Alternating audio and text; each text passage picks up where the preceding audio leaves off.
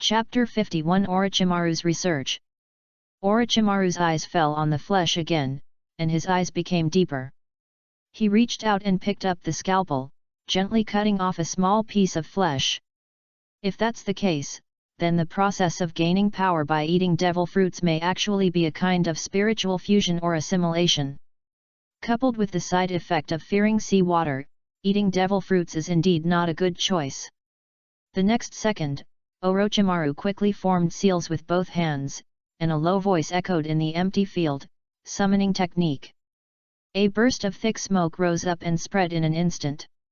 As the smoke dissipated, a huge purple python appeared, and its size was enough to scare people. A trace of anger flashed in Wan Shi's golden vertical pupils. Its sturdy body twisted slightly and let out a low roar. "Orochimaru, where did you summon me last time?" Orochimaru narrowed his eyes and sneered at the corner of his mouth. "Why, are you still holding a grudge against what happened last time?" Wan Shi's body suddenly tensed, obviously remembering the experience of being trapped in the other world before. It let out an angry hiss. "You despicable villain, how dare you trap me in that place?" Orochimaru had a blank expression on his face, and his voice was as cold as ice. "If you don't want to go through it again, just listen to me. Otherwise, I can summon you to a more dangerous place at any time." When Wan Shi heard this, his huge body instantly tensed up, and his scales stood upside down. It was obviously extremely uneasy about Orochimaru's threat. The giant python was silent for a moment, but finally suppressed the anger in his heart and said coldly, "Tell me, what do you want me to do?" Orochimaru tilted his head slightly, and a trace of unpredictable light flashed in his snake pupils. "Have you revealed any information about that place?" This sentence seemed to touch a nerve of Wan Shi. The giant python's originally angry expression suddenly became extremely complicated. A trace of unconcealable fear flashed in its golden vertical pupils. When Wan Shi spoke, his voice was trembling. "Every time I want to reveal information, it seems that I will be annihilated in the next moment. It is not death but a more terrifying feeling." After hearing this, Orochimaru's eyes flashed with surprise. It seems that the Lord God is preventing anyone from revealing relevant information. The Lord God's confidentiality of information is even stricter than he imagined. The next second, Orochimaru flashed and lightly jumped onto Wan Shi's huge body. "Open your mouth!" Orochimaru ordered coldly, with unquestionable majesty in his tone. Before Wan Shi could react, Orochimaru quickly took out the cut fruit from his arms and threw it into Wan Shi's mouth without hesitation. "Hey!" Wan Shi let out a surprised roar and subconsciously opened his huge mouth. The fruit fell accurately into Wan Shi's wide mouth. Seeing this, Orochimaru's eyes flashed with a gleam of light. He quickly formed seals with both hands and injected chakra into Wan Shi's body, ready to sense the changes in Wan Shi's body next. However, the development of the matter was beyond Orochimaru's expectations. The huge body of the snake suddenly stiffened, as if it was fixed by an invisible force. Then, it began to tremble violently, and the scales rubbed against each other and made a rustling sound. The next moment, the snake suddenly lowered its head and began to vomit wildly. A large amount of liquid gushed out of its mouth and fell on the ground, making a splashing sound. At this time, Orochimaru felt a strange and powerful force instantly pouring into the body of the snake and began to merge with his own body. He could clearly feel that something was happening to the body of the snake. Subtle changes. When Wan Shi's vomiting subsided a little, Orochimaru asked, "How do you feel?" Wan Shi panted and turned his head with difficulty, his voice full of disgust. "I have never eaten such a disgusting thing." When Orochimaru heard this, his expression on his face was a little awkward for a while. He opened his mouth, but didn't know how to respond. In the end, he could only sigh helplessly. After adjusting his emotions, Orochimaru quickly regained his composure. He stared at Wan Shi, with a hint of expectation in his tone. "Do you feel any changes in your body?" Wan Shi was silent for a moment, as if feeling something strange in his body. Suddenly, his body shook slightly. With a hissing sound, a purple-black liquid began to seep out from the gaps in Wan Shi's scales. This strange liquid glowed with a dark luster in the sun and exuded a pungent smell. Wan Shi's golden vertical pupils suddenly widened, obviously shocked by the changes in his body. It twisted its body and carefully looked at the purple-black liquid on its surface, its voice full of wonder, "What is this?" "This is the special ability of that world," Orochimaru explained with a hint of complacency in his tone. "It seems that the effect is better than I expected." The next second, Orochimaru leaned down and approached Manshi's ear, his voice low and full of temptation. "Manshi, as long as you obey my orders in the future, you will become stronger and stronger." He paused, a cunning flashed in his eyes. "Maybe you can surpass those toads in the end." These words were like a heavy hammer, hitting Manshi's heart hard. It raised its head suddenly, and a trace of incredible light flashed in its eyes. Orochimaru saw Manshi's reaction, nodded with satisfaction, then jumped off Manshi's huge body and walked to the experimental table, picking up the piece of flesh that had been cut before. After a moment, Orochimaru frowned and muttered to himself, "Sure enough, the energy disappeared. It seems that any creature that swallows a part of the devil fruit will gain the ability in it, and the rest will all become ineffective."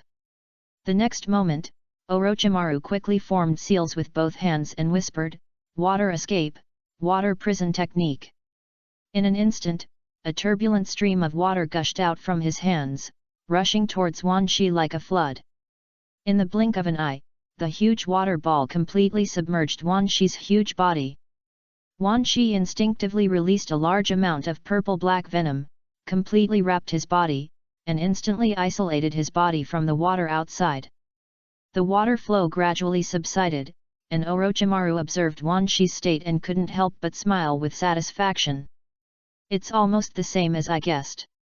Orochimaru pondered, "If I enter the world of One Piece again, I only need to wrap my body with venom to avoid losing my power due to sea water."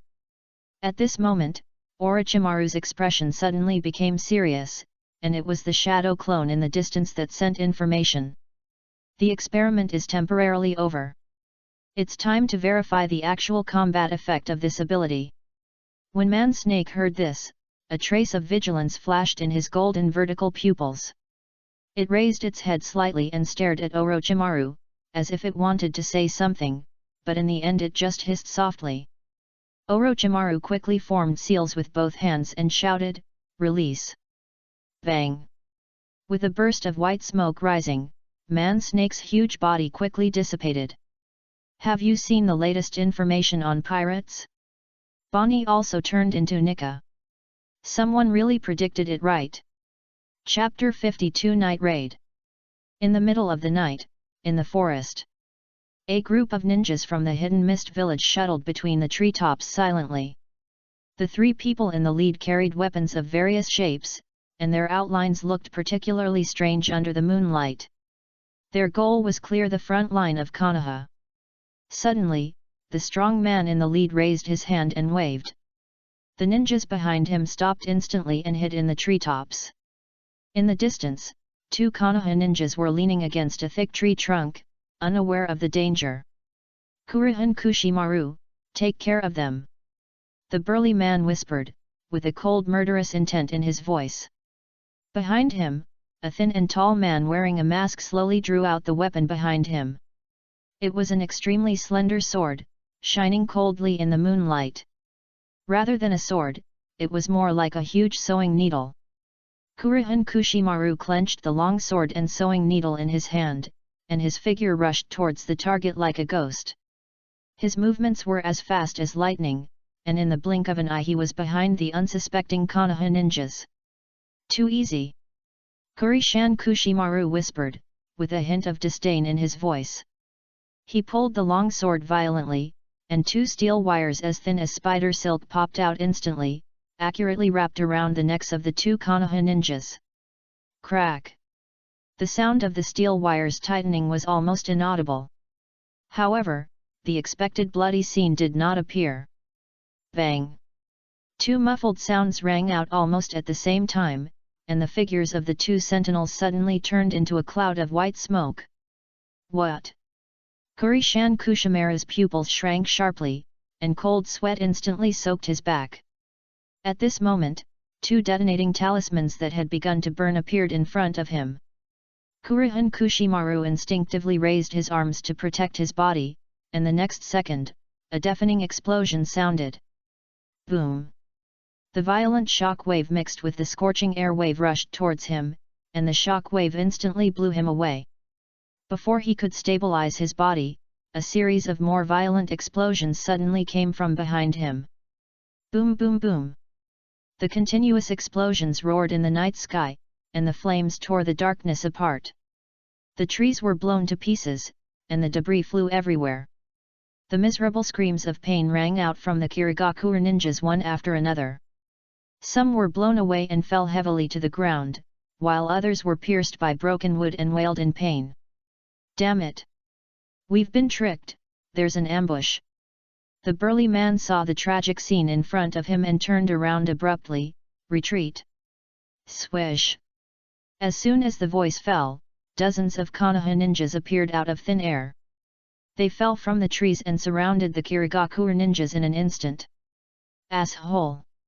The burly man's face changed instantly. At this time, a cold voice came from the darkness. I didn't expect to catch such a big fish. The blunt knife is a wild bait man, the explosive knife is a rishi, and the long knife is a chestnut hail ball. It's really flattering. The Kirigakure ninjas looked in the direction of the voice and saw a pale man slowly walking out of the shadows. His golden snake pupils flashed a strange light in the moonlight, and there was a meaningful smile on the corner of his mouth. It's Orochimaru from the three ninjas, someone whispered, his voice full of fear. Before he finished speaking, another figure quietly appeared beside Orochimaru. The man was wearing the clothes of the Uchiha clan emblem, his eyes flashed with blood-red light, and his whole body exuded a strong aura. And Shunshin Shisui, someone else shouted, with even more despair in his tone. Looking at the two people in front of him, a trace of sweat appeared on Tong Kusaya-ito's forehead. No matter who had their strength, it would be difficult to compete with these two people. The next second, he gritted his teeth and suddenly shouted, Kurihane Kushimaru, Mori Shinpeiki, prepare to break out. His voice was like a thunder, instantly awakening the Kirigakure ninjas who were in desperate situation. A trace of determination flashed in the eyes of the three people, and they grabbed their weapons without hesitation and rushed towards the weak point of the encirclement. The ninjas of Konoha and Kirigakure started fighting instantly. Thousands of shurikens and shuriken flew in the air, the lights of ninjutsu rose and fell, and the whole battlefield fell into chaos. Mori Shinpeiki took the lead, and he pulled the explosive knife in his hand violently. In an instant, countless detonating tags shot out like raindrops, drawing dazzling arcs in the air. Boom! Boom! Boom! A series of explosions resounded through the night sky, and flames shot up into the sky. Thick smoke and debris flew everywhere, forcing the Konoha ninja in front to retreat several steps. Taking this opportunity, Kurishan Kushimaru took the lead, with a long sword and sewing needle in hand, and went straight to the gap. However, just when he was about to break through the encirclement, a figure flashed like a ghost and blocked his way. Uchiha Shisui! Kurishan Kushimaru was shocked. At this critical moment, the warning from Tonko Yebaran came in time, be careful. Don't look into his eyes. Kurihan Kushimaru lowered his head suddenly, but his vision was blocked, but it did not affect his fighting instinct at all. He held the long knife and sewing needle tightly in both hands and stabbed forward suddenly, aiming directly at Shisui's abdomen. However, Shisui's reaction was faster. He shook his body and avoided the fatal blow like a ghost. At the same time, he turned his wrist, and the long knife behind him was unsheathed, slashing towards Kurishan Kushimaru like lightning. Dang! Metals collided, sparks flew. Kurishan Kushimaru hastily adjusted his posture and barely blocked the blow. The huge force came, which made his palm numb and he could hardly hold the handle of the knife. The next second, Kurishan Kushimaru swung the knife to counterattack again. However, the figure of Shisui disappeared out of thin air. What? Kurishan Kushimaru was shocked. Suddenly, a strong wind came from behind. Kurishan Kushimaru instinctively turned around, and the blade was tilted, barely blocking it. But at the moment when the weapons touched, Shisui's figure disappeared again. This is... Before he finished speaking, a cold edge had already stuck to his back. Kurishan Kushimaru's pupils shrank suddenly, and his body instinctively wanted to dodge, but it was too late. Puff! The sound of the blade entering the flesh was clearly audible. Kurishan Kushimaru groaned, staggered forward a few steps, and barely stabilized his body. Warm blood flowed along the wound, soaking his clothes. You are worthy of being a genius of the Uchiha clan, but... Kurishan Kushimaru gritted his teeth and said, with a hint of ruthlessness in his voice. He pulled the long knife and sewing needle suddenly, and countless steel wires around him suddenly tightened, forming an airtight net, surrounding Uchiha Shisui. A hint of pride flashed in Kurishan Kushimaru's eyes, and he pulled the steel wire hard. Now let's see where you can escape. However, Shisui's expression did not change, and his hands quickly formed seals. Instant body technique. Before he finished speaking, countless Shisui figures suddenly appeared around him. Each one was lifelike and hard to tell the real from the fake.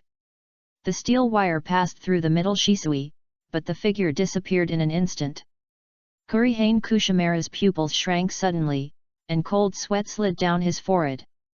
He looked around and found that he was surrounded by dozens of Shisui, each of whom could be the real body or the clone. Is this the true strength of the instant body Shisui? Kurishan Kushimaru was secretly shocked, holding the long knife and sewing needle in his hand tightly, and watching every Shisui around him vigilantly. Chapter 53 10,000 Snakes. At this time, Mori Jinpachi rushed to Kurishan Kushimaru. Kurishan Kushimaru, step back. I'll stop him. Kurishan Kushimaru heard the words and instinctively wanted to step back. But just as he was about to move, a suffocating murderous aura suddenly enveloped the entire battlefield. Shadow Snake Hand. Orochimaru's voice sounded, and countless snake shadows broke through the air and rushed straight to the mist ninja. Snake Shadow Extreme Speed Fast, it's right in front of us in the blink of an eye. Be careful! Tsukuyo no I shouted. Mori Shinpeki reacted very quickly, and swung the explosive knife in his hand fiercely. The blade cut through the air, bringing a string of sparks. Boom! A deafening explosion sounded suddenly. The air wave rolled, and the flames shot up into the sky. The snake shadows disappeared in the fierce impact, turning into wisps of green smoke. The smoke gradually dissipated, and Orochimaru's figure appeared. His golden snake pupils flickered in the moonlight, and a sneer appeared at the corner of his mouth. Interesting, it seems that the name of the 7 ninja swordsmen is not in vain. Mori Shinpeki and Tsukuyo no I looked at each other, and tacitly separated their positions, sandwiching Orochimaru in the middle. Ha! Tsukuyo no I shouted, took the lead, and he held the blunt knife tightly and rushed towards Orochimaru. Although the blade is blunt, the strong wind it brings when swinging is frightening. Orochimaru leaped back suddenly and easily avoided it, while quickly forming seals with both hands. Earth Escape Earth Dragon Technique. The ground suddenly bulged, and a huge earth dragon broke out of the ground and pounced on the grass no-eating man. The earth dragon opened its bloody mouth and was about to swallow the grass no-eating man. The grass no-eating man held the blunt knife tuki tightly with both hands, exerted force on his feet, and stood firmly. Break! The next second, he roared and swung the huge blunt knife violently. Bang! The blunt knife tuki hit the head of the earth dragon heavily. Under the huge impact force, the earth dragon instantly broke into pieces, and the gravel flew. In the smoke and dust, the figure of the grass no-eating man remained motionless. Just then, Mori Jinpachi attacked from the side. The explosive knife flying foam in his hand cut through the air, and the blade flashed a dangerous light. Explosion! The moment the blade was swung, countless tiny explosions exploded in the air, forming a dense net of sparks. A trace of surprise flashed in Orochimaru's eyes, and he leaned back, narrowly avoiding the fatal blow. But his sleeves were still torn by the aftermath of the explosion. It's worthy of being a blasting knife, the power is really amazing. Orochimaru chuckled and licked his lips unconsciously. Tonkusa Nobito clenched the blunt knife Kabuto, and a trace of anger flashed in his eyes. Don't underestimate us, the 7 ninja swordsmen. He clenched the blunt knife Kabuto with both hands, and a trace of sharpness flashed in his eyes. The next moment, Tonkusa Nobito suddenly jumped up, and the blade cut through the night sky, pointing directly at Orochimaru's head. Blunt knife, collapse. However, just when the blunt knife was about to fall, Orochimaru quickly bit his right thumb, and blood flowed down his fingertips. Summoning technique. Orochimaru pressed his bloody palm hard on the ground. A complex rune instantly spread out on the ground. Bang! Accompanied by a burst of white smoke. The attack of the wild bait man failed, and the blunt knife hit the ground heavily, stirring up dust all over the sky. Hiss! A creepy hissing sounded, and the smoke dissipated, revealing a huge purple python. Its golden vertical pupils flashed with a cold light, and Orochimaru stood firmly on the head of the giant snake, looking down at the opponent below. This is... The wild bait man's pupils shrank sharply, and he took a half-step back involuntarily.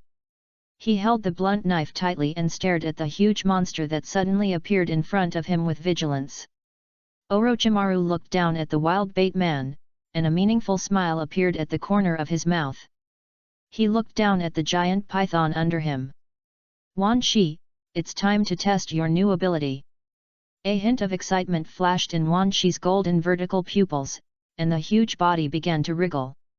Suddenly, a large amount of purple-black liquid oozed out from the gaps between its scales, emitting a pungent smell, and at the same time, the venom avoided the position of Orochimaru as if it had consciousness. Tonkusa Noboru frowned and clenched the blunt knife in his hand. He had never seen such a strange sight, and his heart was alarmed. What the hell is this? He whispered to himself, staring at the purple-black liquid flowing on the snake's body without blinking. Just then, the snake suddenly opened its bloody mouth, and a thick purple-black venom gushed out and rushed towards Tonkusa Noboru. Be careful! Mori Shinpei shouted and rushed towards Tonkusa Noboru quickly. He swung the explosive knife Fimo, and the blade cut through the air, causing a series of explosions. Boom! With a loud bang, the explosion exploded in the air. The venom was dispersed by the shock wave and turned into countless tiny droplets that splashed everywhere. Tonko Yebaran quickly distanced himself, but a few drops of venom still fell on his clothes. With a hissing sound, several small holes were corroded in his clothes in an instant. Damn it! The venom is so strong! Tonko Yebaran gritted his teeth and cursed, quickly pulling off the corroded outer clothes and throwing them aside. Suddenly, Wan Shi moved. Its huge body suddenly tightened, and a layer of purple-black venom wrapped around its surface. A flash of fierce light flashed in its golden vertical pupils, and the next second, it rushed towards the two like an arrow from a string. The venom drew an arc in the air, emitting a suffocating smell. Where the ground was touched by the venom, bursts of white smoke suddenly rose, and the grass and trees withered instantly. Tonko Yebaran and Wulai Jinpachi's pupils shrank suddenly, and they almost instinctively dodged to the sides. Tonko Yebaran suddenly flipped sideways, barely avoiding the direct attack of the venom. Wulai Jinpachi quickly jumped back, using the recoil of the explosive knife to distance himself. Just as the two of them had gained a firm foothold, the huge body of the Wan Shi suddenly squirmed. The venom on its surface seemed to have life, and suddenly condensed into two ferocious poisonous dragons, roaring towards the two of them. Be careful! Wu Li Jinba shouted, and swung the explosive knife in his hand quickly. Boom! A series of explosions exploded in the air, and flames splashed everywhere. The poisonous dragon instantly disintegrated under the fierce impact, turning into countless tiny venom splashes. The wild man of Tonko held the blunt knife tightly in both hands, his muscles tensed, ready to go. He jumped up suddenly, and the blunt knife drew an arc in the night sky, smashing towards another poisonous dragon. Ha! The wild man of Tonko roared, and his whole body burst out with amazing power. The blunt knife fell heavily on the poisonous dragon, making a muffled sound. However, at the moment of contact, a strange scene happened. The venom seemed to have life, spreading quickly along the blunt knife, and in the blink of an eye it climbed up the arm of the wild man of Tonko. Oh no! The pupils of the wild man of Tonko shrank suddenly, and his face turned pale instantly. The wild man of Tonko clenched his teeth and tried to shake off the venom on his arm. But the venom adhered tightly like a maggot on the tarsal bone, and quickly spread to his shoulder. Tonko Yiren gritted his teeth, endured the severe pain, and swung his right hand violently, pulling off the sleeve of his left arm. The sound of chi-chi continued to be heard, and a large area of redness and swelling appeared on Tonko Yiren's left arm, and the skin began to fester. The intense burning sensation made Tonko Yiren gasp. He endured the pain, but did not dare to relax his hand holding the blunt knife. Tonko Yiren! Wulai Jinpachi shouted urgently, and with a sudden force on his feet, he was about to rush towards Tonko Yiren. Suddenly, a stream of purple-black venom attacked from the side like a hidden arrow. Wulai Jinpachi instinctively turned sideways and barely avoided it. The venom brushed the corner of his clothes and corroded a deep gully on the ground. Chapter 54 Blunt Knife Broken Arm. Immediately afterwards, Wan Shi's huge body shook violently, and a fierce light flashed in his golden vertical pupils. It opened its bloody mouth and let out a deafening roar. Roar! With this roar, the venom on the surface of the snake suddenly condensed and turned into a ferocious poisonous dragon. The purple-black liquid swirled in the air, emitting a suffocating corrosive breath, and rushed straight to Tonko Yiren. Be careful! Mori Shinpeka shouted and stepped forward without hesitation. He held the explosive knife Fiamo tightly in both hands, his muscles tensed, and swung the knife with all his strength to meet the poisonous dragon. The blade cut through the air, causing a series of violent explosions. Boom! Boom! Boom! The explosions sounded one after another, and the flames splashed. The poisonous dragon was blown to pieces under the fierce impact, turning into countless tiny venom splashes. However, the poisonous dragon's attack was too fierce. Although Mori Shinpeka tried his best to block it, some of the venom still broke through his defense and splashed towards Tonko Yiren. The wild bait man kicked the ground hard and flew into the air. The poison whizzed past his feet and corroded a deep groove on the ground. However, the crisis was not over. The wild bait man felt a severe burning sensation on his left arm. He looked down and saw that the purple-black poison was spreading along his arm and had already spread to his shoulder. We must find a way to stop it. The wild bait man gritted his teeth. He quickly pulled out the steel wire and skillfully wrapped it around the edge where the poison was spreading. The steel wire tightened the flesh and blood oozed from the wound. However, this physical barrier seemed to have no effect on the poison. The wild bait man widened his eyes and watched in disbelief as the poison easily crossed the steel wire and continued to spread upwards. How is it possible? He cursed in a low voice. Cold sweat ran down the wild bait man's forehead, and he saw that the poison was about to spread to his chest. He opened his eyes suddenly, and a trace of determination flashed in his eyes.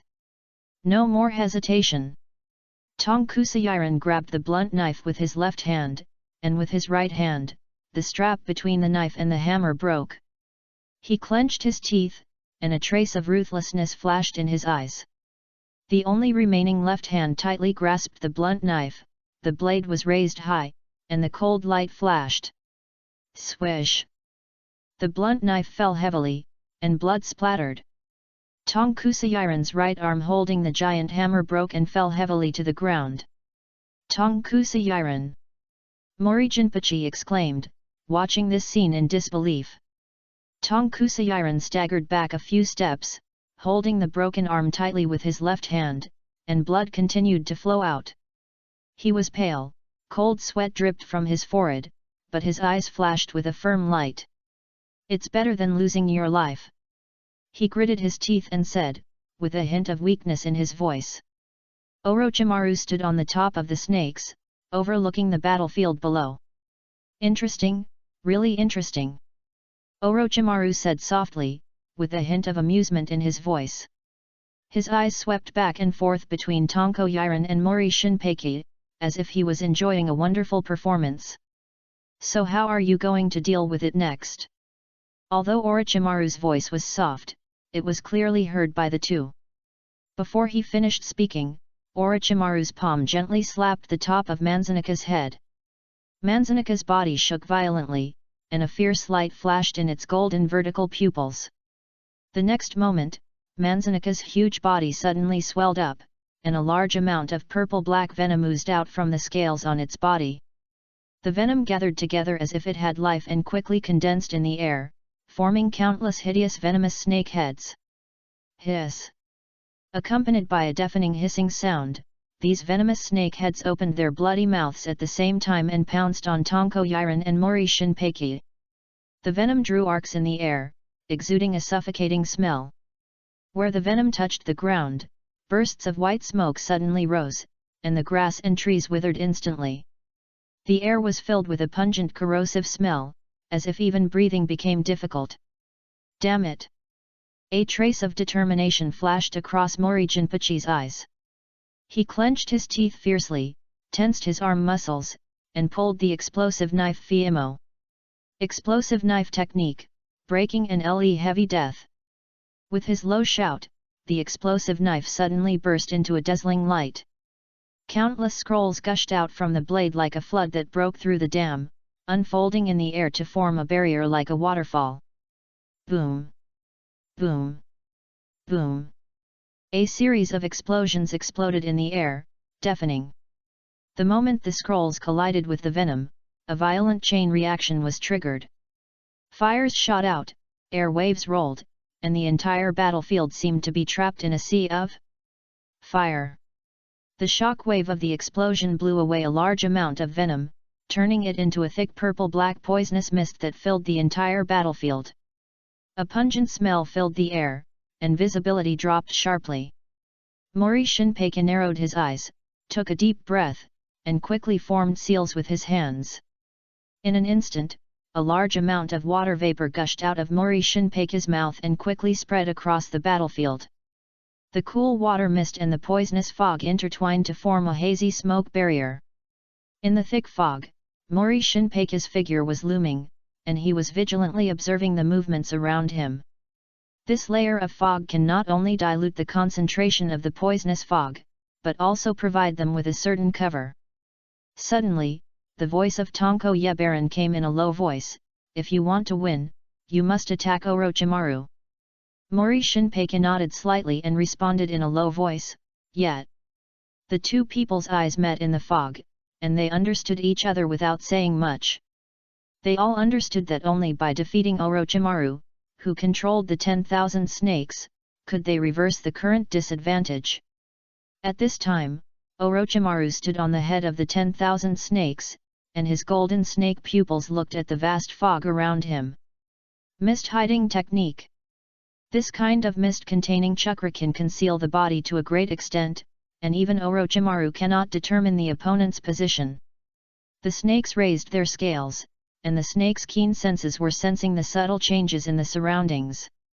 Suddenly, a trace of mist fluctuations came from the side. The snakes turned their heads suddenly, and the venom shot out like arrows.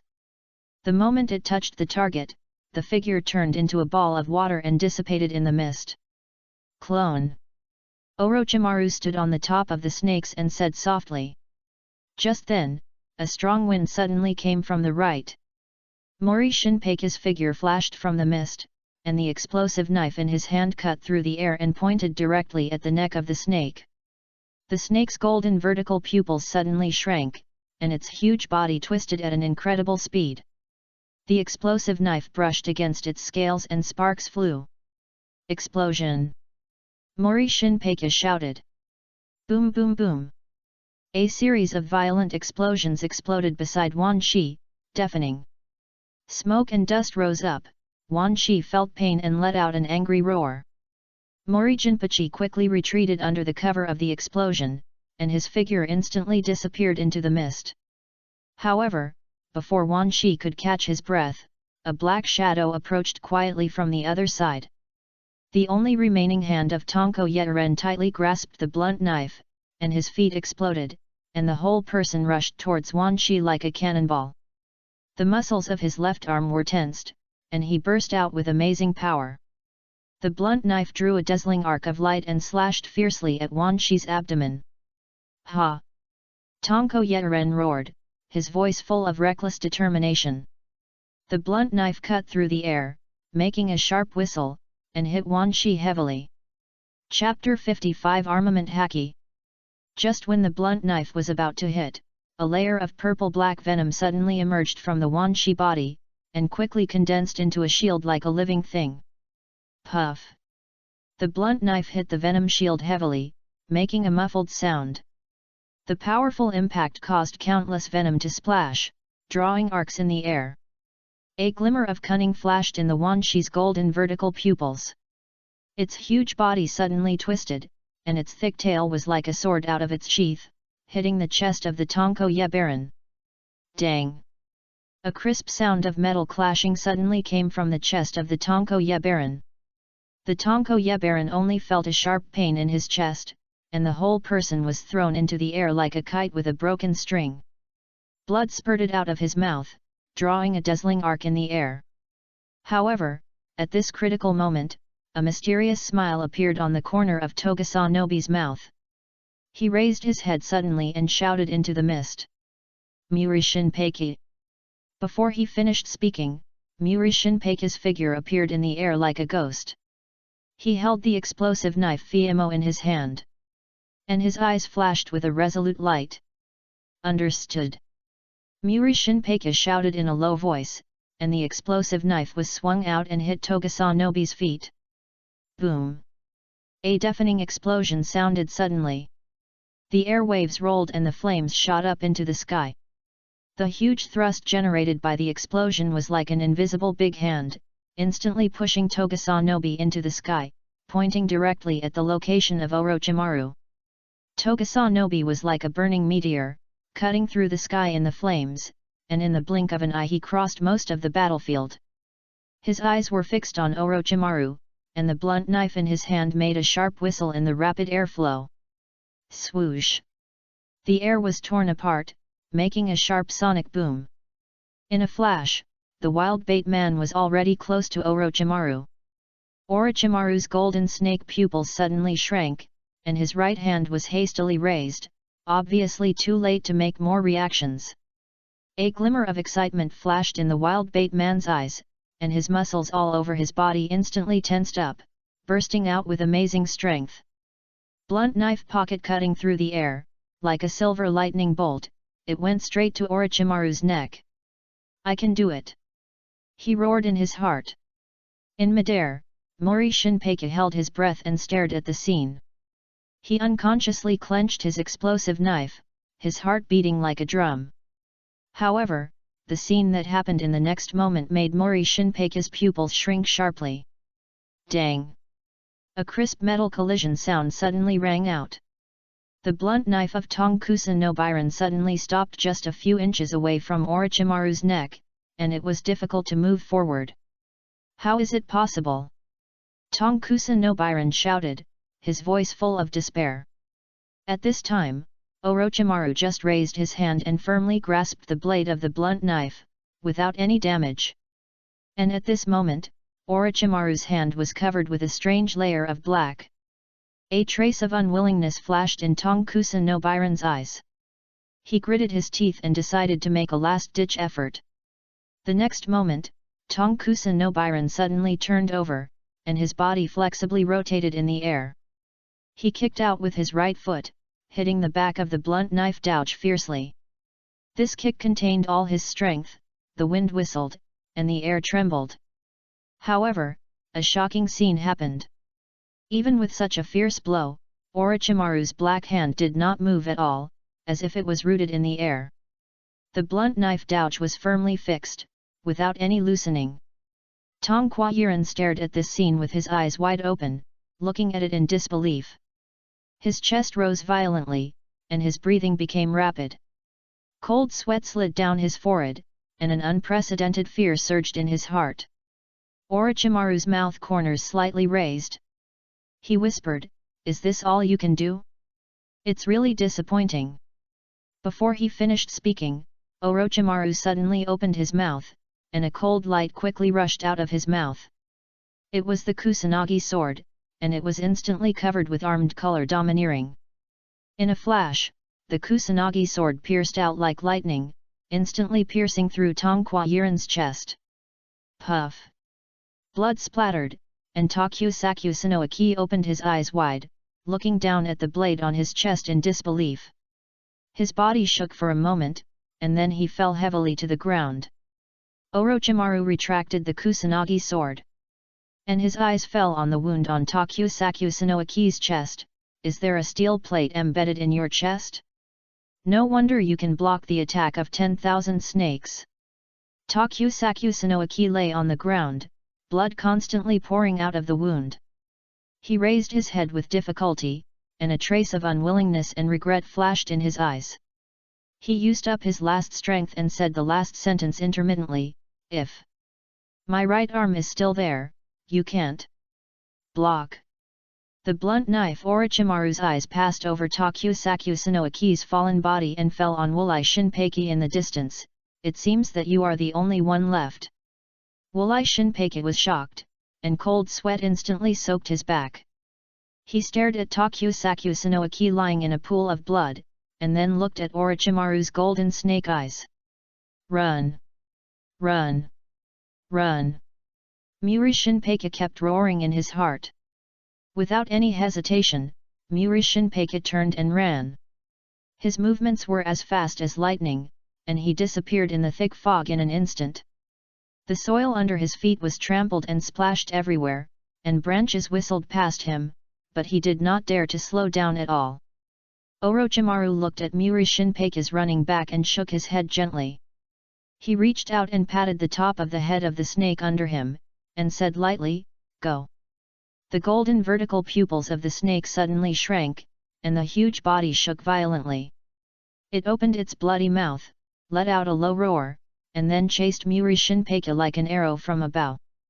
Muri Shinpeki ran desperately, his heart pounding like a drum, and only his heavy breathing in his ears.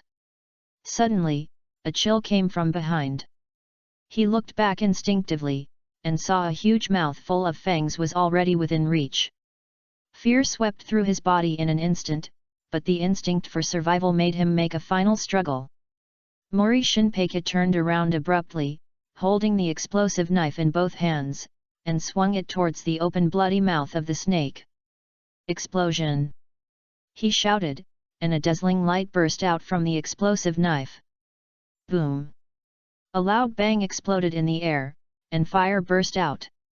However, just as the explosion was about to touch the snake, a layer of purple-black venom suddenly gushed out from the snake's body, forming a solid barrier. The shock wave of the explosion was completely absorbed by the venom, and Muri Shinpeki stared at the scene in disbelief. His strongest attack was easily resolved. "No!" Before the terrified cry was completely uttered, the snake swallowed him in one gulp. The giant snake's throat squirmed a few times, and Muri Shinpeki's figure disappeared in an instant. The snake slowly turned around, and its huge body cast a long shadow in the moonlight. It swam back to Orochimaru, and a hint of satisfaction flashed in its golden vertical pupils. Suddenly, the snake opened its bloody mouth and its throat moved. With a ding-dong sound, the explosive blade droplets fell from its mouth, making a crisp sound on the ground. Then, with a muffled bang, a cloud of white smoke rose up. The smoke dissipated, and the huge body of the snake disappeared. At this time, Uchiha Shisui, holding a long knife and sewing needle, walked slowly to Orochimaru. Orochimaru turned to face Shisui, and a trace of praise flashed in his golden snake eyes. He glanced at the long knife and sewing needle in Shisui's hand and asked softly, "It seems that you have solved it well over there. The battle is over." "Lord Orochimaru," Shisui said in a low voice. On the surrounding battlefield, the Konoha ninjas were dealing with the traces of the battle. Thanks to the ambush in advance, there were almost no casualties on the Konoha side. At this time in the main god space, Uchiha Feng lazily leaned in the soft leather sofa, holding a can of iced cola in his hand. He took a sip and his eyes fell on the floating screen in front of him, where the scene of Orochimaru's battle was playing. For Orochimaru, the 2 7 ninja swordsmen were too easy, and they were solved without any seriousness. Uchiha Mine murmured to himself. The space where Uchiha Mine was located was full of modernity, surrounded by smooth white walls, thick wool carpets on the ground, and some unique decorations in the corners. The whole space exudes a high-end luxury atmosphere. These are all exchanged from the Pacific Rim world, and they are very cheap. For example, 1 point of ordinary items like cola is enough to drink for 10 years. Suddenly, the radar of the main god space showed a red dot. Uchiha Mine frowned and quickly turned his eyes to the virtual screen in front of him. The screen showed a scan image deep in the ground, and a figure was shuttling at an astonishing speed. This is Chapter 56 Uchiha Madara. Uchiha Mine gently clicked the virtual screen and locked the screen on the figure moving rapidly underground. Seeing the picture in front of him, his brows slightly frowned, and a trace of surprise flashed in his eyes. "Wait, this is..." The screen showed a haggard old man. The old man was almost invisible, skin and bones, his body was tightly wrapped in a layer of white material, and he was flying underground at an astonishing speed. Uchiha Mine sat up straight and stared at the screen in disbelief. Uchiha Madara. The haggard appearance and the entangled white zetsu were undoubtedly Uchiha Madara himself. Uchiha Mine muttered to himself, "Madara can still move at this time? Shouldn't he sit in front of the mobile toilet to prolong his life?" He frowned and quickly recalled the original timeline in his mind. Logically speaking, Uchiha Madara at this time should be so weak that he can only rely on the outer path demon statue to maintain his life. And what is he going to do during this period of time? Uchiha Feng asked himself in confusion, his eyes fixed on the rapidly moving figure on the screen. Just as he was thinking, an idea suddenly flashed through his mind. A gleam of light flashed in Uchiha Feng's eyes. "No matter what, this is a reincarnationist who came to our door. We can't let him run away." His finger lightly tapped on the virtual screen and exchanged for a new reincarnation quota. His movements were neat and tidy. In an instant, an invisible light band extended from the main god's light ball and instantly connected to Uchiha Madara's body. Uchiha Feng watched Uchiha Madara's movements on the screen with satisfaction. Now, no matter where Madara was going, he could clearly grasp his whereabouts. On the screen, the light spot representing Uchiha Madara finally stopped moving. Feng saw Madara enter an underground cave. The surrounding environment was dark and humid. In the center of the cave was a huge statue, which was the outer path demon statue. Madara slowly walked to a rough stone chair, and white zetsu separated from him like liquid. When he sat down, his body trembled slightly, obviously a little tired. White zetsu stood aside, with a little excitement in his tone. "Master Madara, that kid named Obito is really interesting." He disregarded his own safety to save his companions. As soon as the voice fell, the ground suddenly rippled. Black Zetsu's half-white and half-black body slowly emerged, and his unique golden eyes flashed with a strange light. "How did Obito perform?" Black Zetsu's low voice echoed in the cave. Madara was silent for a moment. "That kid has more potential than I thought." He spoke slowly, his voice hoarse but revealing a calmness. The degree to which he cares about his companions is in line with our plan. Hearing Madara's words, White Zetsu's eyes suddenly lit up, and he couldn't wait to interrupt and said, "Why don't we just capture that Lin and be done with it? Let me play linear." White Zetsu's voice was full of excitement, as if he couldn't wait to start the action. It even made a funny move imitating Lin's speech, and its voice became soft. "Obito-kun, you are such a good person." Madara slowly opened his eyes, and his eyes swept towards White Zetsu like a sharp sword. His voice was low and calm. "No, it's not the time yet. I want Obito to experience the darkness and despair of this world firsthand. Only when he is completely disappointed with this world, he will devote himself to our plan. So, should we take some action?" Black Zetsu asked, with a hint of temptation in his tone. Madara shook his head slightly. "Let things develop naturally. We just need to wait patiently, and when the time is right, we will act according to the plan." Black Zetsu whispered, "Understood. I will stay alert and report the situation at any time." White Zetsu jumped and said, "What about me? What can I do?" Ban closed his eyes, seeming a little tired. "You just continue to monitor the surroundings." White Zetsu pouted and muttered, Okay, so boring. "But Master Ban, if you want to hear a joke, call me anytime." As soon as the voice fell, the figures of White Zetsu and Black Zetsu quickly merged into the surrounding shadows and disappeared. Uchiha Madara was the only one left in the cave. He slowly closed his eyes, as if he was going to take a nap. Suddenly, a strange voice sounded in his mind, clear and mysterious. "You have been chosen by the Lord God, and you will become for the reincarnation. Enter the heavens and the worlds, complete the Lord's mission, and get everything you want." "What?"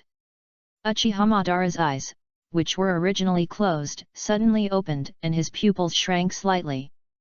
His body instantly tensed up, and he looked around vigilantly, trying to find the source of the sound. "Is it an illusion?" Madara murmured in his heart, "No, this doesn't feel like an illusion." As a former owner of the Samsara Eye, he is extremely sensitive to illusions, and this is definitely not an illusion.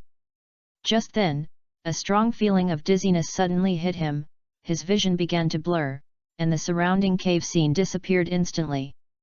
Madara felt dizzy, as if he was caught in a huge vortex. Reincarnation, Uchiha Madara. Level 3. Initial World, Naruto. Skills, 3 Megatama Sharingan, Fire Style, Great Fireball Technique, Fire Style, Phoenix Fire Technique. Evaluation, a legendary ninja in the ninja world, one of the strongest of the Uchiha clan. Madara once founded Konoha village with Hashirama Senju, but left due to differences in ideas. He has a unique view on peace and believes that only through powerful forces can true peace be achieved. Despite his extreme means, Madara's charm and strength are undeniable. He is a complex and charming character. Uchiha Mine leaned back in his chair and glanced at the introduction floating in front of him. Tisk tisk, it's Uchiha Madara indeed. Mine said to himself, he's almost buried and still has level 3 strength, what a monster. As he spoke, Mine stretched out his hand and gently swiped on the virtual screen. The scene in front of him changed instantly, and countless balls of light representing different worlds slowly emerged in front of him. Uchiha Fang pondered for a moment, frowning slightly. "But just in case, I'd better choose a slightly weaker world."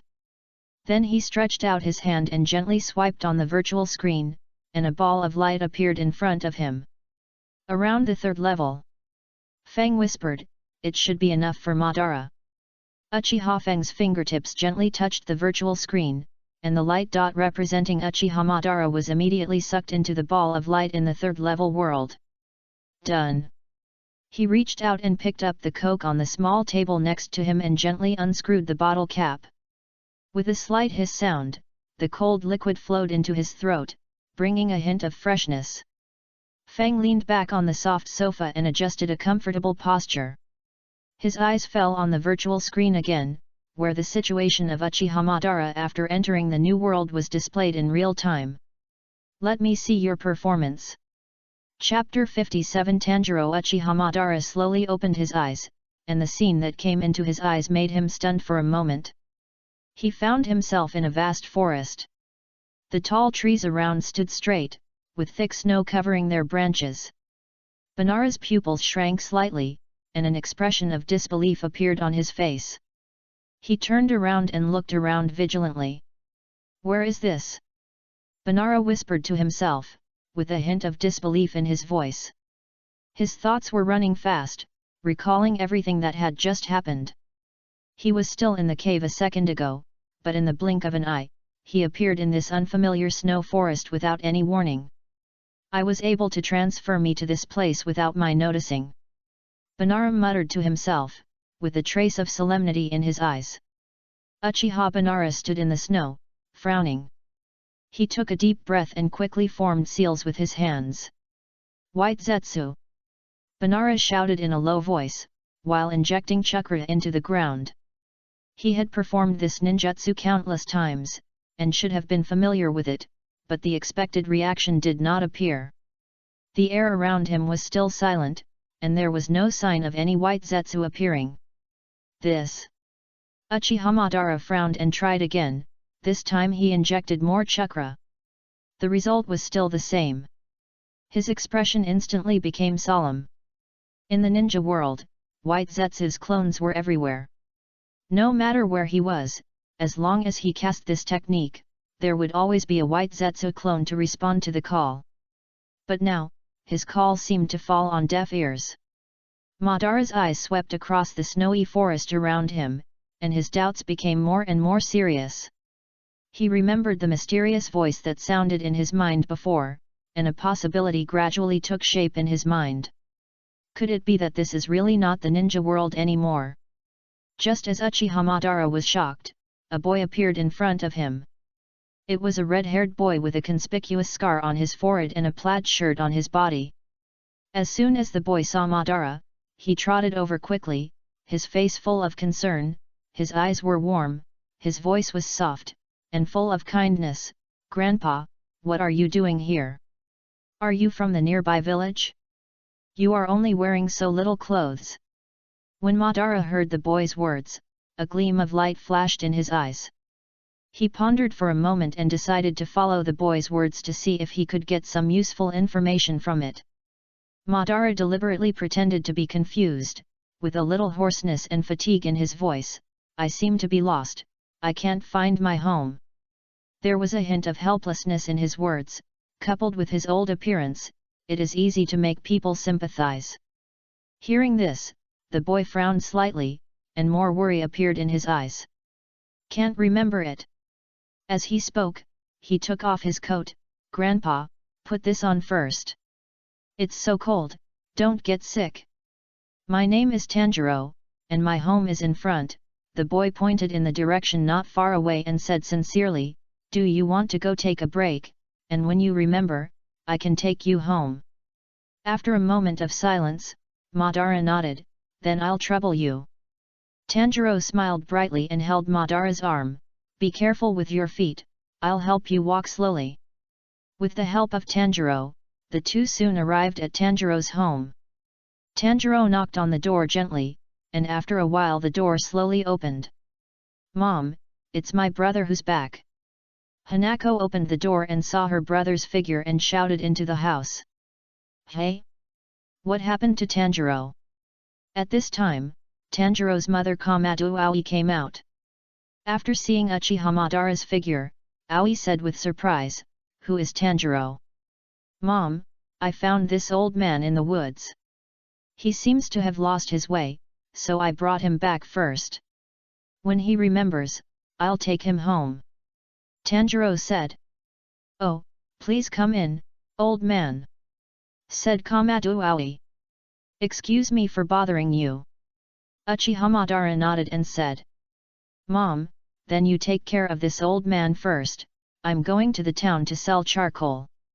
Tanjiro said, taking the coat he had just given to Madara. Aoi nodded and gently reminded him, "Be careful on the road, and come back before dark." Tanjiro smiled like the sun and replied, "Got it, Mom." He turned around and carried the box full of charcoal and walked out of the house. Uchiha Madara observed the situation inside the house. Although the house was cleaned very clean, it still couldn't cover up the shabby appearance of the furniture. It seems that this family's life is not so rich. "Old man, I boiled some hot soup, and you can warm yourself up with charcoal," Aoi said softly, her tone full of concern. "What's your name?" Madara was silent for a moment, and a trace of hesitation flashed in his eyes. He slowly spoke, his voice a little hoarse, "Call me Madara. I don't remember anything else. We haven't had outsiders come here for a long time. We are not very hospitable. Please bear with us." Koizi bowed slightly and said with a hint of apology in her tone. Uchiha Madara shook his head gently, and said in a low and calm voice, "This is already very good." Just then, a burst of hurried footsteps came from outside the door. A little boy rushed into the house in a hurry and shouted excitedly, "Mom, is my brother back?" The little boy's eyes suddenly fell on Uchiha Madara, and a puzzled expression appeared on his face. He tilted his head and asked, "Mom, who is this?" Koizi frowned slightly, turned to the little boy and scolded in a low voice, "Mao, don't shout, this is a guest brought back by my brother, you have to respect him." Mao listened to his mother's words and immediately realized his impoliteness. He turned to Uchiha Madara with an apologetic look on his face, "Sorry, Grandpa, hello." Koizi explained to Uchiha Madara with some embarrassment, "Sorry, I made you laugh. The children at home have a good relationship with their brother, and they are so excited to hear that their brother is back." "It's okay." Uchiha Madara was about to speak when a virtual screen suddenly appeared in front of him. His pupils shrank slightly, but he quickly regained his composure and looked at the content on the screen calmly. Mainline mission, protection. Mission requirements: protect the safety of Tanjiro's family today and stop the killing of the Demon King Muzan. Mission reward: 1000 reincarnation points. Failure penalty: stay in this world forever. Madara's eyes quickly swept over every word on the screen, and his brows frowned slightly.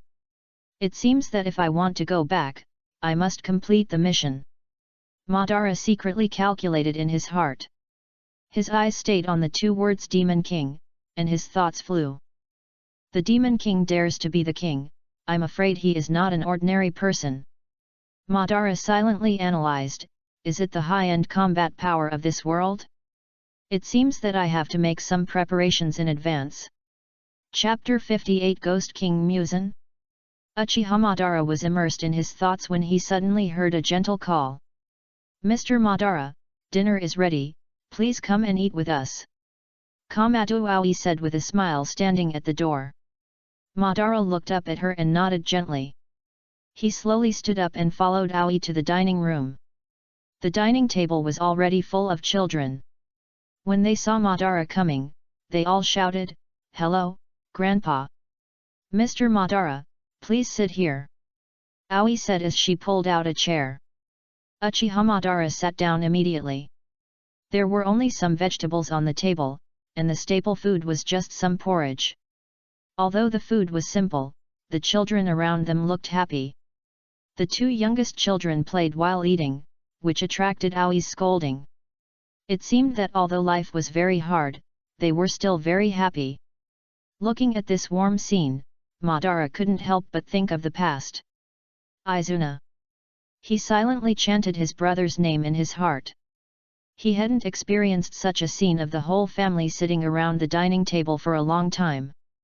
Uchiha Madara once had many brothers and sisters, but because of the war, only Izuna and Madara himself were left.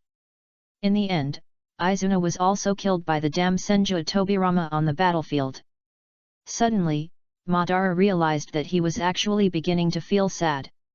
He was slightly stunned, and a trace of self-mockery flashed through his mind, I am really old too? I was actually moved by such a thing. He thought to himself, when I return to the ninja world and activate the infinite Tsukuyomi, everything will be restored, and the world will be forever peaceful, and this kind of thing will never happen again. Just then, Madara's body suddenly tensed up, and his face instantly became solemn. His eyes swept sharply out the window, as if he sensed some danger. The next second, Uchiha Madara suddenly stood up, and everyone at the table instantly looked at Madara. "Kamado Aoi, what's wrong? Mr. Madara? Stay here and don't move, it's dangerous," Madara said in a deep voice, with an unquestionable command in his voice. Before he finished speaking, Madara's figure had disappeared from the spot. His speed was so fast that he didn't even have time to disturb the air. This sudden scene stunned everyone. The children at the table widened their eyes, looked at the place where Madara had just sat in shock, and then turned to their mother in unison. "Mom! The children exclaimed, their voices full of surprise. Aoi was also startled by this sudden change. She quickly came to her senses, stood up immediately, and instinctively protected the children behind her. "Children, don't be afraid," Aoi said calmly, but her voice was still trembling. "Everyone be quiet, listen to Grandpa Ban, don't move." In the snow, a figure slowly moved forward. Every step he took left clear footprints on the white snow. For 1,000 years, there has been no ghost that can resist sunlight, and there is no trace of blue-red spider lily. He whispered to himself, with a hint of imperceptible anxiety in his voice. This was a slender man wearing a long black windbreaker, the hem of which swayed gently in the wind. His handsome face was as white as snow, as if blending into the surrounding snowy scenery. Suddenly, his footsteps stopped. Not far ahead, the figure of an old man appeared in front. The old man was thin and hunched over, and it seemed that he would fall down if the wind blew. However, when Musen's eyes met the old man's eyes, he couldn't help but be slightly stunned. Those were a pair of blood-red eyes, which were particularly eye-catching in the pale snow. Even Musen felt a hint of unusual breath. "Are you the Ghost King Musen?" Uchiha Madara asked. This sentence was not a question, but more like a confirmation. Musen narrowed his eyes slightly, and the expression on his face turned cold instantly. He didn't expect someone to call him by his name, let alone a human who looked so old. But the other person's eyes aroused a little interest in him at this time. It would be a pity to kill him directly. Today, he was in a good mood and could let him live a little longer. "It's really strange," Musen said, with a hint of amusement in his voice, "an ordinary human actually knows my identity." He paused, and a dangerous light flashed in his eyes. "Are you a member of the Demon Slayer Corps? Or has someone leaked my secret?" Uchiha Madara remained silent, just staring at Musen calmly. This calmness made Musen feel a little unhappy. He was used to humans trembling in fear in front of him, but the old man in front of him showed no fear. Musen looked at the old man carefully, noticing his hunched back and wrinkled face, and a sarcastic smile involuntarily appeared at the corner of his mouth. However, Musen continued, with a bit of pride in his voice, "No matter what you say, who you used to be, it won't change anything. Look at what you look like now." He pointed at Uchiha Madara. "Wrinkles, white hair, hunched back, this is the fate of human beings." He shook his head contemptuously. "Human beings, what a pathetic creature. No matter how powerful you used to be, you can't escape the fate of aging and death in the end." A hint of fanaticism flashed in Musen's eyes. "And I, forever young, forever strong. This is the difference between ghosts and humans." Just then, Madara spoke slowly, "It doesn't matter who I am. What matters is that your killing will stop here today." Musen was stunned for a moment, and then felt absurd.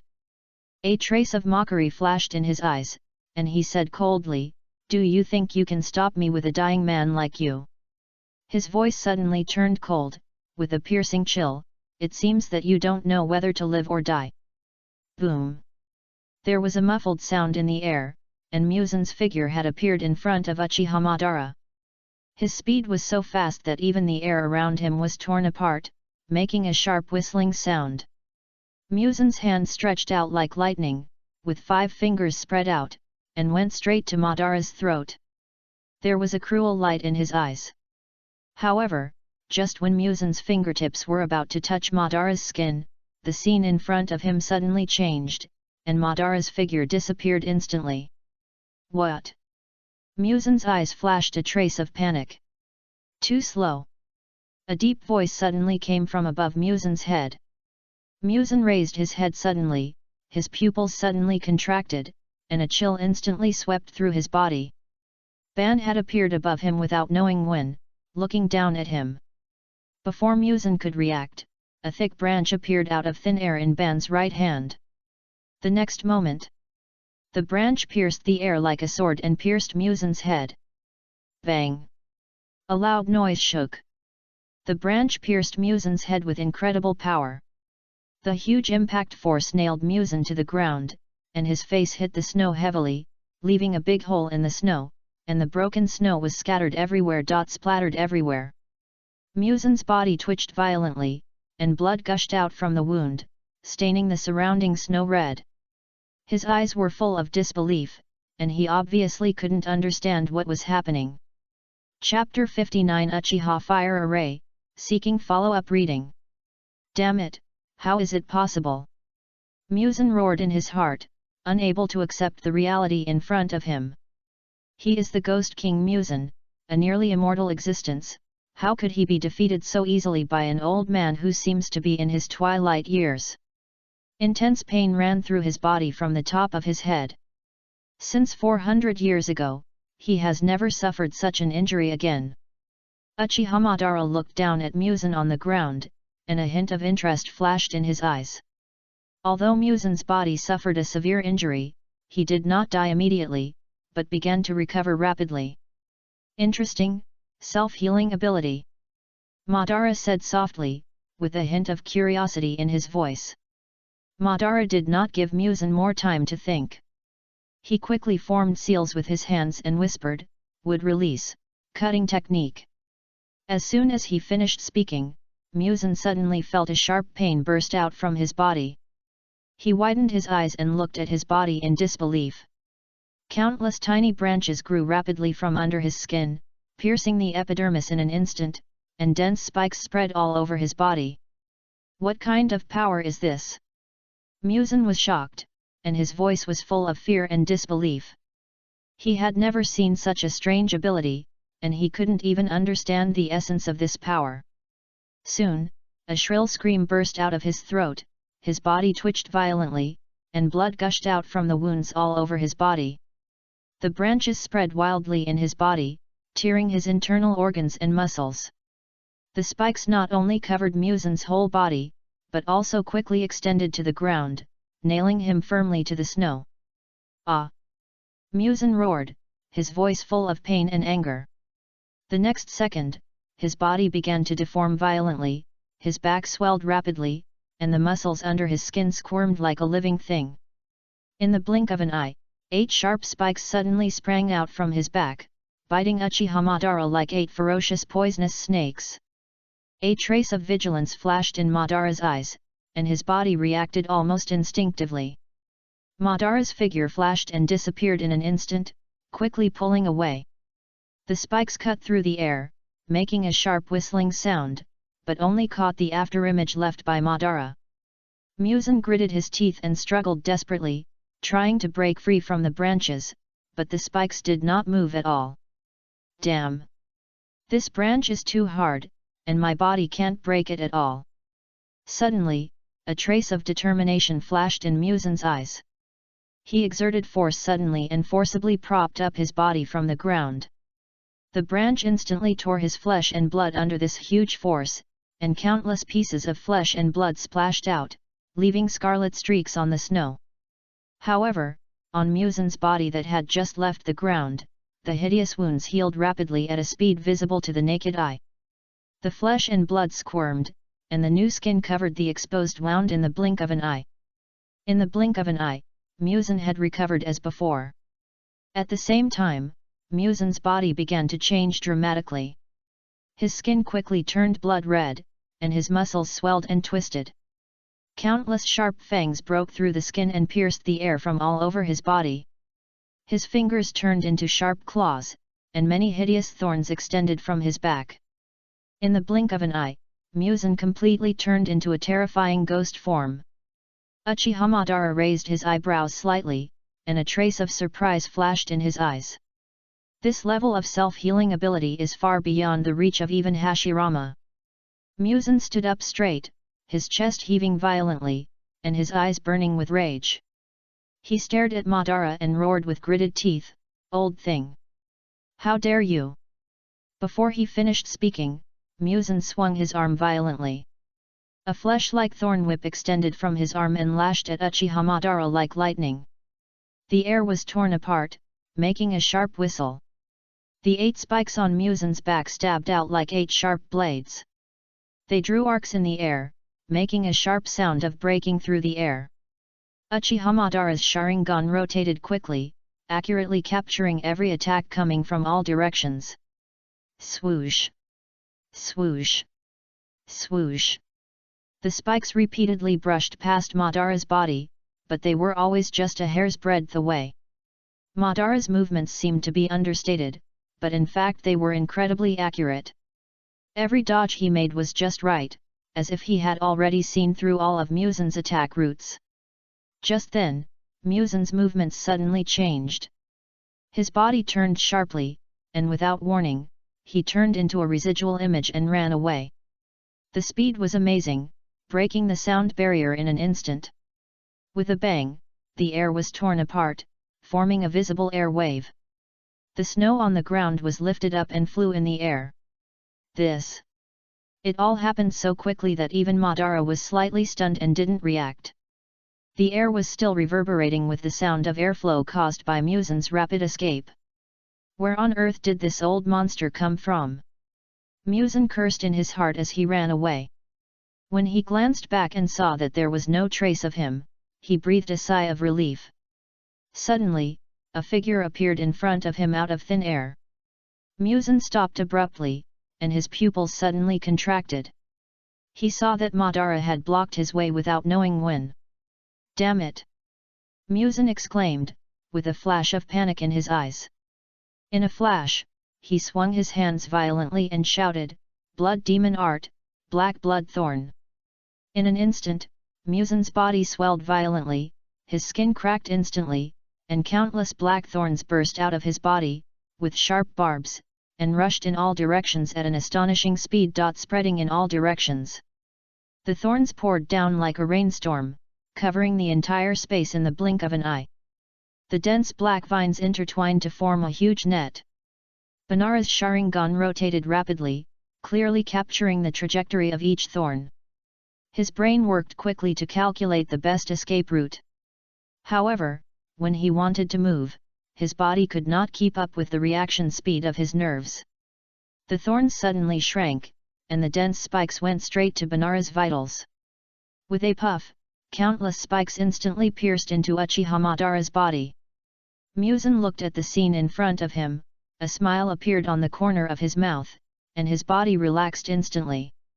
"Sure enough, humans are still humans.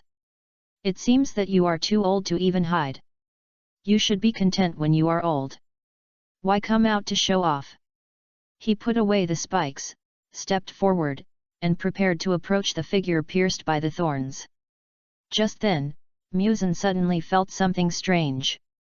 He raised his head suddenly, and his pupils shrank sharply. There was no trace of blood on the pierced Uchiha Madara, and his body was changing rapidly.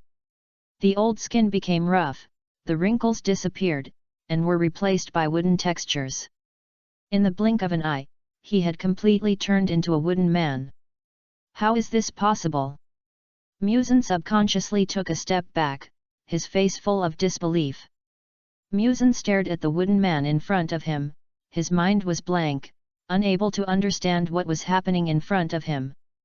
Even Musen, who had lived for thousands of years, felt a deep fear at this moment. He had seen countless incredible things, but this scene completely overturned his cognition. No! I can't stay here! Muzan roared in a low voice, his voice full of unprecedented fear. Before he finished speaking, Muzan's legs were like springs, and they instantly turned into a blurred afterimage, rushing towards the distance. Muzan's heart beat violently, and he tried his best with every step. His mind was blank, with only one thought left. Run! The farther the better. This time he would hide for another 50 years, no, 100 years. Wait until this old thing is completely dead before coming out. Just when Muzan was running at full speed, a light shout suddenly came from behind him. Uchiha fire formation! Then, a loud noise came from the air. Boom! Muzan's body slammed into a layer of red transparent barrier. The high temperature instantly burned his skin, making a sizzling sound. The severe pain made Muzan couldn't help but let out a shrill scream. He staggered back a few steps, his eyes widened in disbelief. This! What is this? He reached out to touch the red barrier, but was quickly burned by the high temperature. Muzan looked around and found himself enveloped by a circular barrier. How is this possible? What kind of power is this? Muzan muttered to himself, his voice full of despair. For the first time, he felt so helpless, like a trapped beast with nowhere to escape.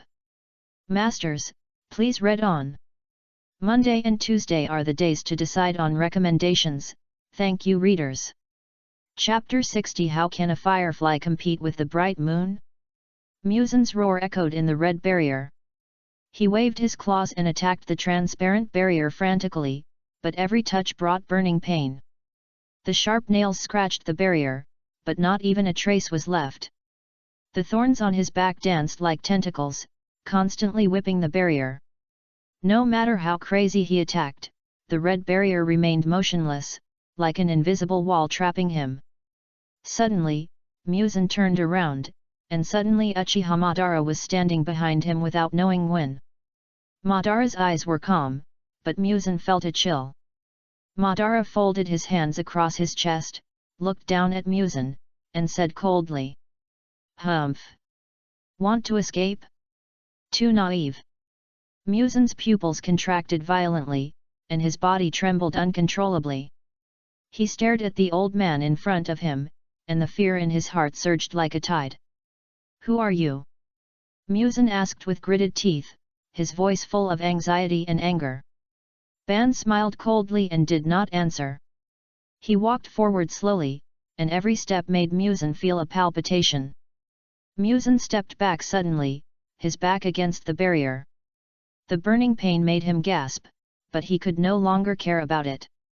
Fear surged into his heart like a tide, making this ghost king who had lived for 1,000 years feel the threat of death again. No, impossible! I am the ghost king! I am immortal! Muzan roared hysterically, his voice full of unwillingness and fear. A trace of contempt flashed in Madara's eyes. Immortality? Ridiculous! In the face of absolute power, the so-called immortality is nothing but self-deception. This sentence seemed to hurt Muzan's nerves. He raised his head suddenly, and a trace of madness flashed in his eyes. The next moment, Muzan rushed towards Madara regardless of everything, and his sharp claws slashed at Madara's face fiercely. I won't die! I must not die! Muzan shouted madly, with both anger and deep fear in his voice. Facing Muzan's attack, Uchiha Madara's eyes flashed with disdain. He raised his hand lightly, as if just chasing away a fly. Bang! With a muffled sound, Muzan's body flew backwards like a kite with a broken string, and hit the barrier heavily. The burning pain made him scream miserably. Wait! Muzan suddenly he shouted, with a hint of pleading in his voice, I can make you live forever. Ban stopped and looked at the embarrassed Muzan coldly. Seeing this, Muzan seemed to have grabbed the last straw. He said eagerly, I can make you young again. Look at what you look like now, don't you want to be young and strong forever? Hee hee. After listening to Muzan's words, Uchiha Madara raised the corners of his mouth slightly, revealing a meaningful smile. Then he slowly raised his right hand and pinched it gently. Buzz! Suddenly, the surrounding red barrier began to vibrate violently. The transparent barrier squirmed like a living thing and quickly shrank towards the center. The barrier swept over Madara's body, as if it ignored him, and pressed straight towards Muzan. Muzan raised his head suddenly, and his pupils suddenly shrank. He watched the scorching barrier approaching him, but there was nowhere to escape. "Wait a minute!" Muzan shouted in panic, his voice full of fear. "I'm telling the truth. Don't you want to be strong forever?" Ban did not answer, but just looked at Muzan quietly. There was no pity or anger in his eyes, only indifference. As the flame array gradually shrank, Muzan's body began to tremble violently. The scorching barrier was tightly attached to his skin, making a crackling sound. Muzan's muscles began to turn black, and cracks appeared on his skin, like dry land. "Ah!" Muzan let out a shrill scream, his voice full of pain and despair. Suddenly, Muzan's body twitched violently, and his muscles began to wriggle in an unnatural way. His skin rolled like boiling liquid, and something inside seemed to be struggling frantically. Crack! Crack! The sound of bones breaking continued to ring, and Muzan's limbs twisted at strange angles. His spine suddenly arched upward, rising like a hill. In the blink of an eye, a huge, deformed baby stood there, its body covered with twisted muscles and protruding joints, looking both terrifying and weird. The weird baby opened its bloody mouth and let out a deafening cry. The sharp cry echoed in the air, as if to tear the sky apart. Uchiha Madara frowned, staring at the giant baby in front of him. The contraction of the flame formation suddenly stopped, and the red barrier was tightly attached to the surface of the baby's body. Sure enough, the current body still has too little chakra. Banara whispered to himself, with a hint of dissatisfaction in his eyes. Although the barrier stopped shrinking, the scorching temperature continued to burn Muzan's body. The skin of the giant baby gradually turned black and began to crack. A burnt smell filled the air. The baby kept crying and screaming. Uchiha Madara looked up at the deformed giant baby in front of him, with a hint of disdain in his eyes. "That's it." Madara's voice was low and cold. "A dignified ghost king can only become this ugly appearance." Uchiha Madara looked directly at the face of the baby who was constantly twisting and crying. "You claim to be immortal, but you can't even maintain the most basic form." Madara's tone was full of sarcasm. "Is this the immortality you are proud of? It's just a sad joke." He shook his head contemptuously and continued. "Look at what you look like now, even the lowest insects are hundreds of times stronger than you. Your existence is simply a blasphemy against power." A trace of disgust flashed across Madara's eyes. "You look so bad that I don't even take you seriously." The body of the giant baby quickly turned black under the burning of the flame array. The skin cracked, revealing the charred flesh and blood underneath. A strong burnt smell filled the air. The baby's cry gradually weakened, and finally turned into a painful whimper. Its huge body began to collapse, falling down like a collapsed hill. The smoke and dust dissipated, revealing the body of Muzan. He had completely lost his human form, and his entire body had turned into a twisted piece of charcoal. The skin cracked, emitting black smoke and a disgusting smell. Uchiha Madara raised his hand slightly, and the flame array dissipated instantly. The red barrier shattered like broken glass, turning into dots of red light and disappearing in the air. Then he slowly approached Muzan's charred body, and just when he was a few steps away from Muzan, something strange happened. The body that seemed to have lost its vitality suddenly emitted a faint white electric light. Although this electric light was small, it made Madara's eyes focus. Chapter 61 Mission accomplished, please read on. His body reacted instinctively. He kicked the ground with both feet and leaped back swiftly. Just as Madara left the spot, a powerful shock wave suddenly erupted with Muzan as the center. Boom! The violent explosion instantly dispelled the surrounding air. The air wave spread in all directions, causing a strong airflow. Gravel and dust were lifted up by the shock wave and flew in the air.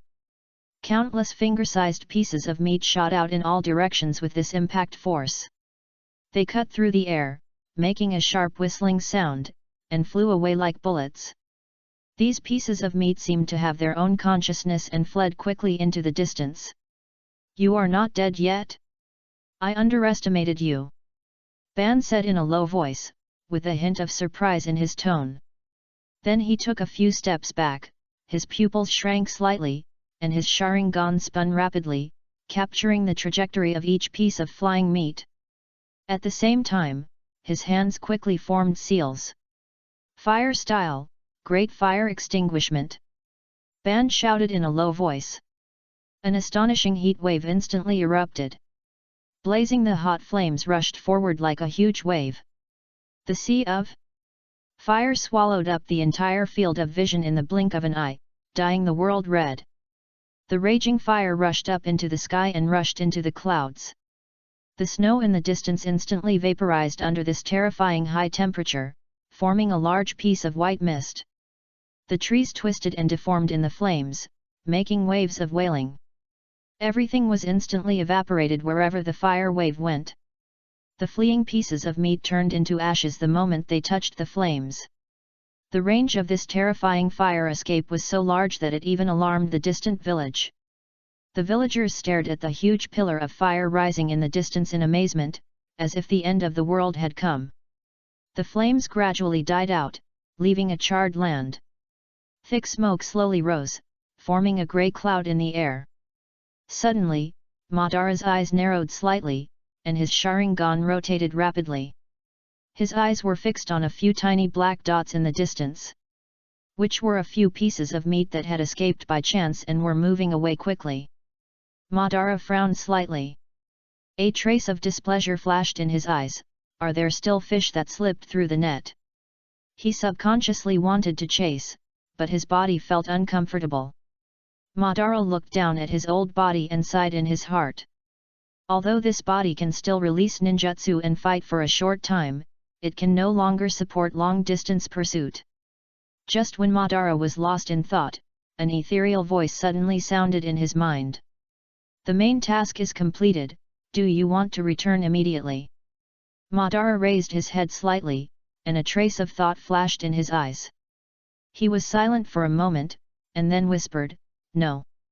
The voice of the Lord God sounded again, "You can stay for 1 hour."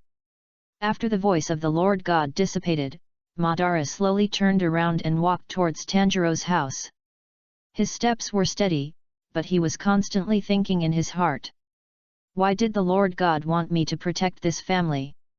Madara secretly pondered, is there anything special about this family? He recalled the brief contact with Tanjiro's family before, trying to find clues from it. If I hadn't come to carry out the mission, they would have been killed by Muzan. Madara continued to analyze, then, is the special person Tanjiro? At this time, Uchiha Madara recalled the appearance of Tanjiro, the sunny smile of the red-haired boy. His eyes were slightly dazed, as if he had traveled through time and space. He remembered a boy who was also full of sunshine and enthusiasm many years ago.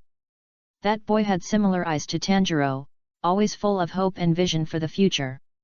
At this time in the snow-covered forest, Tanjiro's heart beat violently, and his panting was particularly clear in the silent forest. His legs ran tirelessly, and the solace of his shoes made a crunching sound on the thick snow. At this time, his mind kept replaying the sky-high fire he had just seen at the foot of the mountain. At that moment, his heart suddenly tightened. Suddenly, Tanjiro's nose twitched slightly. His footsteps suddenly stopped, and his pupils suddenly contracted. A strange smell drifted into his nasal cavity. It was the smell of blood, mixed with the smell of burnt meat. The smell was so strong that it almost made him breathless. Tanjiro's face turned pale in an instant. His body trembled slightly, and his hands clenched unconsciously. "No, it's impossible. Tanjiro forced himself to calm down and locked his eyes on the front again. The mountain road leading to his home seemed particularly long at this moment. It must be okay, he kept telling himself in his heart, Mom and my brothers and sisters must be safe. Tanjiro finally arrived at the door of his house, his chest heaving violently and his breathing was rapid.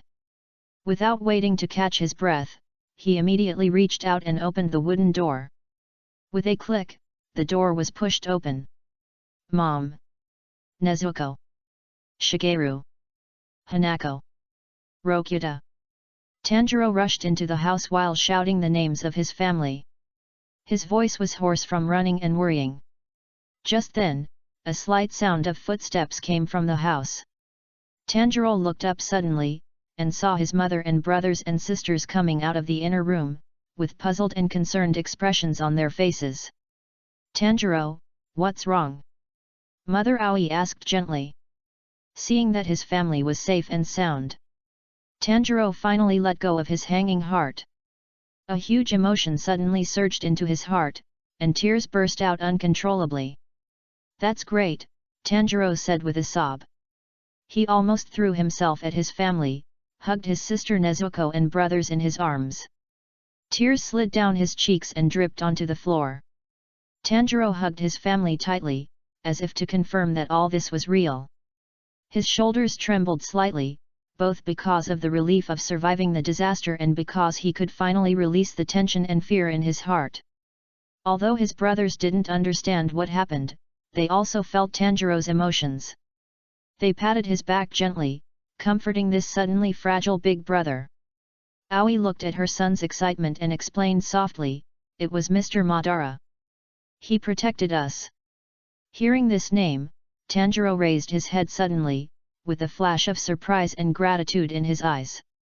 He immediately stood up and ran to Madara's room. Tanjiro came to the door of Madara's room, took a deep breath, and gently pushed the door open.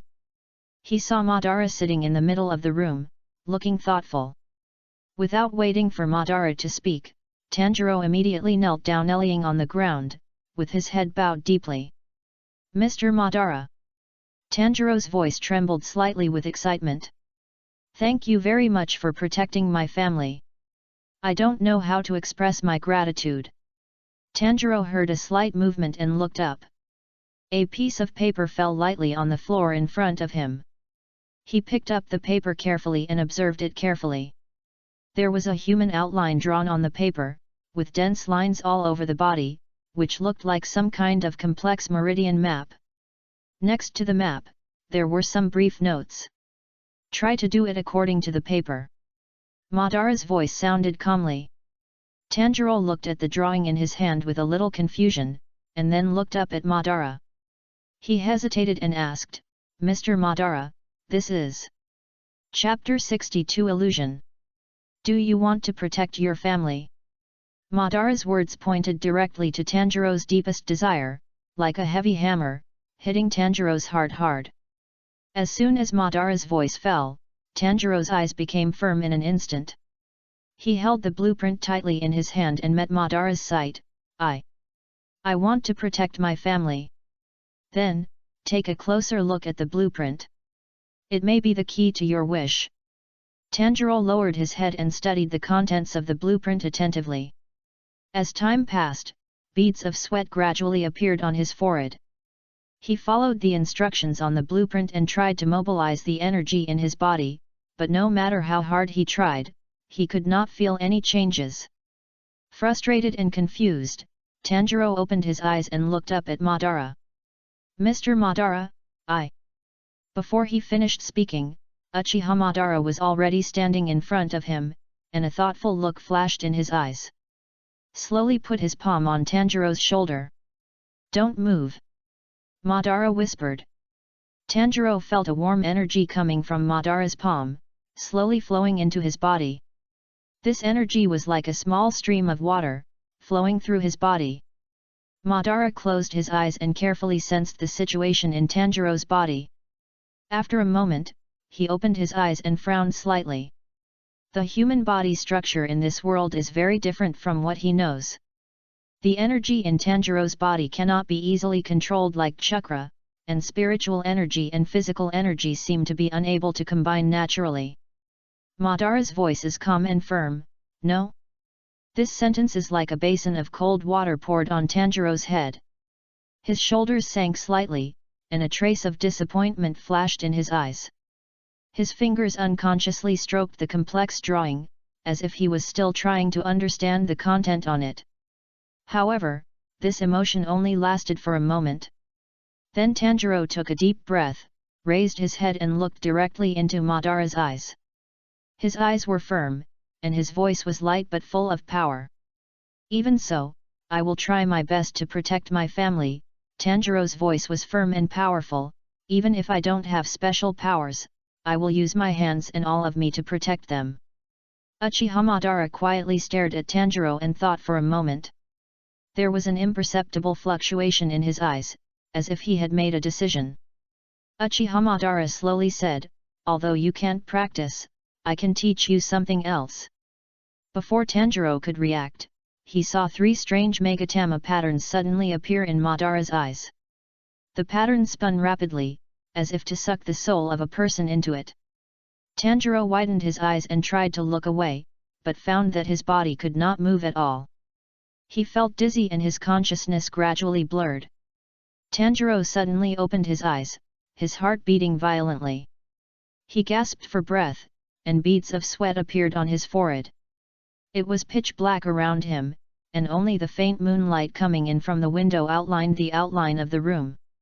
He quickly looked around and realized that he was lying in the guest room of Grandpa Saburo's house in town. Tanjiro slowly sat up, his hands unconsciously clenching the quilt. He murmured in a low voice, "Was that a dream just now?" Tanjiro carefully recalled the previous events, Grandpa Madara, the note, but these memories became more and more vague, and it seemed that he could not remember them soon. Suddenly, an inexplicable feeling of discomfort came to his heart, making Tanjiro frown slightly. This feeling was both strange and familiar, as if something important was lost.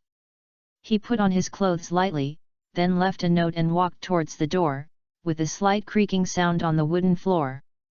Just as he was about to open the door, Grandpa Saburo's hoarse voice suddenly sounded, "Boy, it's so late, where are you going?" Tanjiro turned around and looked at the other end of the room in the faint moonlight. He hesitated for a moment and replied, "Grandpa Saburo, I always feel that something happened at home, I have to go back and take a look." Grandpa Saburo's voice became serious, "Nonsense.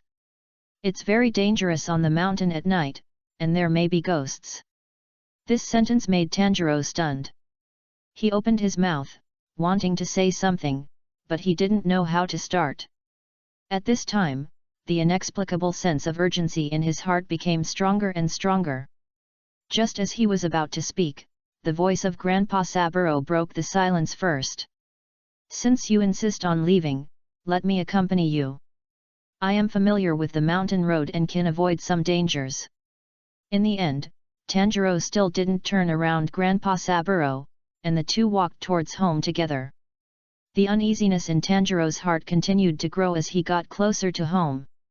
He quickened his pace from time to time, and Grandpa Saburo followed silently. Just when he was still some distance away from home, a breeze blew by, and Tanjiro suddenly stopped. His body tensed up instantly, and the expression on his face changed from anxious to shocked. "What's wrong, kid?" Grandpa Saburo noticed Tanjiro's abnormality and asked. Tanjiro didn't answer.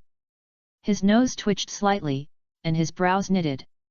A strong smell of blood rushed into his nasal cavity, causing his heart to shrink suddenly. "Blood smells like blood," Tanjiro muttered to himself, with undisguised fear in his voice. Before Grandpa Saburo could react, Tanjiro had already run towards home. "Hey! Kid! Don't run around!"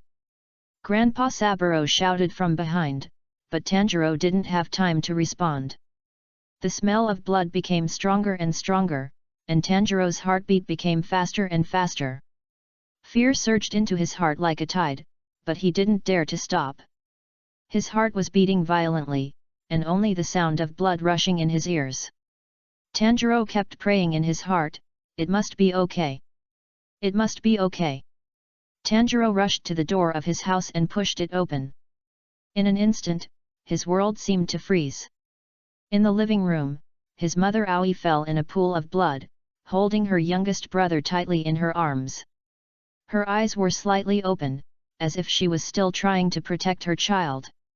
There was a huge wound on the mother's back, as if it was pierced by some sharp object. The blood spread from under her body and dyed a large area of the floor red. Tanjiro's eyes trembled as he swept across the house and saw the figures of other family members. They fell in different positions, as if they were trying to escape at the last moment. "No, it's impossible," Tanjiro muttered to himself, his voice hoarse and almost inaudible. Tanjiro suddenly hugged the bodies of his mother and brother and buried his face in his mother's shoulder. His body trembled violently, and a heart-wrenching cry came from his throat. "Ah!" Tears flowed uncontrollably from Tanjiro's eyes, rolled down his cheeks, and fell on his mother's already cold body. Chapter 63 Desperate Pain. Suddenly Tanjiro found that Nezuko was not among them. A faint hope flashed in his heart. Nezuko! Nezuko! He stumbled to his feet and rushed to each room in the house. Tanjiro's movements became more and more rapid, and the panic in his eyes gradually deepened. Finally, he came to the door of the backyard. Tanjiro stretched out his hand to open the door, and the next moment, his body froze in place as if struck by lightning. Under the moonlight, a dark monster was holding Nezuko. The monster lowered its head, its fangs deeply embedded in Nezuko's shoulders, and kept gnawing at Nezuko's body. Tanjiro's pupils suddenly contracted. He saw that Nezuko's chest was still rising and falling slightly.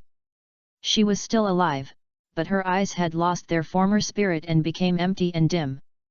At this moment, Nezuko slowly turned her head and looked at Tanjiro. Her lips moved slightly, and she silently uttered 2 words. "Run!" At this moment, something seemed to break inside Tanjiro. Rage erupted in his chest like a volcano, and his rationality was instantly devoured. "Ah! Your appetite has been ruined, you rude kid! Didn't your mother teach you not to disturb others when they are eating?" As soon as the words fell, the monster suddenly raised one foot and kicked Tanjiro hard. Before Tanjiro could even react, he felt a huge force hitting his chest. His body was instantly blown away, passing through the wooden wall like a fallen leaf and flying out of the house. Tanjiro fell heavily on the snow and rolled several times in the cold snow before stopping. The monster strode to Tanjiro, stretched out his strong arms, grabbed Tanjiro's chest and lifted him up, looking at his face carefully. "Speaking of which, are you a family member of the family?" Tanjiro opened his eyes with difficulty and saw the monster's hideous face close at hand. The monster suddenly let out a creepy laugh, put its mouth close to Tanjiro's ear and said, "Haha, let me tell you, your sister is really delicious. I'm very satisfied." This sentence was like a sharp knife, instantly piercing Tanjiro's heart. He widened his eyes and tears flowed uncontrollably. "Ah!" Tanjiro suddenly raised his head and roared, using all his strength to hit the monster's chin. Crack! A crisp sound was particularly clear in the silent night sky. The monster's chin was knocked to one side by the sudden impact. "You damn little devil!" the monster roared. A ray of tyranny flashed in its eyes, and it lifted Tanjiro over its head as easily as waving a straw. Before Tanjiro could react, he felt a huge force suddenly pressing him down. Bang! Tanjiro's body hit the hard ground heavily. The intense pain instantly swept through his body like an electric current, and he felt his breathing stagnate, as if the air in his lungs was squeezed out by this blow. At this moment, the figure of the monster enveloped him. The claw covered with sharp nails was raised high, flashing a cold light. Die! The monster grinned, and its claws pierced Tanjiro's chest like lightning. At this critical moment, Tanjiro's mind flashed with the smiling faces of his family. "Am I going to die?" Tanjiro felt a deep sorrow and guilt in his heart. I'm sorry, Mom, Nezuko, I didn't protect you well. He closed his eyes and waited for death to come. However, the expected pain did not come. The next second, Tanjiro felt a warm liquid splashing on his face. He opened his eyes suddenly, and the scene in front of him froze him instantly. Grandpa Saburo was standing in front of him, and the monster's claws pierced deeply into the old man's chest. Old man, you are really impatient to live. Listening to the monster's words, Tanjiro widened his eyes, and another person died in front of him because of saving him. An unprecedented anger broke out in his heart. His chest rose and fell violently, and his breathing became rapid. Blood rushed in his body like a mountain torrent. Tanjiro's eyes suddenly fell on Grandpa Saburo's hand. The hatchet slipped from the old man's weak hands and lay in a pool of blood, with the blade reflecting the faint moonlight. The next moment, his body seemed to be driven by an invisible force, and he pounced on the hatchet next to Grandpa Saburo. His movements were so fast that even he didn't react, and his hand had already tightly grasped the handle of the knife. What? The monster looked at the dying boy in front of him in disbelief, and at this moment, he burst out with such amazing speed and strength. Tanjiro swung the knife, and the blade cut through the air, making a sharp whistle. The monster hastily raised his arm to block, but underestimated the force of this blow. Puff! The next moment, the hatchet had penetrated the monster's arm. Blood gushed out, instantly dyeing the surrounding snow red. The monster's arm fell off, and it looked at its broken arm in disbelief, obviously not reacting to what happened. How is this possible? The monster staggered back, staring at Tanjiro in amazement, as if looking at an alien. Suddenly, a trace of fury flashed in the monster's eyes. It roared and pounced on Tanjiro with its only remaining left hand. Tanjiro's eyes were stern, and his body quickly retreated. The monster's attack just brushed the corner of his clothes, bringing a gust of wind.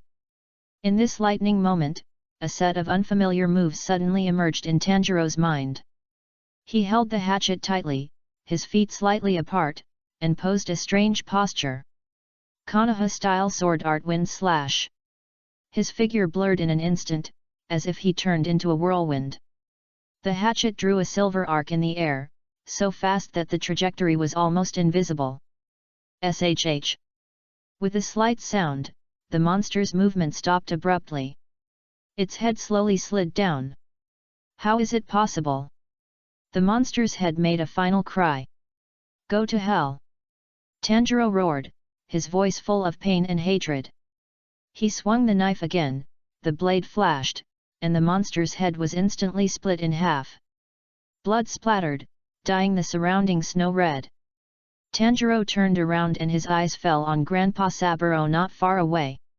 He walked over quickly and knelt beside the old man. Grandpa Saburo was lying in a pool of blood, his face pale and no longer breathing.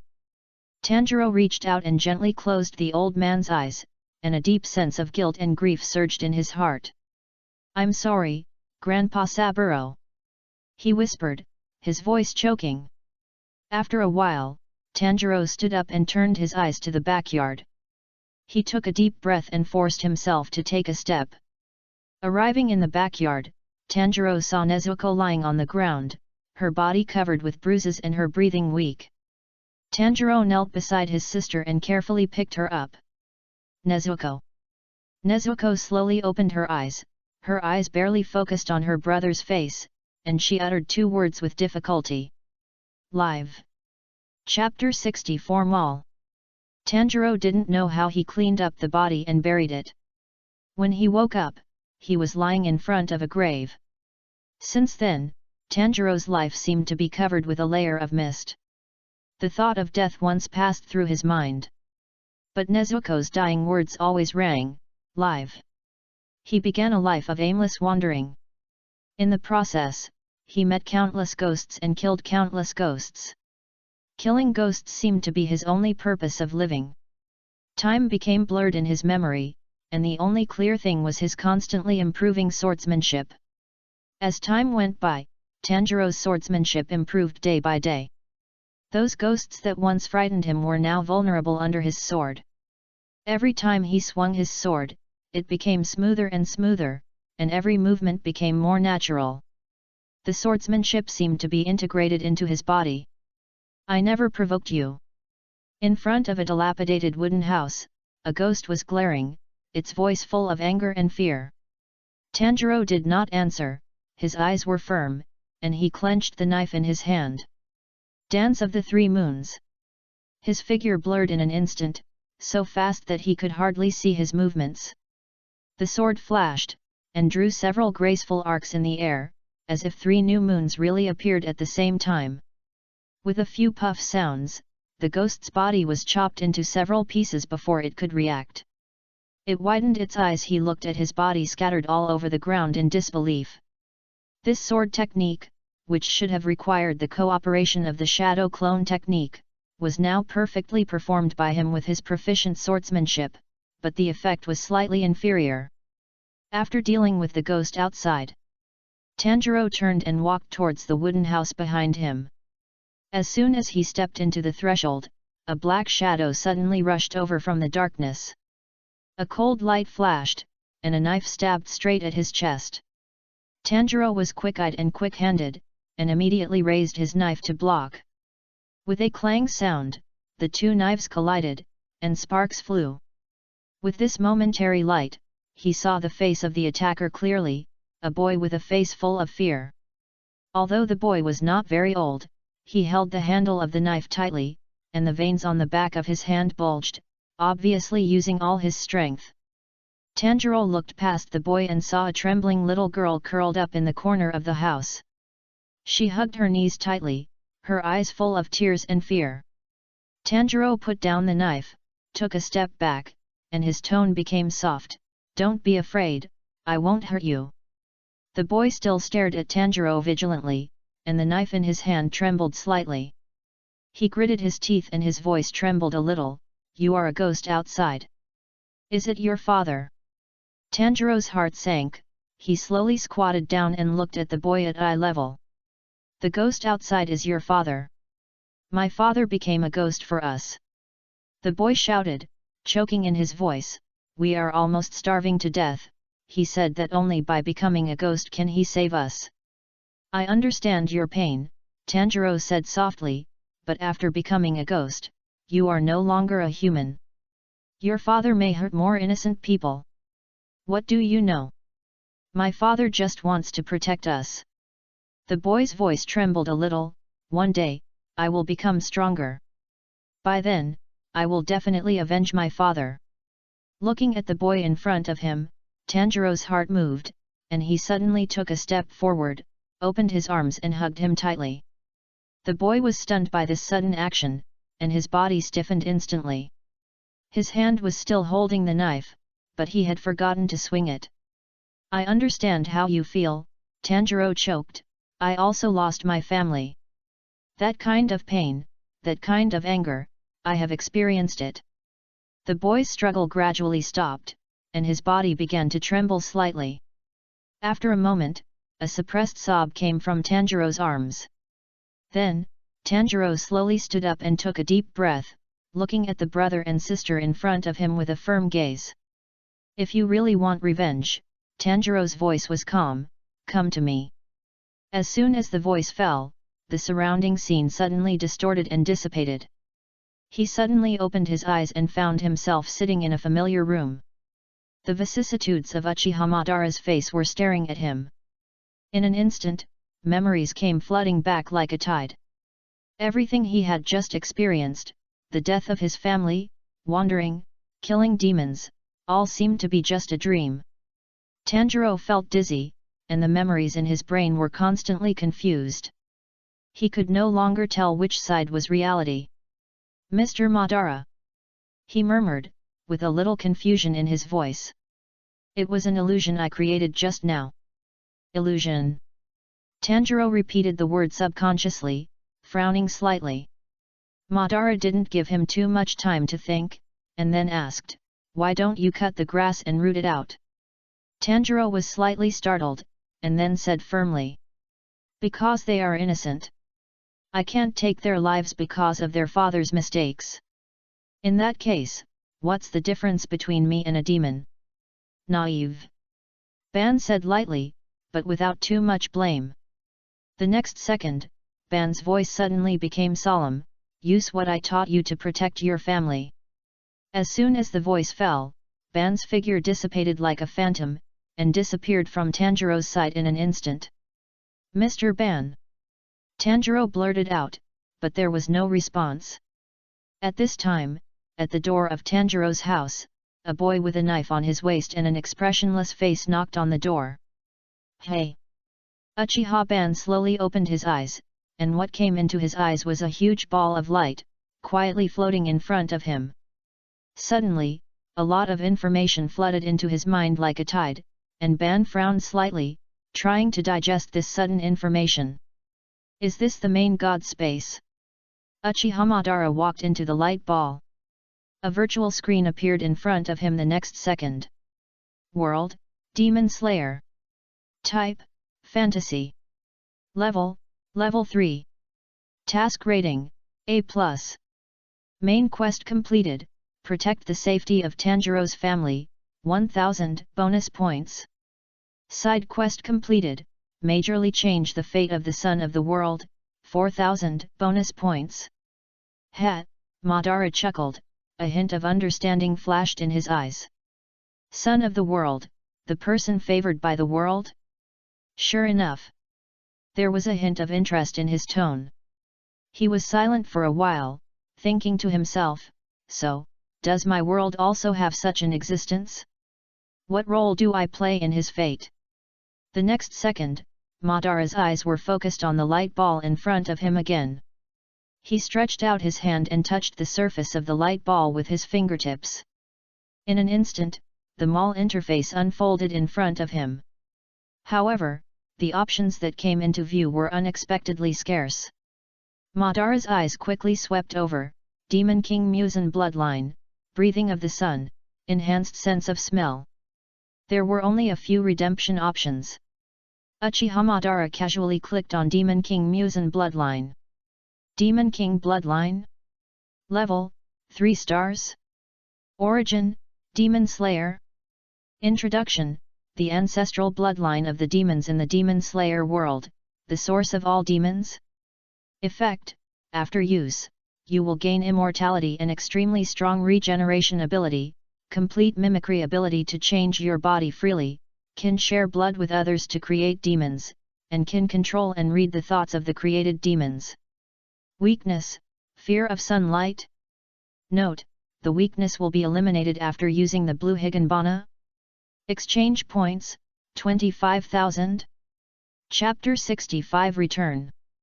Uchiha Madara looked at the light ball in front of him and asked in a deep voice, if I exchange bloodline, what will happen to my original Uchiha clan bloodline? Ripples appeared on the surface of the light ball, and a calm voice responded, when exchanging bloodline, if you have bloodline, you can choose to replace or merge bloodline. But please note that the result after fusion is unpredictable. After listening, Madara frowned slightly. He was silent for a moment, then snorted coldly. The bloodline of my Uchiha clan is the most noble bloodline, how can it be polluted by other inferior bloodlines? As the strongest of the Uchiha clan, Uchiha Madara has absolute confidence and pride in his bloodline. In his opinion, any bloodline is not as good as 1/10,000th of the Uchiha bloodline. Uchiha Madara then checked other exchange options. Skill, Sun Breathing. Level, 3 stars. Origin, Demon Slayer. Introduction. The oldest and most powerful breathing method in the Demon Slayer core. Effect, through breathing, the blood in the body absorbs a large amount of oxygen in a short period of time, which can greatly improve the body's ability. When you keep full concentration on breathing at all times in daily life, you can slowly strengthen your physical fitness. Exchange points, 10,000 points. Uchiha Madara carefully checked the introduction of sun breathing, and a hint of interest flashed in his eyes. Chakra energy is generated by the combination of spiritual energy and physical energy. If you can improve your own quality, you can also greatly increase the capacity of chakra. However, when his eyes fell on the exchange points, his face darkened. Unfortunately, the difference in my exchange points is a bit too big. Uchiha Madara remembered the information transmitted from the Lord God space before, and then said, Lord God, I want to sell the ninjutsu, Great Fire Extinguishing. Recycling failed, fire style, Great Fire Extinguishing already exists and cannot be recycled repeatedly. Madara was slightly stunned, and then continued to try, fire style, Dragon Fire Technique. Recycling failed, fire style, Dragon Fire Technique already exists and cannot be recycled repeatedly. Madara frowned more tightly. He began to try some more rare ninjutsu. Uchiha Fire Formation. Recycling failed, Uchiha Fire Formation already exists and cannot be recycled repeatedly. A trace of disbelief flashed in Madara's eyes. He gritted his teeth and said, then, what about Izanagi? Recycling failed, Izanagi already exists and cannot be recycled repeatedly? How is it possible? They have collected all the secret ninjutsu of Uchiha. Madara's eyes widened, his face full of disbelief. He took a deep breath and tried to calm his inner fluctuations. Madara closed his eyes and carefully recalled all the ninjutsu he had mastered. He raised his hand and touched the surface of the light ball with his fingertips. Lord, I want to sell wood release ninjutsu, Tree World Advent. S-level ninjutsu, Tree World Advent, identified as a 4-star skill, recovered successfully, and exchange points obtained, 1000 points. Madara raised his eyebrows slightly, and a faint smile appeared at the corner of his mouth. He continued, Wood Style Cutting Technique. C-level ninjutsu, Wood Style Cutting Technique, identified as a 2-star skill, recovered successfully, exchange points obtained, 50 points. Wood Style Wood Clone Technique. B-level ninjutsu, Wood Style, Wood Clone Technique, identified as a 3-star skill, recovered successfully, exchange points obtained, 500 points. Looking at the rapidly increasing exchange points, a trace of satisfaction flashed in Madara's eyes. He whispered to himself, it seems that these Hashirama's ninjutsu are still valuable. Unfortunately, I don't have many wood-style ninjutsu. He knew that it was meaningless to continue trying, so he turned his attention back to the mall interface, looking for things he could exchange. Soon a product caught his interest. Item, Musen's Blood. Level, 2-star. Origin, Demon Slayer. Introduction, Musen's blood sample contains the powerful power of the Demon King. Effect, after taking it, it will transform into a low-level ghost and gain its own unique blood ghost art. If the body cannot withstand the power of the Ghost King's blood, the user's body may collapse and may lose reason. Exchange points, 1000 points/drop. Uchiha Madara looked at the introduction in front of him, his mouth corners slightly raised, and a trace of calculating light flashed in his eyes. Lord God, Madara suddenly said, his tone calm and firm, exchange all my points for Musen's blood. Musen's blood exchanged successfully, deduct 7000 exchange points. As the system prompt sounded, a blood-red syringe appeared out of thin air in front of Uchiha Madara. The liquid in the syringe exuded a strange light, as if it was alive and slightly beating. 7 drops of Musen's blood. Ban reached out to take the needle, whispered to himself, and a gleam of light flashed in his eyes. Ban carefully put away the needle, his eyes fell on the light ball in front of him again, and said, Lord God, return to the ninja world. As soon as the voice fell, Ban felt dizzy, and then his eyes went black. The next second, Uchiha Madara slowly opened his eyes, and the surrounding scene gradually became clear. The familiar cave stone wall came into view, and the humid air was filled with a faint musty smell. He found himself leaning on the stone chair, just like the posture when he left. Suddenly, ripples suddenly appeared on the ground. The figures of white Zetsu and black Zetsu slowly emerged from the ground, and their eyes were staring straight at Ban. Madara, White Zetsu said, with obvious confusion in his voice, you suddenly disappeared yesterday. We looked for you all day, but there was no trace. Black Zetsu remained silent, but his yellow eyes stared at Madara, as if trying to find out something. Madara raised his eyebrows slightly. It seemed that the speed of time on both sides was the same. He disappeared for a day. He said calmly, I had something to deal with and left for a while. White Zetsu tilted his head and asked curiously, what's the matter? Where did you go, Madara? We really looked for it in every corner. Do I need to report to you where I went? Madara said coldly, with a hint of displeasure in his voice. White Zetsu shrank his neck and waved his hand quickly, of course not, Madara. We are just worried about your safety. Madara stood up and looked down at the two Zetsu. There was a hint of pressure in his eyes, which made the two Zetsu unconsciously step back half a step.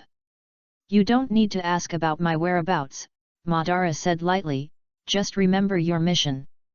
At this time, Black Zetsu stared at Madara quietly, with complex light flashing in his eyes. Where did Madara go? Black Zetsu thought to himself, why can't even I sense his existence?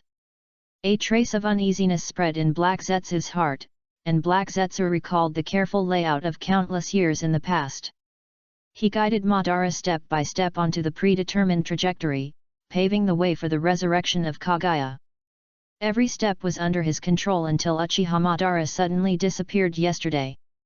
No, I can't let any accidents ruin my plan. Black Zetsu secretly made up his mind, what exactly is Madara hiding? It seems that I must monitor Madara's every move more carefully. Uchiha Madara turned around and stared at Black Zetsu sharply. Black Zetsu, come back first, sir. Black Zetsu was slightly startled, and his heart was alarmed. He asked cautiously, Lord Madara, why do you suddenly? Madara raised his hand to interrupt Black Zetsu's words, and said in a low voice, the original plan is cancelled, and the Moon Eye plan will be accelerated. Accelerated? Black Zetsu tried to control his voice, Lord Madara, is this too risky? Our original plan. Madara glanced at Black Zetsu coldly and interrupted, are you questioning my decision? Black Zetsu hurriedly lowered his head, no, I'm just worried.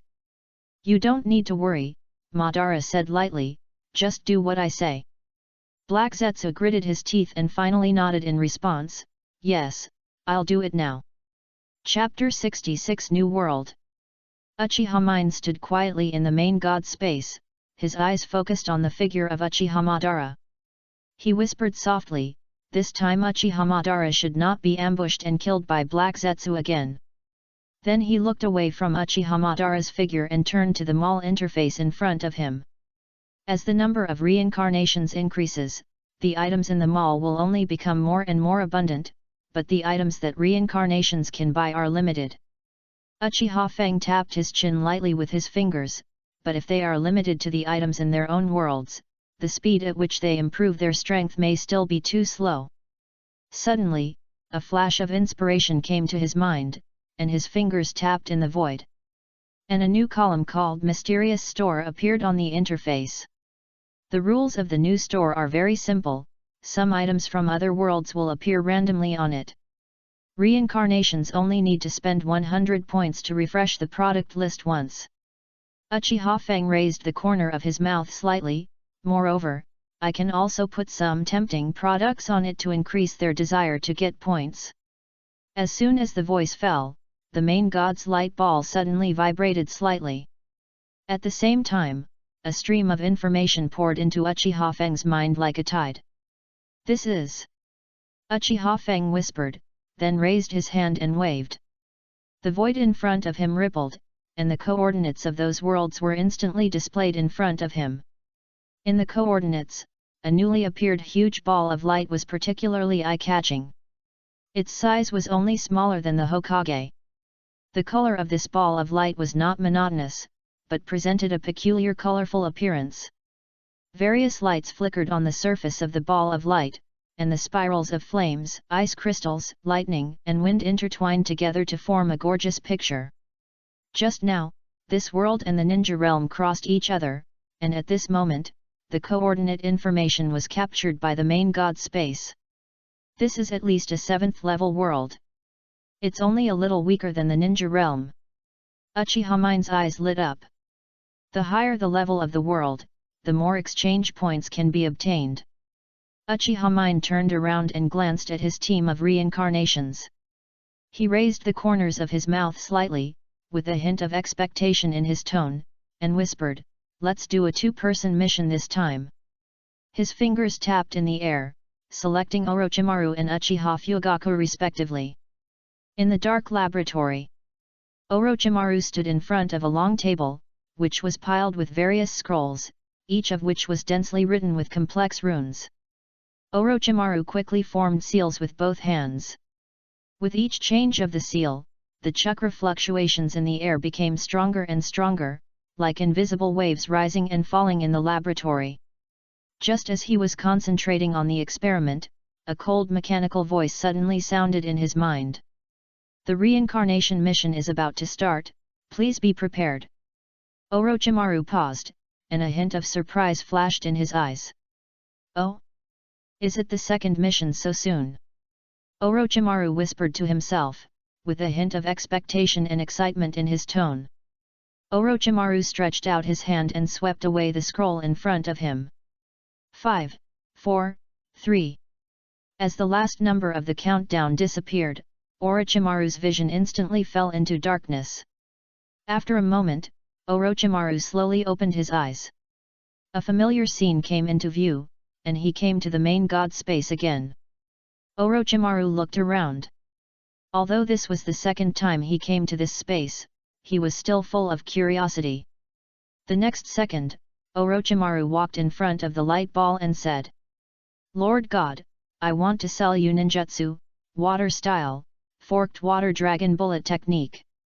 Sea level ninjutsu, water style, forked water dragon bullet technique, identified as a 1-star skill, recovered successfully, exchange points obtained, 50 points. Wind style, spinning breakthrough. Sea level ninjutsu, wind style, spinning breakthrough, identified as a 1-star skill, recovered successfully, exchange points obtained. 50 points. Earth style, wave earthquake technique.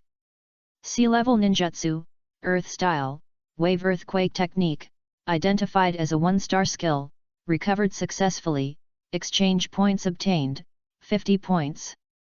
Orochimaru's mouth corners slightly raised, a gleam of light flashed in his eyes. These ninjutsu are the products he transformed in a short period of time. In the case of unchanged power, more seals must be made, which are almost useless in actual combat. But here, Lord God, these useless ninjutsu can actually be converted into exchange points. In this way, I can accumulate a lot of points in a short time, Orochimaru thought, although each ninjutsu can only be exchanged for 50 points, as long as the number is enough. For sale, Earth Escape Heart-Shaped Earth Flow Wall Technique. Sea Level Ninjutsu, Earth Escape Heart-Shaped Earth Flow Wall, identified as a 1-star skill, recovered successfully, exchange points obtained, minus 1000 points. When Orochimaru heard the Lord's response, the smile on his face froze instantly.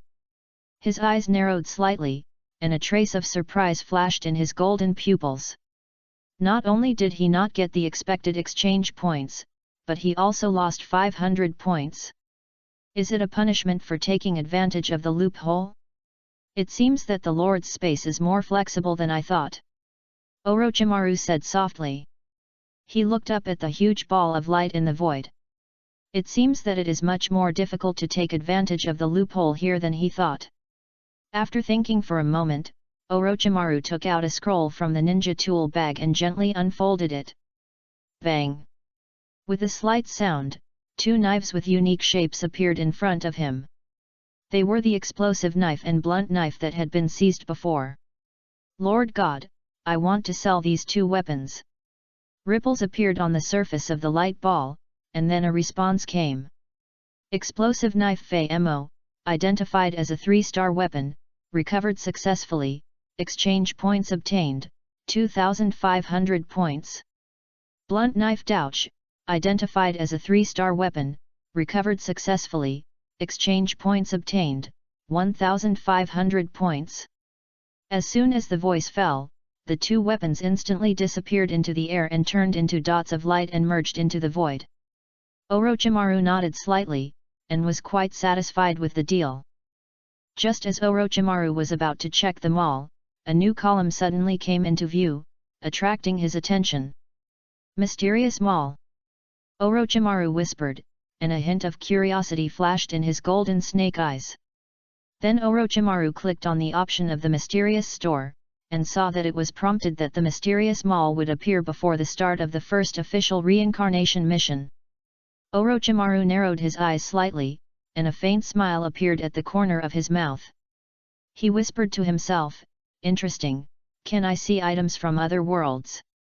Orochimaru waved his hand gently, and a translucent interface suddenly appeared in the void. His eyes quickly swept across the options on the interface, and his expression froze in an instant. Scion Bloodline 250000, exchange points. Power Gem, 230000, exchange points. Magneto X Gene, 150000, exchange points. Chapter 67 Double Mission. Why are the prices of these goods so high? Orochimaru muttered in disbelief. Orochimaru's finger gently tapped the option of Scion Bloodline. His eyes quickly swept across each line of text, and the shock in his eyes became more and more intense. Bloodline, Scion Bloodline. Source, Dragon Ball. Level, 9 stars. Introduction, Scions are one of the most powerful fighting races in the universe. With Scion Bloodline, the user will gain nearly unlimited fighting potential. The basic power of Scions far exceeds that of ordinary humans, and they can easily destroy planets after awakening. Every time they struggle on the edge of life and death, their strength will increase exponentially. And their lifespan is far longer than that of humans, and they can maintain their peak state for hundreds of years. Disadvantages: Scions' tails are their weaknesses.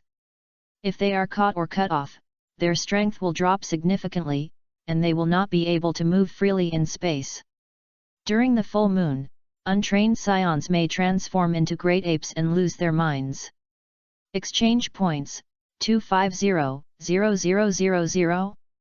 Note: after exchange, you will immediately gain the ability to transform into the first stage of Super Scion. Orochimaru's pupils shrank slightly, and he whispered, 9-star level, the level of the first stage of Super Scion. Orochimaru's fingers slid gently and clicked on the option of Scion Transformation Demonstration. In an instant, a shocking picture unfolded in his mind. A strong man with blonde hair standing upright and wrapped in golden flames was seen floating in the universe. A suffocating sense of oppression emanated from his body. Just looking at him, Orochimaru felt a suffocating feeling. The next moment, the Super Scion raised his hand suddenly, and a dazzling beam of energy shot out from his palm. The beam crossed the galaxy and instantly hit a planet in the distance. The planet, which was as big as the ninja world, exploded the moment it touched the beam, and turned into countless fragments scattered in the universe. However, this is not the end. The Super Scion waved his hands quickly, and countless energy bombs poured out like raindrops. Orochimaru stared at the scene in front of him, and each energy bomb accurately hit a planet and shattered it instantly. In a blink of an eye, the entire galaxy turned into nothingness, as if it had never existed. How is this possible? Orochimaru widened his eyes, full of disbelief. His lips trembled slightly, and his breathing became rapid and disordered. This is beyond imagination. Being able to destroy the entire galaxy with one's own strength is beyond the realm of ninjutsu. His voice was filled with a hint of shock that was difficult to conceal. If he could master even a tiny bit of this power, he could completely change the entire ninja world. Orochimaru took a deep breath and tried to calm his inner fluctuations. He looked away from the introduction of the Scion bloodline and continued to check other products in the mysterious store. Item: Power Gem. Source: MCU Universe. Level: 9 stars. Introduction: one of the 6 Infinity Gems, representing one of the original 6 laws of the world. It is the embodiment of the law of power and contains the energy of the entire universe. The holder can enhance his own power, control all forms of energy, and easily destroy the entire planet. When all 6 Infinity Gems are collected, they will become a tool to realize wishes, and the fate of the entire universe can be changed with just a thought. Exchange points: 230,000. The original law. Orochimaru muttered to himself, with disbelief in his voice. A gem actually mastered the basic laws of the universe. Orochimaru's eyes flashed with fanaticism at this moment. This has surpassed the simple concept of power, but directly touched the essence of the world. For so many years, he has pursued the limits of ninjutsu and explored the mysteries of life in order to uncover the ultimate truth of the world. And now, a gem representing the original law of the world is so straightforwardly presented in front of him. As long as he has enough points, he can directly exchange it. At this moment, the shock brought by the Scion bloodline has been thrown behind his mind. Compared to the simple power enhancement, mastering the laws of the universe is the real way to eternity. The attraction of this infinite gem to him is far greater than the Scion bloodline. There is such a powerful world that can materialize the laws of the world into entities. He whispered in a low voice, full of disbelief. He scanned the dazzling list of goods. Behind every item, there seems to be a brand new universe, a power system beyond imagination.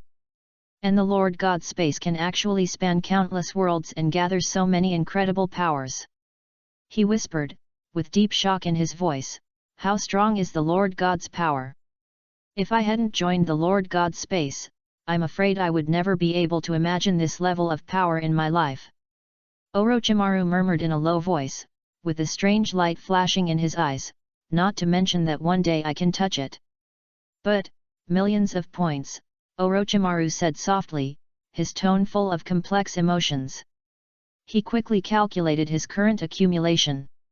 Compared with this astronomical figure, the points in his hand are really pitiful. Finally, Orochimaru clicked on Magneto X gene. The recipient will have the ability to control the electromagnetic force among the 4 basic forces. It can control all metal substances, create a strong magnetic field barrier, and even directly move a planet. As the ability increases, it may affect subatomic particles and manipulate electromagnetic waves in the spectrum. After reading the introduction, Orochimaru exhaled lightly. Under the impact of Scion blood and infinite gems, although Magneto's genes are strong enough, he feels a little boring. However, the concepts of 4 fundamental forces and subatomic particles mentioned in the introduction caught his attention. Orochimaru pondered for a moment, then sighed. His fingertips paused on the refresh button for a moment, and finally clicked it gently. The light flashed, and the store interface instantly changed. Change. Orochimaru's eyes quickly swept over the newly appeared goods, and a gleam of light suddenly flashed in his eyes. This is quite interesting, he whispered, with a slight smile on his face. In the new list, several options caught his attention.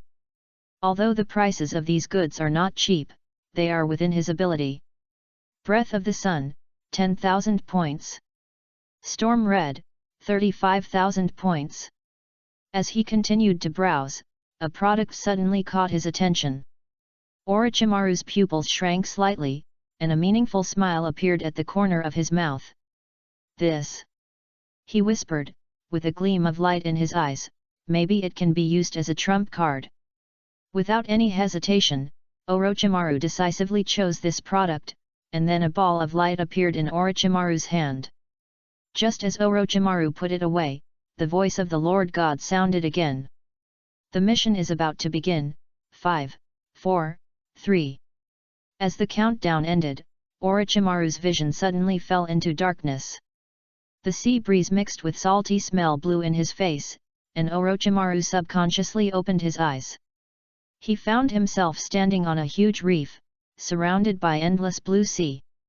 It seems that the mission world this time is still on the sea, Orochimaru whispered to himself, his eyes swept across the waves around him. When Orochimaru was about to observe the surrounding environment carefully, a familiar voice came into his ears. Orochimaru? Why are you here? He turned around and saw Uchiha Fugaku standing on the other side of the reef with a surprised look on his face. The two looked at each other for a moment, and both saw unusual looks in each other's eyes. Orochimaru narrowed his eyes and raised the corners of his mouth slightly. Fugaku, I didn't expect you to be a reincarnation. What an unexpected surprise.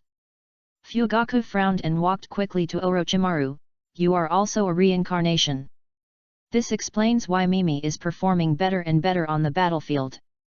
Orochimaru leaned forward slightly and said, since we are on the same mission, let's not hide from each other. How about exchanging the information we have? Fugaku pondered for a moment and asked directly, how many times have you experienced reincarnation? This is the second time, Orochimaru said frankly, but his tone was tentative. How about you? Same. Fugaku nodded, and I was the only one to act on the previous mission. I didn't expect it to be a two-person cooperation this time. As soon as he finished speaking, Orochimaru seemed to find something wrong, and a trace of doubt flashed in his eyes. Strange, Orochimaru whispered, why didn't the Lord God release the main mission? Fugaku heard this and showed a clear expression on his face. He shook his head gently and said, don't worry too much. Sometimes the main mission will not be issued immediately. He paused and continued to explain, we may need to trigger certain conditions. In the last mission, I received the main mission under specific circumstances. Orochimaru nodded thoughtfully. After a moment, he slowly spoke in a low voice. It seems that we have to figure out where we are now and decide on the next step after figuring out the situation. He paused, and his tone suddenly became serious, but one thing is certain, the Lord God will not let us join forces for no reason. This mission is probably much more difficult than before. Chapter 68 The main mission begins. Orochimaru walked slowly to the edge of the reef, he quickly formed seals with his hands, and whispered, 100 snakes peeping technique. In an instant, countless water snakes poured out from his cuffs, like silver silk threads, and instantly sank into the sea. They swam quickly in all directions, leaving tiny ripples in the sea. Fugaku stood aside, staring at the changes in the sea. After a moment, he couldn't help asking, did you find anything? Orochimaru narrowed his eyes and focused on sensing the information sent back by the white snake. After a moment, he shook his head, no, wait. Suddenly, Orochimaru's expression became serious. He noticed a strange area on the sea, which seemed calm, but all the white snakes chose to bypass that place. Interesting, Orochimaru whispered, with a hint of doubt in his eyes, the area in front doesn't look special, but my white snakes are avoiding it. Fugaku followed Orochimaru's gaze and frowned, is it a barrier or something like that? It's very likely, Orochimaru said, and it must be an extraordinary existence that can hide from my perception. Let's go and have a look. As soon as Orochimaru finished speaking, the two quickly formed seals and performed the transformation technique. In the blink of an eye, their figures disappeared, replaced by two sea snakes, which entered the water silently and swam away quickly. Suddenly, Uchiha Fugaku stopped and signaled Orochimaru to stop. Wait, there seems to be something ahead. Fugaku whispered, his voice seemed a little dull in the water. The next second, the three Megatama Sharingan in Fugaku's eyes slowly rotated and then gathered into a kaleidoscope. Orochimaru stared at Fugaku's eyes and was shocked. Is this the ultimate eye technique of the Uchiha clan in the legend? He had read about the record of the Mangekyo Sharingan in the scroll, but this was the first time he saw it with his own eyes. The complex patterns seemed to contain infinite power, which made people feel awe. Patriarch Fugaku, you are hiding very deeply. Orochimaru couldn't help but tease, with a bit of admiration in his tone. Fugaku ignored. He stared at the front with full concentration, frowning when he heard Orochimaru's words. There seems to be a barrier ahead, but it only has a concealing effect. The two looked at each other and swam slowly forward. In an instant, the scene in front of them was distorted like water waves. When the vision became clear again, the scene in front of them changed instantly. A small island stood abruptly on the sea, occupying the entire field of vision. The island was not large and could be seen at a glance, and it was almost filled with a huge building. It was a round tower that soared into the sky. The tower was covered with intricate pipe systems, and countless cylindrical pipes of different sizes were entangled on it like a spider web, giving people an extremely inharmonious and grotesque feeling. At the bottom of the tower, countless figures in robes and cloaks shuttled back and forth, and they all wore masks on their faces, making it impossible to recognize their identities. On one side of the island was a busy port with several ships docked at the pier. People kept carrying supplies from the ship to the shore, moving quickly and orderly. Just as the two were observing this strange building, a cold mechanical voice suddenly sounded in their minds: "Main quest released." At the same time, a virtual screen appeared in front of the two people. World, Fairy Tale. World level, Level 7. World information: this is a world full of magic, and magic has penetrated into every aspect of people's lives. People in this world can master various magical abilities through learning and practicing to become magicians, and magicians gather together to form various guilds. Main quest: destroy the R system. Difficulty: A+. Quest information: an ultimate magic device called R system is hidden inside the Paradise Tower. It was secretly built by dark magicians to revive the ultimate black magic of the most evil black magician in history. Quest requirements: sneak into the Paradise Tower, find and destroy its core magic device, and prevent the leader of the Paradise Tower from completing their ultimate plan. Quest reward: 7,000 reincarnation points. Task time limit: 12 hours. Failure penalty: stay in this world permanently. Fugaku and Orochimaru read the information on the screen carefully, and their faces became solemn. Orochimaru's heart was already in turmoil. The 7th level world? This information made him gasp. He recalled his last experience in the pirate world. The 6th level world had already made him feel pressured.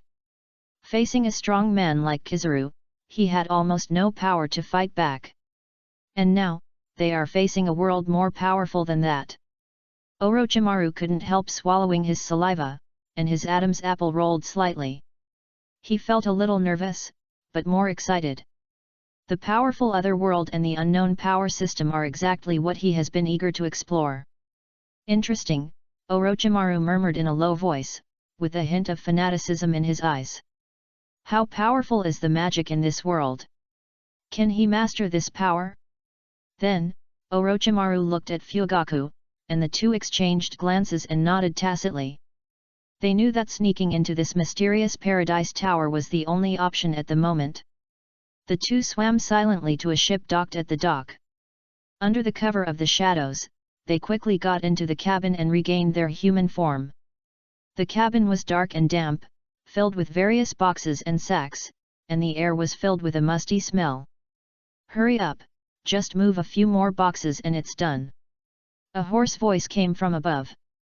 The footsteps were getting closer and closer, the door of the cabin was pushed open, and two burly men walked in. They were about to bend down to move the boxes, and suddenly found Orochimaru and Fugaku in the corner. "What?" One of the workers was about to shout, and Fugaku's eyes instantly turned into the shape of a kaleidoscope Sharingan, and an invisible force enveloped the two workers. Before the two workers could say anything, their bodies suddenly stiffened. The next second, blood instantly gushed out of their eyes, noses, ears, and mouths, and in a blink of an eye, two bodies were lying in front of Fugaku and Orochimaru. Orochimaru looked at this scene, with a flash of surprise and admiration in his eyes. Is this the power of the Mangekyo Sharingan? It's really impressive. Time is running out, hurry up. Fugaku quickly formed a seal. After a burst of white smoke, his appearance had changed into that of one of the workers. Orochimaru followed closely behind, and in a moment he transformed into another worker. After the transformation, Orochimaru bit his finger and whispered summoning technique. Bang! A huge snake suddenly appeared, opened its bloody mouth and swallowed the two corpses in an instant, and then disappeared with a bang. Orochimaru and Fugaku looked at each other, bent down and lifted a heavy wooden box, pretended to be calm and walked out of the cabin, followed the team and walked towards the central building. As they gradually approached the Tower of Paradise, the intricate pipe system on the tower became clearer. The pipes made a slight humming sound from time to time, giving people a weird feeling. As soon as they stepped into the tower and saw the scene inside, they couldn't help holding their breath. Inside the tower was a huge hollow structure, with a wide spiral staircase winding up along the inner wall, extending to the top that was difficult to distinguish with the naked eye. Every step of the staircase connected to a floor, as if the giant snakes entangled the towering trees, dazzling the eyes. And just as they took a step, countless eyes appeared silently on the wall behind them. Eyeballs of various sizes and shapes were densely packed together, covering the entire wall. Each eye stared at them without blinking, with a strange light flashing in the pupils. Chapter 69 Jalal. In the room on the top floor of the Paradise Tower, a huge throne was particularly eye-catching. A man in a blue robe and a hood was sitting on the throne, staring at the crystal ball floating in front of him. In the crystal ball, the figures of Orochimaru and Uchiha Fugaku were showing, and their original appearance was clearly visible in the ball. The man frowned slightly, revealing a hint of displeasure. I didn't expect that two little mice would sneak in when the game was about to start. As soon as the voice fell, a light footstep came from the door. A graceful and charming woman walked slowly into the room.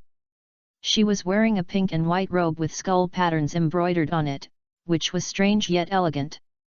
Her long pink hair was tied into a striking bow at the back of her head, and then fell like a waterfall, swaying gently with her steps.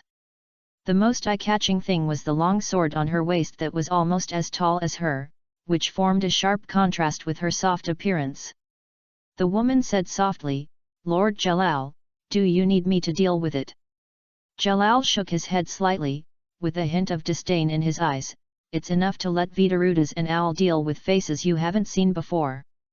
It's just right for them to stretch their muscles." He paused, the corners of his mouth slightly raised, revealing a faint smile. "These two little mice may add some fun to our game." Jalal stroked the smooth surface of the crystal ball, and a complex magic circle quietly emerged under his fingertips. At the same time, Orochimaru and Fugaku were in the corridor heading to the warehouse. Suddenly, the atmosphere in the corridor changed abruptly. Countless mouths appeared on the wall, of different sizes and shapes, densely packed together. The workers around immediately showed a look of horror when they saw it. A strong man with a beard shouted in horror, "What's going on? We have been working hard. Shh. Keep your voice down." An older worker lowered his voice and warned, "Don't talk nonsense, maybe this is just a routine inspection." At this time, Orochimaru and Fugaku looked solemn. They had never seen such a strange scene. But they knew in their hearts that this sudden vision might be related to them. At this moment, those mouths suddenly opened at the same time, and countless voices overlapped and echoed in the corridor. "Welcome two guests to my domain, the Tower of Paradise. I am the owner of this tower, Gerald." The workers suddenly panicked and looked around, trying to find the two guests. "I didn't expect it to be exposed so soon." Orochimaru put down the things in his hand and said. The short worker beside him looked at Orochimaru in confusion, frowning. "Jiro, what do you mean by that?" As soon as the words fell, a muffled sound suddenly echoed in the corridor. Bang! White smoke suddenly rose, covering the figures of Orochimaru and Fugaku. When the smoke dissipated, they had returned to their original appearance. The short worker was caught off guard and fell to the ground, supporting himself with his hands and moving backwards. His eyes widened, his lips trembled, and his eyes were full of fear. The other workers were also panicked and fled around like birds and beasts. In a blink of an eye, a large area of space was vacant on both sides of the corridor. Who are you? Where are Jiro and Afu? What happened to the sisters? Orochimaru ignored the workers' questions. He narrowed his eyes slightly and vigilantly scanned the strange mouths around him. Suddenly, the mouth on the wall moved again, emitting a low and magnetic voice. Since you have trespassed into my territory, how about playing an interesting game? Game? Fugaku frowned, with a vigilant tone. Hee, that's right. He responded with a chuckle, full of teasing and ill intentions, an exciting battle royale game. Let me see how long you can survive in this tower. Before the voice fell, a deafening roar suddenly erupted. Orochimaru and Fugaku only felt a violent shaking under their feet, as if the whole world was turning upside down. When they stabilized their bodies, the scene in front of them had turned upside down. The originally straight corridor disappeared, replaced by countless intricate passages, like a maze. At the same time, countless uniformed guards suddenly appeared in front of them, holding scepters flashing with strange light in their hands. The invaders are here. The leading guard raised his staff fiercely. Attack! The guards immediately raised their staffs and aimed at Orochimaru and Fugaku, with bright light gathering at the top of the staffs. The terrified workers knelt down and begged for mercy. Sir, spare us. We didn't bring these two people in. Buzz! Countless dazzling lasers shot out from the guards' staffs. The beams were as dense as raindrops, instantly penetrating the bodies of the workers in the front row. Blood splattered, and screams came one after another. At this critical moment, Orochimaru's hands had quickly formed seals, and he slammed his hands to the ground. Earth escape, earth flow wall! As he shouted, the ground suddenly bulged. A thick earth wall instantly rose from the ground, blocking them in front of him. The next moment, lasers rained down on the earthen wall. The roar continued, and the earthen wall was crumbling under the fierce impact, and fine cracks began to appear on the surface. At this time, a fierce look flashed in Fugaku's eyes. He quickly formed seals with his hands and shouted, "Fire style, great dragon fire technique!" In an instant, a giant dragon condensed by flames gushed out of Fugaku's mouth. The fire dragon roared over the earthen wall and rushed towards the guards. The surrounding air was distorted by the high temperature. Wherever the fire dragon passed, the ground was burned black, and deep burn marks were left on the wall. The guards in front were instantly engulfed by the flames and screamed miserably. "It is worthy of the great fire technique of the Uchiha clan," Orochimaru exclaimed, "the power is really amazing." As soon as the voice fell, another wave of guards rushed out from the end of the corridor. They held various weapons and stared at Orochimaru and Fugaku fiercely. A hint of coldness flashed across Orochimaru's eyes, and he stretched out his right hand suddenly, shouting, "Shadow Snake Hand!" In an instant, dozens of thick snakes sprang out from his sleeves, revealing sharp fangs. They rushed towards the guards like arrows from a bow. "Be careful," a guard exclaimed. But it was too late. The snakes had already pounced in front of them. Puff! The sound of sharp teeth piercing flesh and blood came one after another. Before several guards could react, they were entangled by the necks of poisonous snakes. They struggled in pain, and their faces quickly turned livid. "Don't be too proud!" A man in a black tights suddenly shouted angrily, and before he finished speaking, a circle of strange black magic circles appeared under his feet. The next moment, his figure suddenly disappeared, as if blending into the shadows around him. The black shadow shuttled between the walls, ceilings, and the ground like a ghost, at a dazzling speed. 3 Megatama appeared in Fugaku's eyes, and his pupils kept shaking, following the opponent's figure. Suddenly, the black shadow materialized less than 1 meter away from Fugaku. A sharp blade with a cold glow went straight to Fugaku's throat. Fugaku's pupils shrank, and his body instinctively dodged to the side. The sharp blade brushed his neck and brought up a strand of hair. What? The man in black widened his eyes, obviously not expecting Fugaku to dodge this attack. But his movements did not pause at all, and the dagger in his hand immediately changed its moves, sweeping across and stabbing Fugaku's abdomen again. At this moment, the three megatama in Fugaku's eyes suddenly rotated. In an instant, the attacker's body suddenly froze and the movement stopped abruptly. At the same time, Fugaku reached out and took out a kunao from his waist. Then he leaned forward, holding the kunao in his right hand and stabbed it out like lightning. Puff! The tip of the kunao accurately pierced the guard's temple. The sharp blade easily penetrated the flesh and deeply penetrated the skull. Crack! Fugaku mercilessly twisted the kunao, blood gushed out along the handle of the kunao, splashing on Fugaku's hands. Impossible, my speed! The black-clothed man still had an unbelievable look in his eyes, and his body fell softly the next second. Fugaku looked at the fallen guard coldly, and he whispered, "In front of these eyes, the speed you are proud of is nothing but futile." Just after the black-clothed man was dealt with, more enemies rushed from both ends of the corridor, staring at Fugaku and Orochimaru fiercely.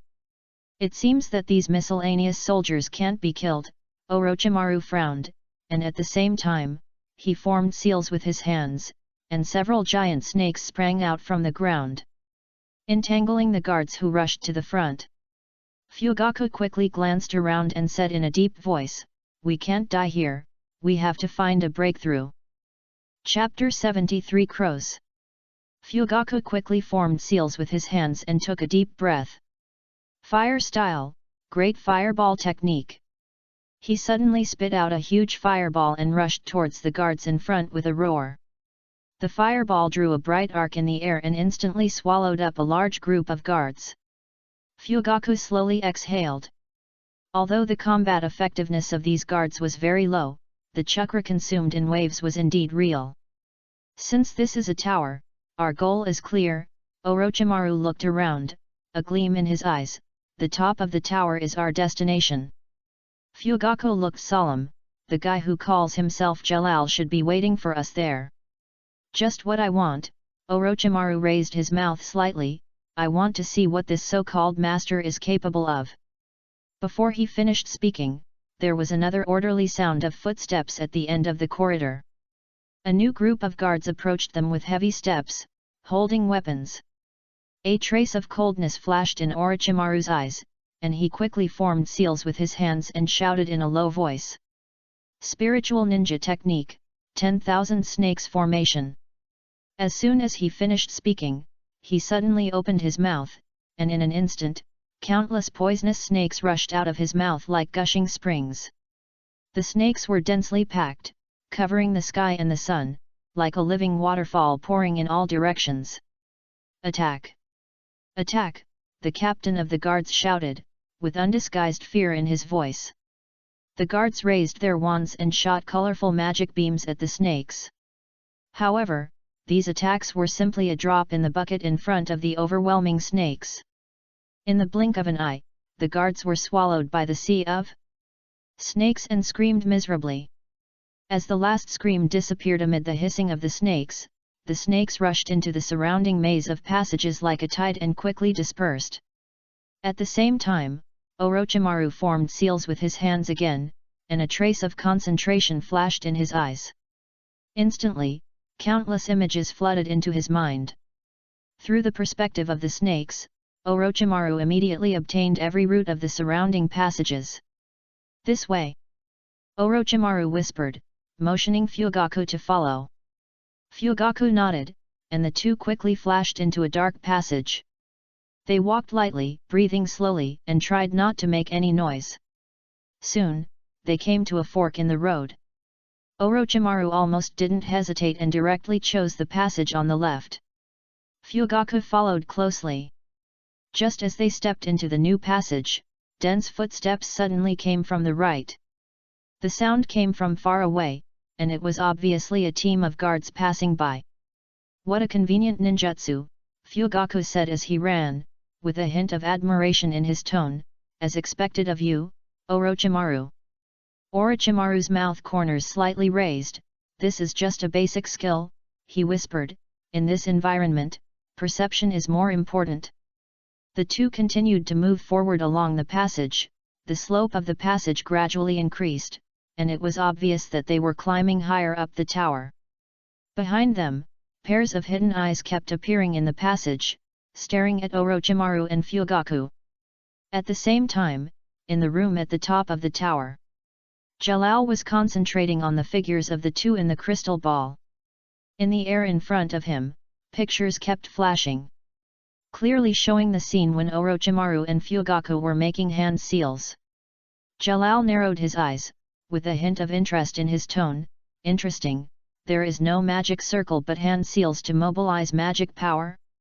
I heard that someone did this in ancient times, and I didn't expect that it is still passed down now." The woman standing next to him asked, "Why not directly mobilize the surrounding guards to encircle them?" Jalal did not answer immediately, but walked slowly to a chessboard. There were 5 chess pieces on the chessboard, 2 of which were shrunken Orochimaru and Fugaku, and on the other side was Jalal's chess piece, and there were 3 chess pieces guarding it. He gently stroked the chess piece, and a smile appeared on the corner of his mouth. "Takagi, you have to understand that since it is a game, it can't be so simple and crude. Otherwise, it would be too boring, isn't it?" As he said, Jalal picked up 2 chess pieces and placed them in front of the chess pieces representing Orochimaru and Fugaku. A glimmer of expectation flashed in his eyes. "Let me see which level they can get through." Orochimaru and Fugaku were moving forward cautiously in the passage, when suddenly a strong music sounded. The extremely harsh melody echoed in the narrow passage, as if it was going to tear the air apart. And above the passage hung the sign of the second level. "This is..." Fugaku frowned and whispered, but his voice was almost drowned out by the music. Orochimaru narrowed his eyes slightly, licked his lips unconsciously, and walked forward. The passage suddenly became wide, and an extremely spacious circular room appeared in front of them. In the center of the room, a man with long hair turned his back to them, and deafening music continued to come from him. The next second, the man slowly turned around, and Fugaku and Orochimaru's eyes widened instantly. He had messy black hair hanging down to his waist, his face was painted with exaggerated white oil paint, his eyes were covered with thick black smoky makeup, and his lips were painted bright red. He was wearing a leather jacket with spikes all over his body, and holding an exaggerated electric guitar in his hand. The man suddenly raised his head and let out a sharp and piercing howl. He suddenly stuck out his tongue, and his eyes flashed with crazy light. "Guests! Welcome to the concert of hell!" He shouted in a hoarse and manic voice. "Are you ready?" Orochimaru and Fugaku took a step back involuntarily. Facing this weird scene, even they felt a little uncomfortable. "Listen to me, bastards!" The man plucked the guitar strings fiercely, making a piercing noise. The lead singer this time is Vidarutas, one of the 3 crows of the Assassination Guild. Assassination Guild? There was a hint of vigilance in Orochimaru's tone. "That's right, pretty boy." Vidarutas grinned, revealing a mouth full of sharp teeth. "Don't compare me with those useless guilds out there who are just playing house. I have already killed dozens of guild magicians. Every one of them was sent to hell with music." Hearing dozens of lives, Orochimaru and Fugaku looked at each other at the same time, and their expressions instantly became very subtle. Vidarutas noticed their reaction and was immediately furious. He gritted his teeth and roared, "You don't believe it? Let you see it!" Vidarutas plucked the guitar strings frantically. And the harsh noise echoed in the room. His eyes swept back and forth between Orochimaru and Fugaku, and the corners of his mouth twisted into a hideous smile. "Which one should I choose? The time for the devil of hell to make a decision has come." As soon as the other party finished speaking, Orochimaru and Fugaku instantly sensed the danger, and the two reacted almost at the same time. Orochimaru stepped forward and shouted, "Hidden Shadow Snake Hand!" In an instant, dozens of poisonous snakes sprang out from his sleeves and pounced on Vidarutas like arrows. At the same time, Fugaku's fingers changed rapidly, forming a complex seal, fire style, phoenix fire technique. However, the moment the two launched their attacks, Vidaruta suddenly pointing at Fugaku. "It's just a joke." He laughed wildly and shouted, with a crazy light in his eyes, "Rock Nightmare!" Ong! Before he finished speaking, a purple-black magic circle instantly appeared on the guitar. A strange melody burst out from his guitar. The sound waves swept towards Fugaku like a substance, and there seemed to be invisible ripples in the air. Chapter 71 Owl, begging to read. The next second, Fugaku's seal suddenly stopped. He felt a strong mental force coming with the strange melody, like a tide to drown him. However, a faint smile appeared at the corner of Fugaku's mouth. "So that's it, mental attack." The next moment, the three megatama in Fugaku's eyes spun rapidly, and complex patterns suddenly bloomed in his pupils. The power of the Mangekyo Sharingan exploded instantly. He raised his head abruptly, staring at Vidarutas like a sharp sword. The powerful pupil power poured out like a torrent, and the mental power was rebounded back. "What?" Vidarutas exclaimed, and his body suddenly leaned back. Blood gushed out of his nostrils, and the guitar in his hand made a sharp cracking sound, and the strings broke. At this moment, Orochimaru's attack had already arrived in front of him. Dozens of venomous snakes had already pounced in front of Vidarutas, opening their bloody mouths, and their fangs flashed cold light. "Don't underestimate me!" Seeing the venomous snake about to bite, Vidarutas suddenly let out a deafening roar. Instantly, his messy black hair seemed to have life, and suddenly grew several times. The messy hair danced like countless tentacles, colliding violently with the venomous snake. "Interesting." Orochimaru narrowed his eyes, and a hint of excitement appeared at the corner of his mouth. He quickly formed seals with both hands and shouted, "Fierce snake ravage!" Before he finished speaking, two huge snakes suddenly appeared out of nowhere. They opened their bloody mouths and bit towards Vidarutas like lightning. One on the left and one on the right, as if they wanted to swallow him whole. Vidarutas gritted his teeth and waved his tentacle-like hair with all his strength. He barely resisted the attack of the two giant snakes. At this time, his face was covered with sweat and his black makeup became mottled. Just as Vidarutas was struggling to resist, Orochimaru suddenly moved. His mouth opened at an incredible angle, and a cold light flashed in the depths of his throat. Puff! A slender sword shot out from Orochimaru's mouth, pointing directly at Vidarita's throat. Vidarita's eyes widened, and his pupils suddenly shrank. The tip of the sword was only a few inches away from his neck, and Orochimaru raised a cold smile. He spoke slowly, with a bit of sarcasm in his voice.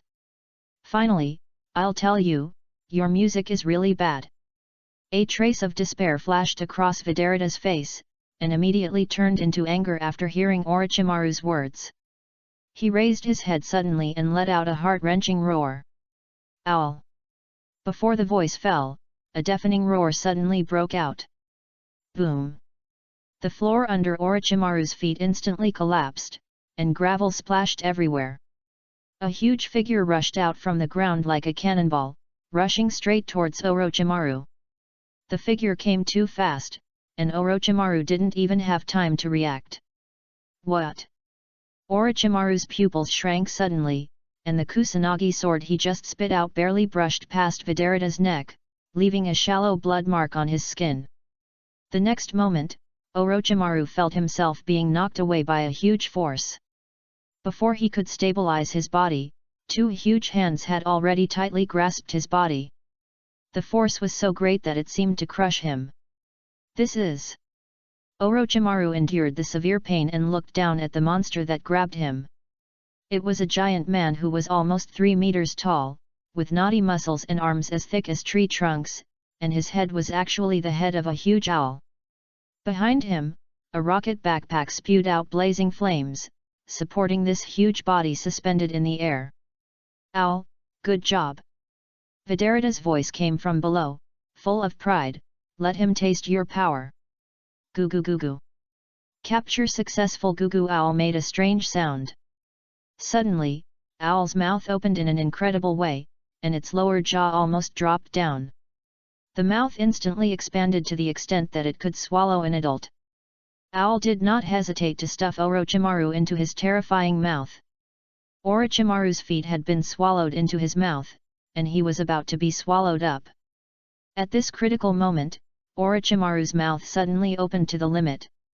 And from his mouth, another complete Orochimaru actually poked out.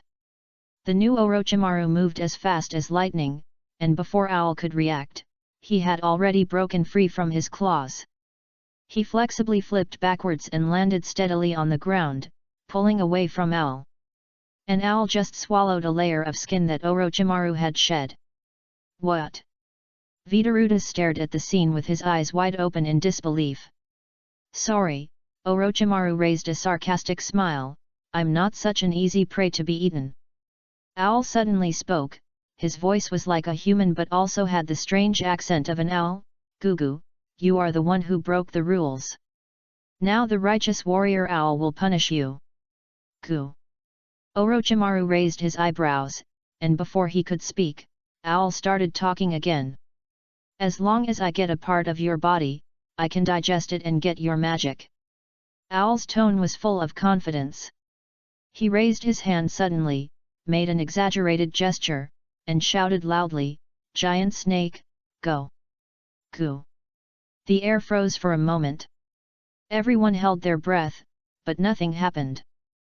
Owl remained in the same position with a punching posture, like a funny statue. After a moment, his head turned 180 degrees horizontally. The wide-open owl eyes were full of confusion. "Gugu." Orochimaru couldn't help but chuckle, "It seems that your digestion is not thorough enough." Vidarutas gritted his teeth, his face was terribly gloomy. He turned to Owl suddenly and shouted, "Owl! They are weird. Not ordinary magicians." Before he finished speaking, Vidarita's hair suddenly danced as if it had life. A few strands of long hair quickly wrapped around the guitar, and those hairs instantly replaced the broken strings. Vidarutas held the guitar tightly with both hands, and a flash of madness flashed in his eyes. He glared at Orochimaru fiercely and gritted his teeth and said, "I'll deal with this bastard who doesn't know how to appreciate rock. You go deal with the other one." Owl heard the order and immediately turned his head back to normal. His golden eyes locked on Uchiha Fugaku next to him, and he made a low goo sound. Suddenly, a deafening roar broke out. Boom! The jetpack on Owl's back suddenly burst into a fiery orange-red flame, and the heat wave instantly swept the entire space.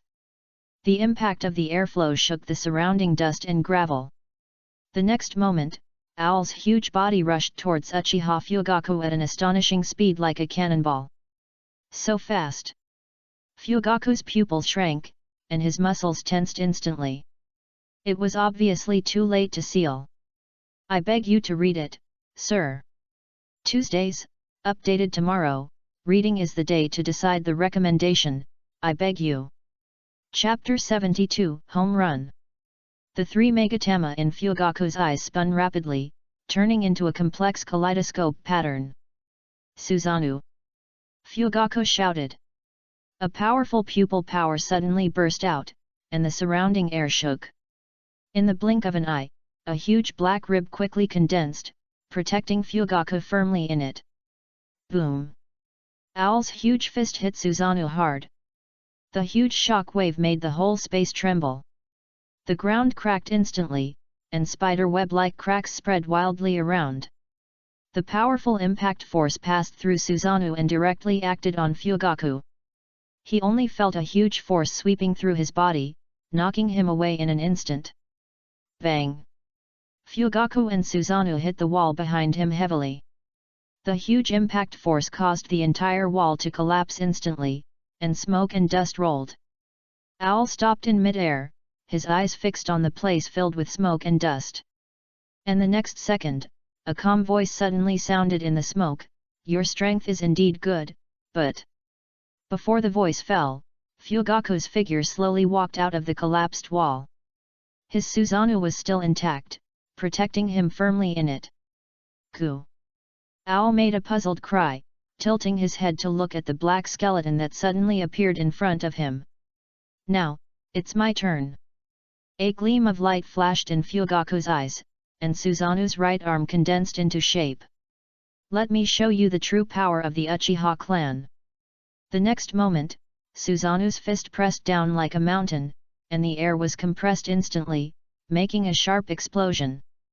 Owl's eyes widened suddenly, obviously not expecting the opponent's attack to come so quickly. He raised his arms hastily. Boom! The huge impact force instantly smashed Xiao into the ground like a nail. The hard floor shattered like tofu under this terrifying force. Fugaku stared at the broken ground, raised his right arm and punched down again. At this time, a low humming sound came from the ground. Ong! The next moment, a hot air wave gushed out from the bottom of the pit. The rocket backpack magic circle behind Xiao suddenly lit up with dazzling light, spraying hot flames. The high temperature instantly melted the surrounding floor and formed a small lava pool. Under this powerful thrust, Xiao actually raised Susanoo's fist abruptly. Fugaku frowned slightly, obviously not expecting the other party to have such a strong explosive power. At this moment, Xiao suddenly exerted force and broke free from Fugaku's suppression. Swoosh! The figure of Owl disappeared instantly, and his speed increased suddenly, breaking the sound barrier instantly. The airflow was forcibly torn apart, forming a clearly visible cone-shaped shock wave. At this time, Owl's body was wrapped in a thin layer of white mist, which was condensed by water vapor in the air under high-speed movement. It seemed that countless after-images of Owl appeared around Fugaku, and the high-speed moving trajectories intertwined into an airtight net. "Can you keep up with me? Goo-goo!" Owl made an excited cry, and the sound kept coming from all directions, making it difficult to tell the direction. At this time, Fugaku's eyes were fixed on the high-speed moving Owl, and his Mangekyo Sharingan kept rotating, accurately capturing every move of the opponent. Justice collision! Goo-goo! Suddenly, Owl's figure turned sharply, like a black lightning, rushing straight towards Fugaku. Fugaku's eyes flashed with a gleam of light, and he reacted instantly. The pupil power of the kaleidoscope surged out like a tide, and the half-skeleton Susanoo condensed into shape in the blink of an eye. At the same time, the pillar of heaven was in his hand. Without hesitation, Susanoo held the pillar of heaven tightly with both hands, leaned back slightly, and took a posture ready to strike, facing the flying owl. The golden eyes of the owl suddenly widened, and a trace of fear flashed in them. Obviously, he saw the pillar of heaven swinging towards him, but it was too late to dodge. No! Goo goo goo goo! Bang! A deafening roar suddenly broke out, and the whole space was shaken. The pillar of heaven accurately hit the huge owl head of the owl. The face of the owl was instantly deformed under this violent impact, the beak was twisted, the eyes protruded, and the feathers flew everywhere. His originally round head was now like a ball hit by a heavy hammer, dented and deformed. The powerful impact twisted the air, forming a circle of visible shock waves that spread in all directions. Boom! Owl's body flew backwards like a cannonball, instantly smashing through countless walls. Gravel flew, dust filled the air, and the entire space seemed to tremble in this violent impact. A moment later, a burst of bangs came from the smoke and dust. Owl stood up shakily, and his face was already horrible. Half of his feathers were bald, his beak was crooked, and his eyes were so swollen that he could hardly open them. "Nizai bastard, chuckle!" Owl spoke with difficulty, his voice became intermittent due to injury, and there was an obvious sound of leaking air. Fugaku frowned slightly, and a look of disbelief flashed in his eyes. He stared at Owl, who stood up shakily, and couldn't help but feel a little shocked. How is this possible? Fugaku muttered to himself.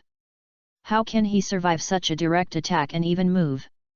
If it was a ninja in the ninja world, his body would have been shattered in an instant, but Owl rushed towards Fugaku again as if nothing had happened. Although his speed had slowed down, his momentum was still fierce.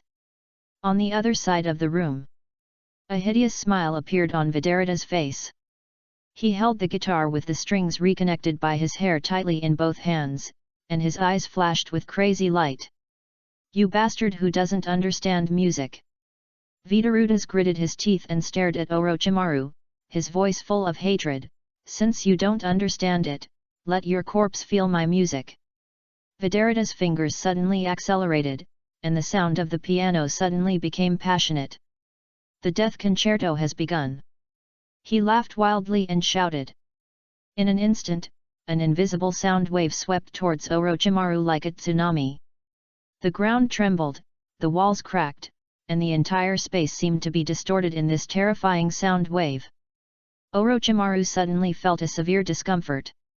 His internal organs seemed to be rubbed by an invisible big hand, every cell was trembling, and even a trace of blood burst out from the corner of his eye. This attack is unusual, Orochimaru thought to himself, it directly acts on the internal organs and can even affect the cellular level. We must come up with a countermeasure as soon as possible. Seeing this, Vidarutas showed a smug smile on his face.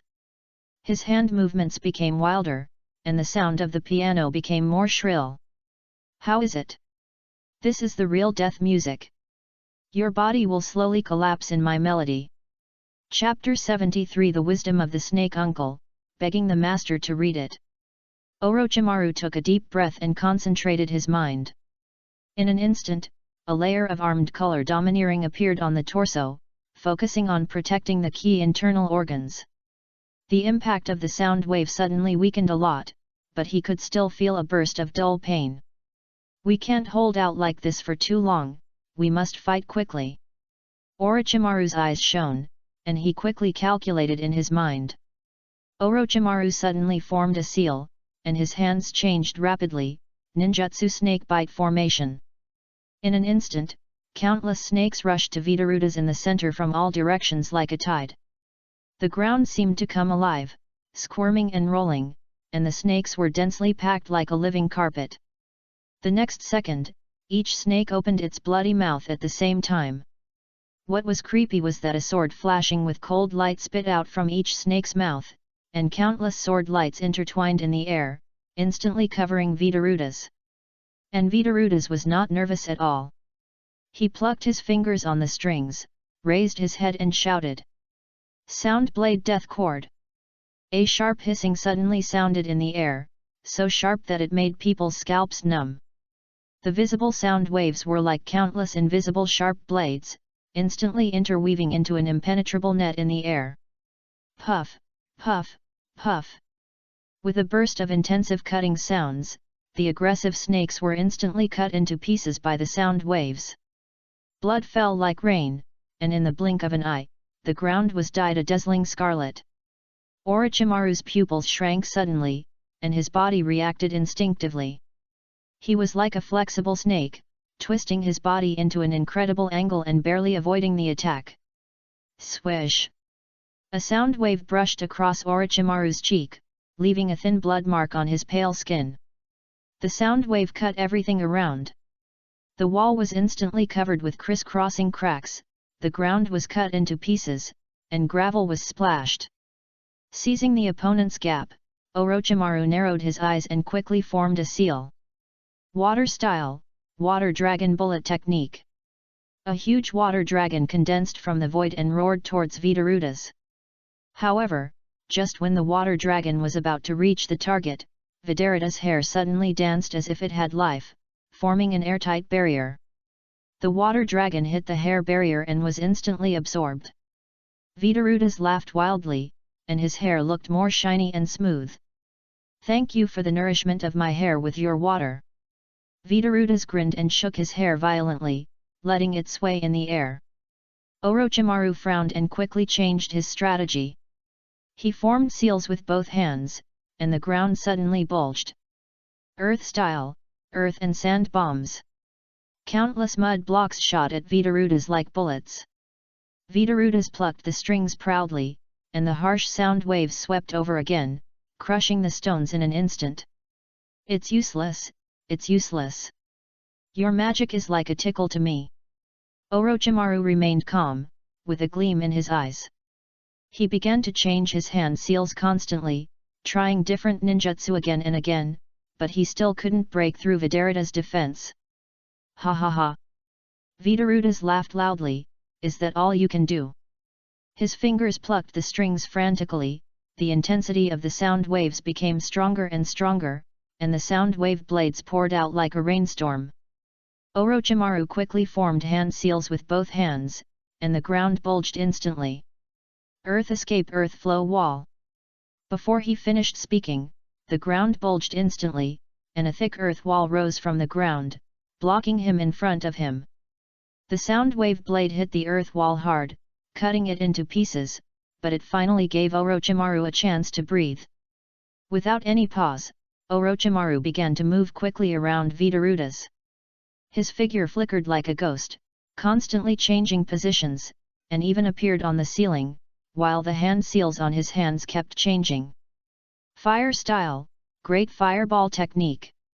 Wind style, great breakthrough.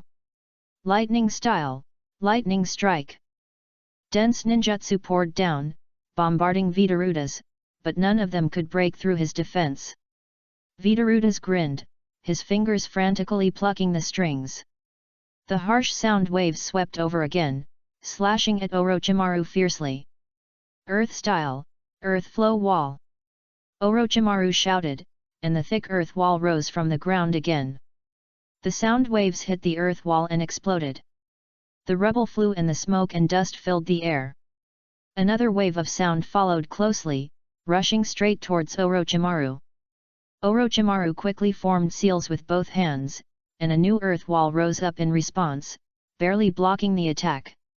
Such scenes were repeated over and over again, and Orochimaru switched back and forth between attack and defense, always maintaining a certain rhythm. The whole space was filled with the roar of ninjutsu and the harsh sound waves, with gravel flying and dust flying. But soon, Orochimaru's face became more and more ugly, countless capillaries burst, and blood flowed down his face. Vidaridas's laughter became more and more arrogant. What are you doing? Struggling before death? Unfortunately, these are all useless. My death rock will completely decompose it. Orochimaru remained silent, with a strange light flashing in his eyes. His hands kept making seals to attack, and at the same time, earth walls kept rising to resist the attack of the sound wave blade. Soon, Vidaridas's movements paused slightly, and his brows furrowed. He suddenly increased the strength of his hands, but found that the sound of the death rock piano was gradually weakening. What's going on? Vitarudas widened his eyes, obviously unbelievable. Orochimaru raised a sneer at the corner of his mouth, look around you. Vitarudas looked around fiercely, and then he noticed that he had been surrounded by countless earth escape walls. The dense earth walls divided the entire space into small grids, and his sound waves were constantly weakened in these grids, and the power was not as strong as before. Could it be? Vitarudas opened his eyes wide and finally realized something. Earth escape rock peak stab. Orochimaru clasped his hands together and shouted. In an instant, the surrounding earth walls suddenly came alive. Countless sharp earth spikes grew wildly from the wall, and the entire space was filled with earth spikes, crisscrossing and forming a silencer area. The sound of death rock suddenly disappeared and was completely swallowed by the surrounding environment. Vitarudas widened his eyes, his face full of disbelief. Impossible! Sound blades, death cords. Vitarudas plucked the strings frantically, and the sound blades kept hitting the surrounding earth spikes, and the spikes kept growing.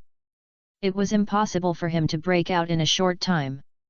And Orochimaru bit his finger and pressed it to the ground outside, spiritual ninja technique, snake mouth binding technique. In an instant, a layer of flesh barrier appeared out of thin air, wrapping the entire battle area. Vidarutas was trapped in the dense earth spikes, unaware of the changes in the outside world. Orochimaru watched all this coldly and formed a seal again, water-style great waterfall technique. In an instant, a large amount of water poured down like a waterfall, rushing towards the surrounded Vidarutas. At the same time, the surrounding flesh walls began to wriggle, secreting a colorless and tasteless venom, which silently merged into the water flow. Vidarutas looked at the rising water level with a disdainful smile on his face. I want to drown me? Don't forget that my hair can absorb all the water. His hair danced like a living thing, spreading rapidly, greedily absorbing the surrounding moisture. However, the next moment, his expression suddenly froze. No, no, no! My hair! Vidarutas screamed heartbreakingly. His proud long hair began to rot at a speed visible to the naked eye. The hair fell off strand by strand, revealing the corroded scalp underneath. This terrible corrosion continued to spread, from the roots of the hair to the scalp, and then eroded his cheeks. Vidarutas waved his hands frantically, trying to stop this terrible process, but it was all in vain. His scream was full of despair. What is this? Stop! Stop now! Soon, Vidarutas' body disintegrated rapidly in this horrible toxin. Muscles, internal organs, blood vessels, everything was destroyed by the venom. Finally, only a skeleton was left standing, with a hideous skull on the head. The proud guitar slipped from the skeleton's hand with a dull sound. The next second, Orochimaru released his earth escape, walked up and looked down at the skeleton. Haha, Death Rock, it's really good magic. Chapter 74 Akaraga. Boom! A deafening roar suddenly exploded, and Orochimaru turned his head sharply. Fugaku held the pillar of heaven in his hand and smashed it hard on Owl like swinging a giant hammer. A powerful shock wave swept out, causing a gust of wind, blowing Orochimaru's long hair wildly. The next moment, dense inscriptions suddenly appeared on the surface of the pillar of heaven, spreading like a living thing. Those complex symbols flashed with strange light, instantly covering Owl's whole body and sealing it instantly. A trace of shock flashed in Orochimaru's eyes. Is this the power of the legendary Mangekyo Sharingan? It really lives up to its reputation. The dense sealing runes are so complicated. Even with his knowledge is estimated to be difficult to crack in a short time. However, Orochimaru soon calmed down. He thought to himself, if I had seen this scene before entering the main god space, I would probably go crazy. But now. At this moment, Orochimaru recalled the battle that destroyed the galaxy in an instant that he had witnessed in the main god space before. Although the power of Susanoo is indeed amazing, after witnessing a higher level of battle, this level of shock is no longer as great as before. Fugaku slowly released Susanoo and landed steadily on the ground without any signs of fatigue. Orochimaru approached Fugaku and exclaimed, as expected of the head of the Uchiha clan, this strength is indeed impressive. Fugaku nodded slightly, with a smile on his face, this is just the tip of the iceberg of the Uchiha clan. Orochimaru took out a pill from his ninja tool bag and swallowed it quickly. He sat cross-legged and began to adjust his state. Chakra flowed slowly in his body, repairing the minor damage he suffered in the battle. Fugaku looked at Orochimaru's actions and frowned slightly. He asked with a little puzzlement, isn't it time to relax now? We should find the exit and leave here as soon as possible. Orochimaru opened his eyes and explained, since this is a game, players will be given time to repair before entering the next level. Orochimaru paused, looked up at the ceiling and continued. That Jalal. His tone is full of arrogance and superiority. Such people usually abide by their own rules just to show off their kindness and fairness, so the most important thing for us now is to restore our physical strength and chakra and prepare for the next challenge. Fugaku was silent for a moment, his eyes were slightly confused. Finally, he nodded, well, you are right. As soon as he finished speaking, Fugaku also found a relatively clean place to sit down and began to adjust his body. At this time, at the top of the Paradise Tower. Waste. Jellard whispered 2 words, and at the same time, he flicked his fingers lightly, and 2 black shadows shot out. The 2 chess pieces instantly turned into powder and dissipated in the air. At this time, Orochimaru's voice came clearly from the crystal ball, analyzing Jalal's psychology. A trace of anger appeared on Jalal's face, his brows were furrowed, and a trace of dangerous light flashed in his eyes. Good analysis, then I'll give you time to rest and enjoy the last life. At this time, a figure walked out of the shadows. It was Akariga. She walked to the chessboard calmly and gently placed her chess piece in the center. He looked up at Jalal, his voice low and full of confidence.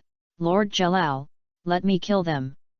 Jalal turned to look at Banjiu, the anger in his eyes subsided a little, and a sneer appeared at the corner of his mouth. Okay, let them see your strength. Banjiu turned and left, turning to the door. Her steps were light, as if she was dancing. Suddenly, a low singing voice came out from her lips. Tonight, a feast of killing. Her voice was as smooth as silk, but with a piercing chill. Blood is like wine, corpses are a feast. On the other side, Orochimaru and Fugaku were sitting cross-legged to replenish chakra. After a while, there was a slight vibration from the ground. Orochimaru opened his eyes and frowned slightly. Fugaku also noticed something strange and looked around vigilantly. The vibration became stronger and stronger, and the 2 stood up quickly. What's going on?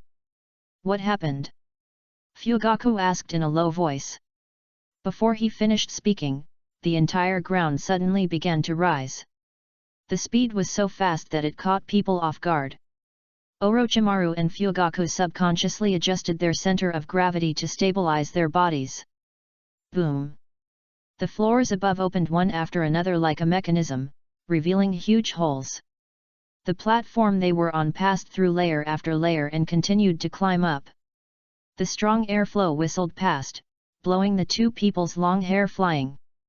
The surrounding scene changed rapidly, and everything in front of them was blurred. It seems, Orochimaru sneered, the next level of the game is about to begin. As soon as the voice fell, the ground suddenly stopped. Inertia made the 2 people's bodies sway slightly, but soon stabilized. They looked around and couldn't help but be stunned. The scene in front of them was completely different from the previous battlefield, and it was unusually beautiful. Several huge cherry trees stood around, with lush branches and leaves. Pink petals fluttered down one after another, as if it was raining cherry blossoms. The air was filled with a faint floral fragrance, giving people an illusory and dreamy feeling. Suddenly, a ethereal singing sounded in this cherry blossom forest. Cherry blossoms are falling. Welcoming guests on their way home. Life and death are a moment, and it's not difficult to find a destination. Orochimaru and Fugaku frowned and quickly looked in the direction of the sound. In the gap between the falling cherry blossoms, a woman in a gorgeous kimono walked slowly. She held a shamisen in her arms, and her slender fingers plucked the strings lightly. Fugaku frowned, without any hesitation, and quickly formed seals with both hands. Fire escape. Dragon flame singing technique. In an instant, 4 giant dragons formed by blazing flames appeared out of thin air. They rushed towards the mysterious woman from the top, bottom, left and right at the same time. The air was distorted by the high temperature, and the cherry blossom petals turned into ashes under the burning of the flames. The 4 fire dragons were in a state of encirclement, and they were about to devour her in the blink of an eye. However, there was no panic on Banjiu's face. Ah! What an impolite man! She sighed lightly, and a trace of displeasure flashed in her eyes. I hate mysterious and Ji-Sing Si-Shu the most. The next moment, Banjiu's movements were as fast as lightning. She threw away the shamisen casually, and her slender fingers had already grasped the long blade at her waist. No moonflow sword flash. Before the voice fell, Banjiu instantly pulled out the long blade, and the moment the blade was unsheathed, a cold light flashed. Swish! The bodies of the 4 fire dragons suddenly stagnated, as if they had hit an invisible barrier. The next moment, their bodies were broken at the same time, like silk cut by a sharp blade. The blazing flames instantly dissipated, turning into sparks that dissipated in the air. The whole process was so fast that it was hard to catch, as if it was just a blink of an eye. Chapter 75 Moonless Flow. This. Such a fast speed. Fugaku's eyes widened immediately. His 3 Magatama Sharingan kept spinning, but he still couldn't catch the moment when the other party drew his sword. Orochimaru also frowned, and a trace of solemnity flashed in his golden pupils. He lowered his voice and said to Fugaku, "Be careful, she is not comparable to the previous 2. However, at this time, Akaru's eyes suddenly turned to Orochimaru. The corners of her mouth curled up into a charming smile, and her voice was gentle but somewhat teasing. "But I am quite interested in you, handsome boy." She licked her lips gently. "If you are not the enemy of Lord Jalal, I don't mind spending some time with you." As soon as Banjiu finished speaking, Orochimaru smiled. "In that case, you should not mind introducing yourself." Banjiu gently shook her waist and took a step forward gracefully. Her voice was still gentle, but a little colder. "Then let me formally introduce myself. I am Banjiu, the leader of the 3 crows, and the guard of the 3rd level." Her fingers gently stroked the long blade at her waist. "I came here, first to prevent my sister from going to Lord Jalal, and second, to avenge my teammates." As soon as Banjiu finished speaking, her eyes suddenly turned cold, and murderous intent surged like a tide. Moonless flow moonlight. Banjiu's voice was still echoing in the air, and her figure had disappeared from the spot. A flash of cold light passed by, and the blade went straight to Uchiha Fugaku like a ray of moonlight. Fugaku's pupils shrank slightly, and the 3 Magatama in his eyes spun rapidly, condensing into a complex kaleidoscope pattern. Chakra burst out instantly, and a circle of dark ribs appeared out of thin air, protecting him firmly in it. Dang! The crisp sound of metal collision pierced the night sky. Fugaku just felt a little relieved in his heart, but the next moment he suddenly widened his eyes. What? He looked at the scene in front of him in disbelief. The cold light cut through Suzanu's defense as easily as cutting tofu, and continued to attack his neck. Time seemed to become extremely slow at this moment. Fugaku could clearly see the cold light flashing on the blade and feel the coldness of the edge approaching his skin. At the critical moment, Orochimaru's calm voice suddenly sounded beside him, "Shadow Snake Hand." Dozens of poisonous snakes shot out from Orochimaru's sleeves like arrows from a string. They opened their bloody mouths, showing their sharp fangs, and rushed straight towards the turtle dove. Her brow slightly frowned. If she continued to chop at this moment, she would definitely be bitten by the venomous snake. Tisk! The turtle dove smacked its lips lightly and took a step back. Her movements were as fast as lightning, and she almost leaving behind a residual image. Moonless flow sword flash. With a low shout, the long blade in Banjiu's hand turned into a cold light. Wherever the blade passed, Orochimaru's venomous snake was instantly cut into 2 pieces. Blood gushed out like a spring, dyeing the ground under his feet red. In the blink of an eye, Orochimaru pressed his right hand hard on the ground, and a deep and powerful voice rang out. Spirit summoning technique. With a rumble, a huge smoke suddenly rose. Before the smoke dissipated, a stream of purple venom suddenly shot out from it and went straight to Banjiu. Banjiu's pupil shrank, and her body reacted instinctively. She stepped on the ground and leaped back like an arrow from a bow. The venom flew past her hair, and a pungent white smoke rose on the ground. At the moment of landing, Banjiu supported the ground with one hand, used the force to jump back again to distance herself, and then looked up.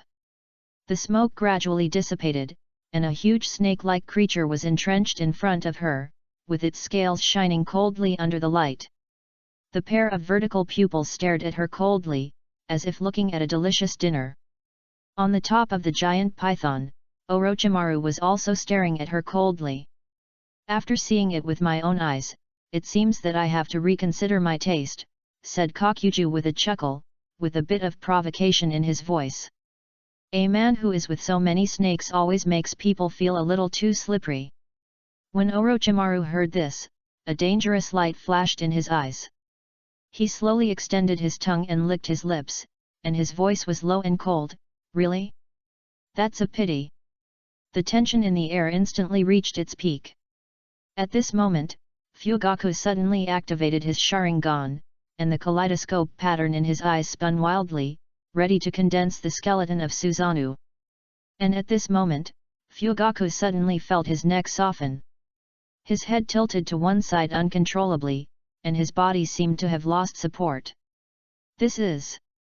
Fugaku's eyes widened, looking at everything twisted in front of him in disbelief. His brain was working fast, and he understood what happened in an instant. Cut off my nerves in the neck. Orochimaru turned his head sharply, his eyes fell on Fugaku. His golden pupils suddenly shrank.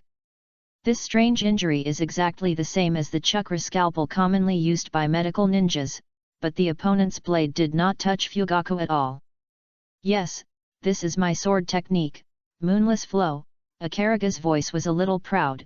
You only need to get the blade close, and you can cut off the nerves instantly without cutting the human body.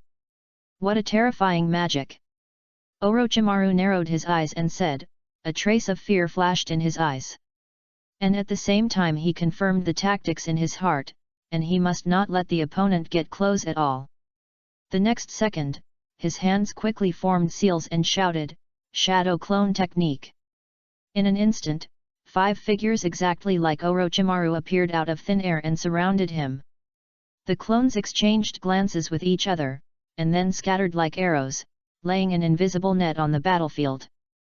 One of the clones quickly came to Fugaku. He gently pressed his right hand on Fugaku's neck.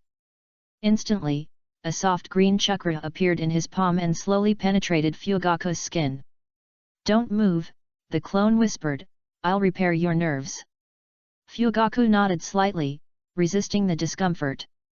He could feel that the severed nerves were slowly healing. At this moment, Orochimaru's body had already begun to move. The snake suddenly raised its head and let out a deafening roar. Instantly, a sticky purple-black liquid gushed out like a spring. These venoms quickly condensed in the air and turned into a hideous dragon. The poisonous dragon opened its bloody mouth and roared towards the dove. The air was filled with a pungent corrosive smell. Wherever the poisonous dragon passed, the ground was instantly corroded into a deep gully. All the cherry trees around were spared and withered in an instant. The expression of the dove suddenly became gloomy, and a trace of regret flashed in her beautiful eyes. She clenched her teeth and whispered, How dare you barbarians destroy the stage I carefully arranged? Chapter 76 Cutting Through Space. A trace of coldness flashed in the eyes of the dove, and her slender fingers tightly grasped the long blade and swung it out suddenly. The blade cut through the air, making a sharp whistling sound, pointing directly at the ferocious poisonous dragon. However, just when the blade was about to touch the poisonous dragon, something strange happened. The body of the poisonous dragon suddenly swelled, and then exploded with a bang. The pungent poisonous fog swept in like a wave, instantly submerging the dove. What?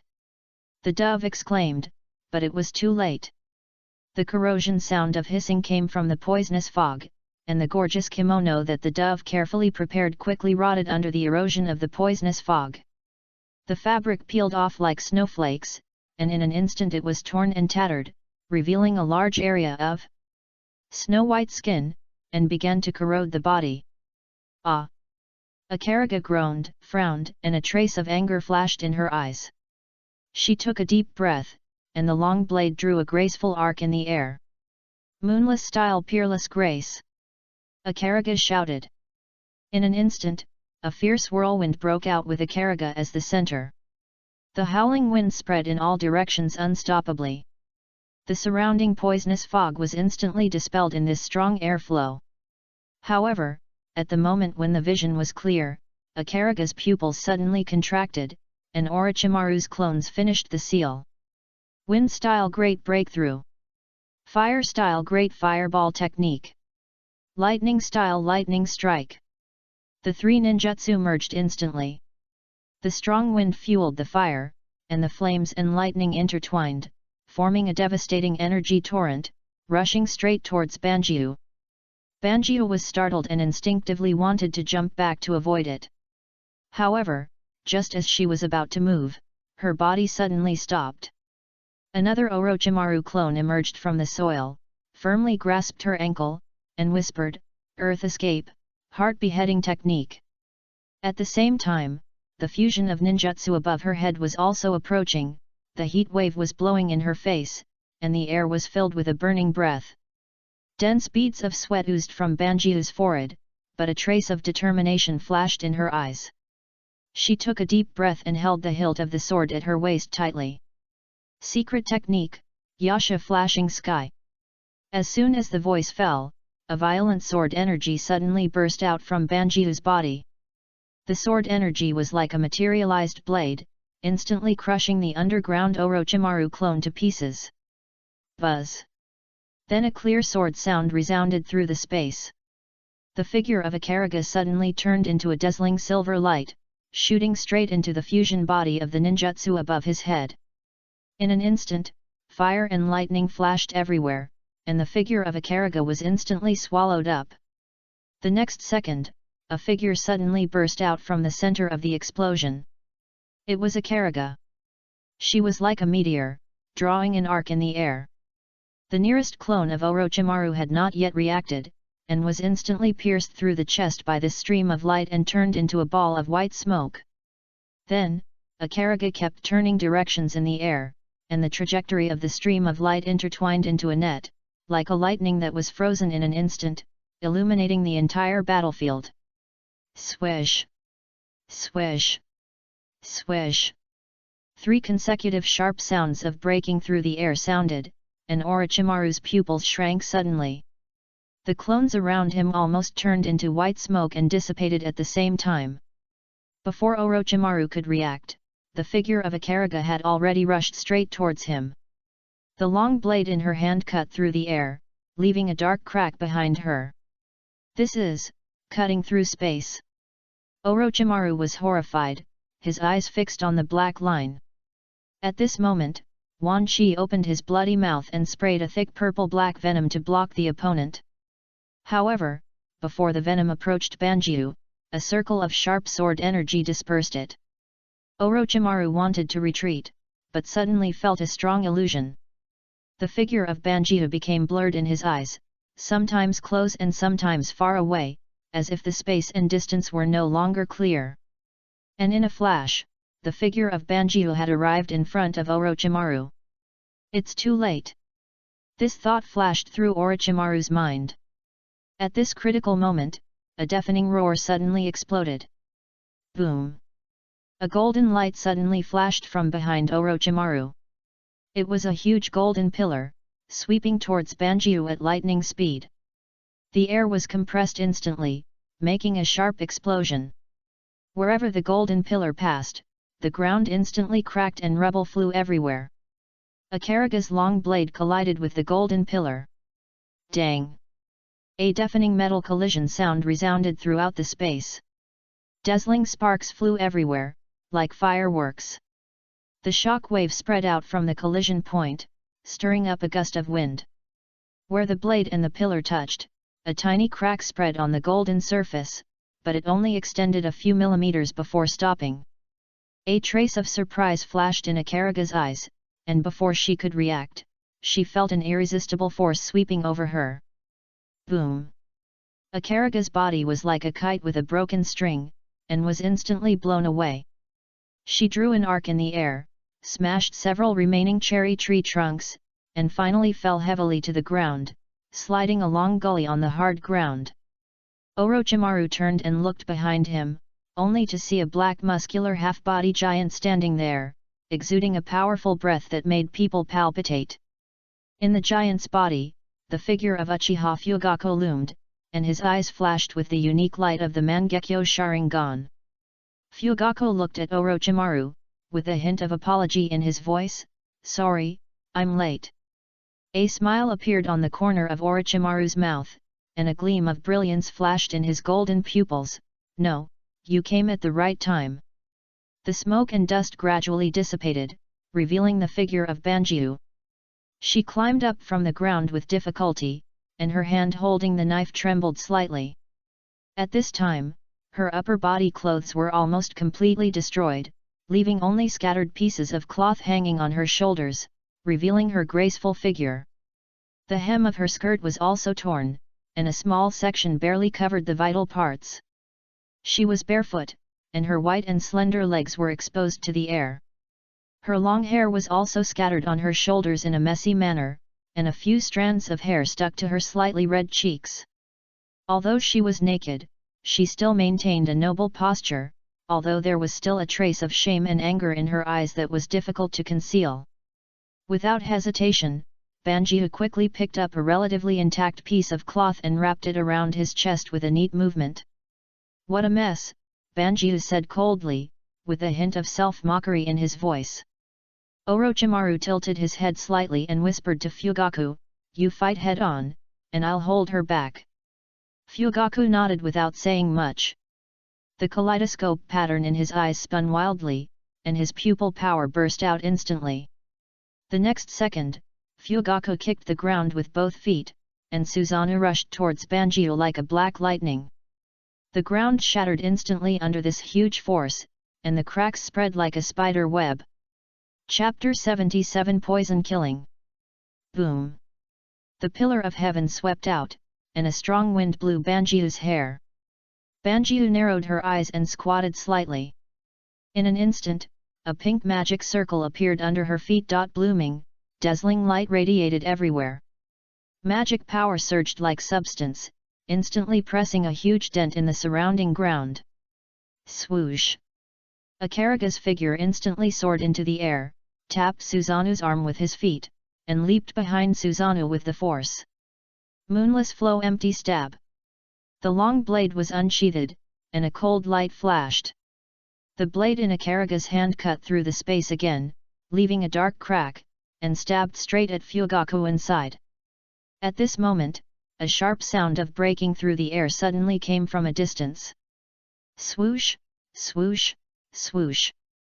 Several sharp wind blades whizzed in, like invisible swords, rushing towards Akaraga. Akaraga frowned, quickly changed his moves, and the long blade danced quickly in front of him. Ding, ding, ding. The sound of metal collisions rang out one after another. Akaraga's blade was like a jumping silver snake, accurately blocking every wind blade. Sparks flew and air waves rolled. However, just as she blocked the last wind blade, a heart-pounding sound of breaking air came from behind her. Banjiu's pupils shrank suddenly and she turned back abruptly. I saw Susanoo wave his arm again, and the pillar of heaven was already close. Oh no!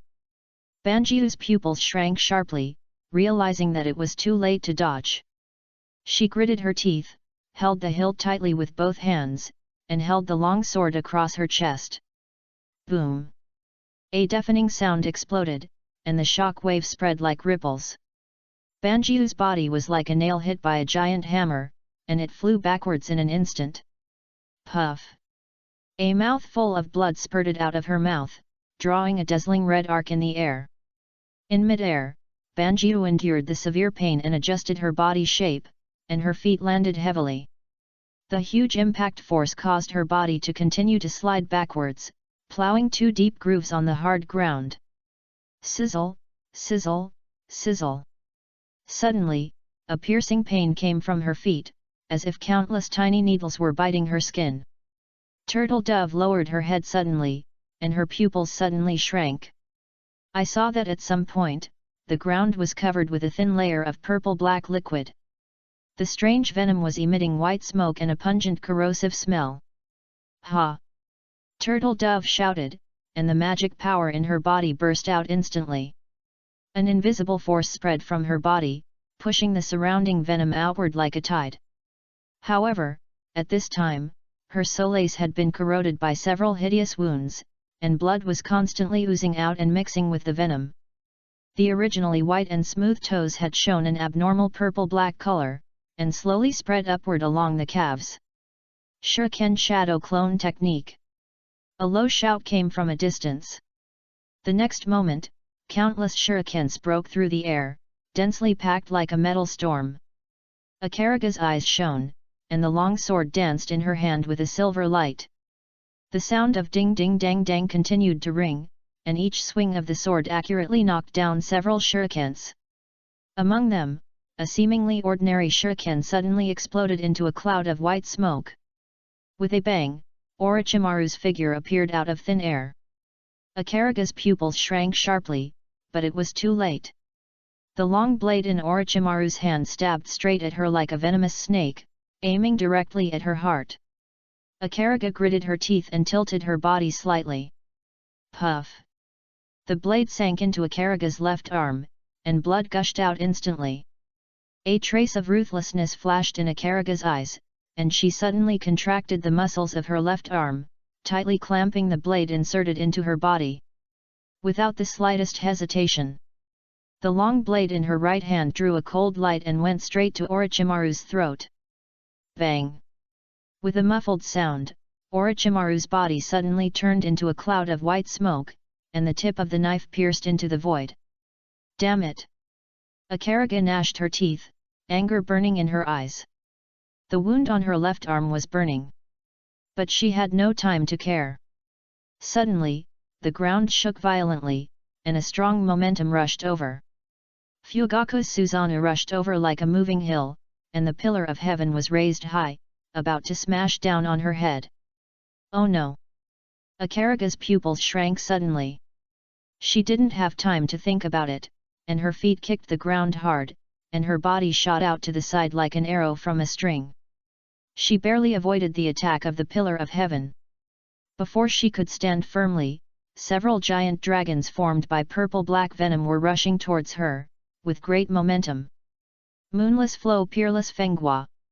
Akaraga shouted in a low voice, and the long blade drew an arc in the air. A fierce whirlwind instantly broke out with her as the center, cutting the surrounding air like an invisible blade. The poisonous dragons at the front were cut off instantly, turning into black mist and dissipating in the air. However, at this moment, a sense of crisis suddenly came from behind Banjiu. She turned her head suddenly, and saw that Orochimaru had rushed over at some point, and the kusanagi covered with armament haki in his hand instantly became longer, spanning 100 meters, and went straight to her back. It's too late. Banjiu's heart sank. Her peerless beauty had not yet been fully displayed, and at this moment, there was no time to change her moves and defend. A trace of determination flashed in her eyes, and she clenched her teeth, and her magic power surged towards the blade like a tide. Then she exerted force with her right hand, and the long blade cut through the air, making a sharp whistle, and went straight to Orochimaru's kusanagi. Break it for me! Banjiu growled, her voice full of unwillingness and anger. Dang! The ear-piercing sound of metal collision exploded in the air. Sparks flew, and the long blade of the dove collided with the grass sword, bursting out with amazing power. However, to the surprise of the dove, the grass sword did not break as she thought. At the moment when the blades touched, the dove felt a strong reaction force coming, which made her palm numb. Although the grass sword was slightly deflected by this force, it still stabbed forward like a broken bamboo. How is it possible? Dove widened her eyes. Before she finished speaking, with a puff, the grass sword had deeply pierced into Dove's right shoulder. Dove's body trembled suddenly, and the severe pain spread throughout her body like an electric current. She clenched her teeth and tried to stabilize her shaking arms, but the sword moves could no longer be maintained. In this lightning moment, the poisonous dragon in front of her roared and came, and with a puff, it brushed past her shoulder. Ah! Dove couldn't help but let out a low moan. The venom corroded the skin and caused a sharp pain, as if it was burned by fire. Akira gritted her teeth, jumped back a few steps, pulled away, and then looked up at the other party. At this time, the huge Susanoo stood in front of her like a small mountain, and the black chakra kept surging, emitting a heart-pounding pressure. On the other side, Orochimaru stood on the head of Wan Shi, with a dangerous light flashing in his golden pupils. Akira's face was extremely gloomy at this moment. She tried her best and used all her skills, but she didn't even touch the corner of the other party's clothes. And her body was already covered with wounds, and the venom kept corroding. And even breathing became difficult. It seems that I still underestimated you, Akira spoke with difficulty, her voice a little hoarse, but don't think you can defeat me like this. She held the hilt of the sword tightly with her right hand, and her knuckles turned white due to the force. She took a deep breath, and a trace of determination flashed in her eyes. This is my last move. Wang! A huge magic circle suddenly appeared under the feet of Akira. The complex runes flashed with dazzling light, the ground trembled slightly, and the air was filled with heart-pounding magic fluctuations. Stop her! Orochimaru's face suddenly changed, and a trace of vigilance flashed in his golden pupils. He waved his hand violently, and the Kusanagi sword shot out like an arrow from a string, directly hitting the throat of Dora. Too late. Dora raised a sneer at the corner of his mouth. Secret! Garuda flame! As Dora shouted, the magic circle suddenly lit up with a dazzling light. The long sword in her hand drew a graceful arc. Boom! A deafening explosion suddenly exploded. Violent flames gushed out from the sword tip, instantly engulfing the flying Kusanagi sword. The scorching heat made the air distorted and deformed, and the flames danced like a living thing, and in the blink of an eye it turned into a huge firebird, rushing straight towards Orochimaru. Orochimaru's pupils suddenly shrank, and a trace of solemnity flashed in his golden eyes. He pressed his right hand hard on the ground and shouted, "Ninjutsu, triple Rashomon!" Before he finished speaking, the ground shook violently. 3 huge ghost-faced portals rose from the ground, stacked up in front of Orochimaru. However, the firebird did not directly hit the Rashomon. Instead, it drew an arc in the air and bypassed the 3 layers of defense. What? Orochimaru's face suddenly changed. Just as the firebird was about to devour Orochimaru, the snake suddenly raised its huge body. The purple-black venom covered the snake scales like a tide. The firebird collided violently with the snake, and the venom evaporated instantly. The snake let out a painful hiss, and its huge body quickly turned into smoke, but it still bought some time for Orochimaru. Orochimaru! Back off! Fugaku's voice suddenly sounded, with urgency in his tone. The next second, the huge figure of Susanoo instantly blocked Orochimaru, and the Mangekyo Sharingan in Fugaku's eyes spun wildly. Boom! A deafening explosion sounded throughout the space. The blinding light made it impossible to open one's eyes, and the violent air waves swept around, raising dust all over the sky. The center of the explosion seemed to have become a small volcano, with hot air waves spreading outward, and the surrounding air was distorted by the high temperature. The entire tower body trembled violently under this terrifying impact, and cracks spread rapidly like a spider web. The crack sound was endless, as if the entire building was groaning. After a while, the aftermath gradually subsided, but the air was still filled with a burning breath. In the center of the explosion, the surface of Susanoo was covered with fine cracks, like a piece of porcelain that was about to break. Fugaku took a deep breath and slowly released Susanoo, and the 2 figures appeared.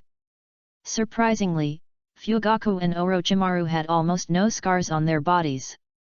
Orochimaru looked at Fugaku at this moment, thanks to your Susanoo. Otherwise the power of this attack should not be underestimated. Fugaku nodded without saying much, and then the 2 of them looked at each other. I saw Turtle Dove lying on the ground, motionless. Her body had been completely eroded by the purple-black venom, and her originally fair skin was now covered with terrible spots. Chapter 78 Magic Council. In the center of the continent, a magnificent building complex stood tall. This is the Magic Council, the power core of the entire magic world. The council is not only responsible for managing all the guilds in the entire continent, but also bears the heavy responsibility of maintaining order and punishing black magicians. At this moment, in the highest level meeting room of the council, 10 counselors in luxurious robes were sitting around a huge round table. Regarding the recent frequent activities of black magicians, we must take more severe measures. Just as everyone was discussing, the man sitting on one side of the round table suddenly frowned and his face darkened. What was surprising was that the man looked exactly like Gerald, even the marks on his face were exactly the same. His abnormality quickly attracted the attention of others. "Zicrane, what's wrong?" Zicrane stood up and bowed slightly to the counselors around him. "Everyone, please forgive me for being rude," he said quickly. "Something happened, I need to deal with it urgently." After that, he turned and strode towards the door, leaving a room of astonished counselors looking at each other. As soon as Zicrane walked out of the meeting room, a figure followed closely behind him. "What happened?" A soft female voice sounded in his ears. Zicrane turned around and faced the woman who was chasing him. He didn't speak, but the voice sounded directly in the other person's mind. "Urusha, there are some problems with the Tower of Paradise, I have to deal with it." Urusha frowned when he heard this, and also said, "Is it serious? Do you want me to go with you?" Zicrane shook his head gently. "No, you stay here and continue to attend the meeting, don't let others get suspicious. I'll be back soon." As soon as the voice fell, a golden magic circle suddenly lit up under Zicrane's feet. It seemed that there were stars flowing on the magic circle, releasing dazzling light. The next moment, Zicrane's figure turned into a golden stream of light and flew out of the window. In a blink of an eye, his figure disappeared at the end of the horizon. At this moment, in the Tower of Paradise, Orochimaru walked to the side of Tokajiu, reached out and picked up the long sword lying next to Tokajiu, and looked at it in front of his eyes. The blade was shining with a cold luster, and the edge was as sharp as before, without any trace of having experienced fierce battles. Orochimaru gently stroked the blade, and a trace of admiration flashed in his eyes. "This knife is good," Orochimaru whispered, "the material is very special. Put it away. We can't win this battle without you." Fugaku's voice came from behind. "Thank you." Orochimaru put the long sword of the pigeon into the scroll, stood up and was about to speak, when the wall in front suddenly had a strange wave, attracting the attention of the two. The wall in front was rippling like water, and a huge door frame appeared in an instant. Boom! Accompanied by a dull bang, the door that appeared out of thin air suddenly opened to both sides, revealing a passage, and thick darkness poured out from behind the door, swallowing the surrounding light as if it were real. And the surrounding walls emerged with magic arrays that kept pressing on the two. "Interesting, forcing us to go in." Orochimaru narrowed his eyes slightly, licked his lips lightly with the tip of his tongue, and said with a hint of excitement, "It seems that the final boss of the game is about to appear. This passage is likely to lead directly to the center of the tower." Fugaku whispered, "The core should be just ahead. Then let's meet the owner of this tower." Orochimaru sneered, "Shadow Snake Hand." As soon as the voice fell, several white snakes instantly sprang out from his sleeves and rushed into the dark passage like an arrow from a string. The snakes moved quickly in the darkness, gathering intelligence while exploring the way. However, just as the white snakes were about to reach the end of the passage, a powerful energy wave suddenly swept over. The white snakes made a short hissing sound, and instantly turned into green smoke and dissipated in the air. Orochimaru frowned slightly, and a trace of vigilance flashed in his eyes. There was a vague figure at the end of the passage, but before he could see it clearly, the white snakes had been destroyed. "It seems that the other party doesn't want us to spy too much," Orochimaru said softly. At this moment, the wall was about to shrink in front of them. Orochimaru and Fugaku exchanged a look and then stepped into the dark passage. Just as Orochimaru stepped into the passage, his trouser legs trembled slightly. Several extremely small white snakes slid out of the trouser legs silently and quickly disappeared into the shadows. After passing through the dark passage, the view suddenly opened up. An extremely wide room appeared in front of them. A man in a luxurious robe sat on the throne, looking at the two people sharply. "I didn't expect you to come here." "Congratulations," Jalal said with a smile. At this moment, his voice was low and playful. "Can you tell me why you came here?" Orochimaru chuckled and answered slowly, "It's just a chance, it can also be regarded as a game." As the two were talking, Fugaku stood aside, his Mangekyo Sharingan quietly moving, carefully scanning every corner of the room, trying to find an object similar to a core. He noticed that the entire room was engraved with complex magic patterns, and there seemed to be invisible energy flowing in the air. At this moment, Jalal noticed Fugaku's actions, his face instantly sank, and he stood up suddenly. "Since you are here to die, then I will grant you your wish," Jalal said coldly, with an unquestionable murderous intent in his voice. As soon as he finished speaking, he swung his right hand violently. And ripples suddenly appeared in the air. In an instant, a black the magic circle lit up in his hand. Boom! A thick beam of light burst out from the magic circle and headed straight for Fugaku. Wherever the beam of light passed, the air was instantly ignited, making a sharp explosion. Fugaku's eyes moved, and his body shook to avoid it. But at this moment, a circle of complex runes suddenly lit up on the ground under his feet. Fugaku felt his feet sink, as if he was stuck in a quagmire and couldn't move. "Oh no!" Fugaku was shocked. Seeing that the beam of light was about to hit, the Mangekyo Sharingan in Fugaku's eyes spun wildly. Boom! The huge Susanoo condensed into shape in an instant and blocked Fugaku. The beam of light hit Susanoo heavily, making a deafening explosion. The air waves rolled and the gravel splashed. At the same time, Orochimaru quickly formed seals with his hands and whispered, "Wind style." However, Jalal sneered, "Want to form seals? Not so easy." He waved his hands violently, and 4 purple magic circles suddenly appeared around Orochimaru. Surrounding him from top to bottom, left to right. Several black chains shot out from the magic circle, wrapping around Orochimaru's hands like spirit snakes. Chapter 79 Lost all intelligence, restricted everywhere. Orochimaru's eyes flashed a trace of alert, and he wanted to dodge, but it was too late. Swish! The chain broke through the air and instantly wrapped around Orochimaru's wrist. The cold touch made him tremble all over, and then a powerful force suddenly pulled his arms apart. Orochimaru tried to break free, but the chain seemed to have life and tightly wrapped around him, not moving at all.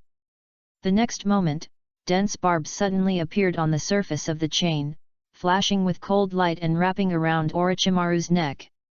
However, facing this critical moment, Orochimaru's face was not panicked at all. He suddenly opened his mouth, and a sound of dislocated bones came from deep in his throat. Ugh!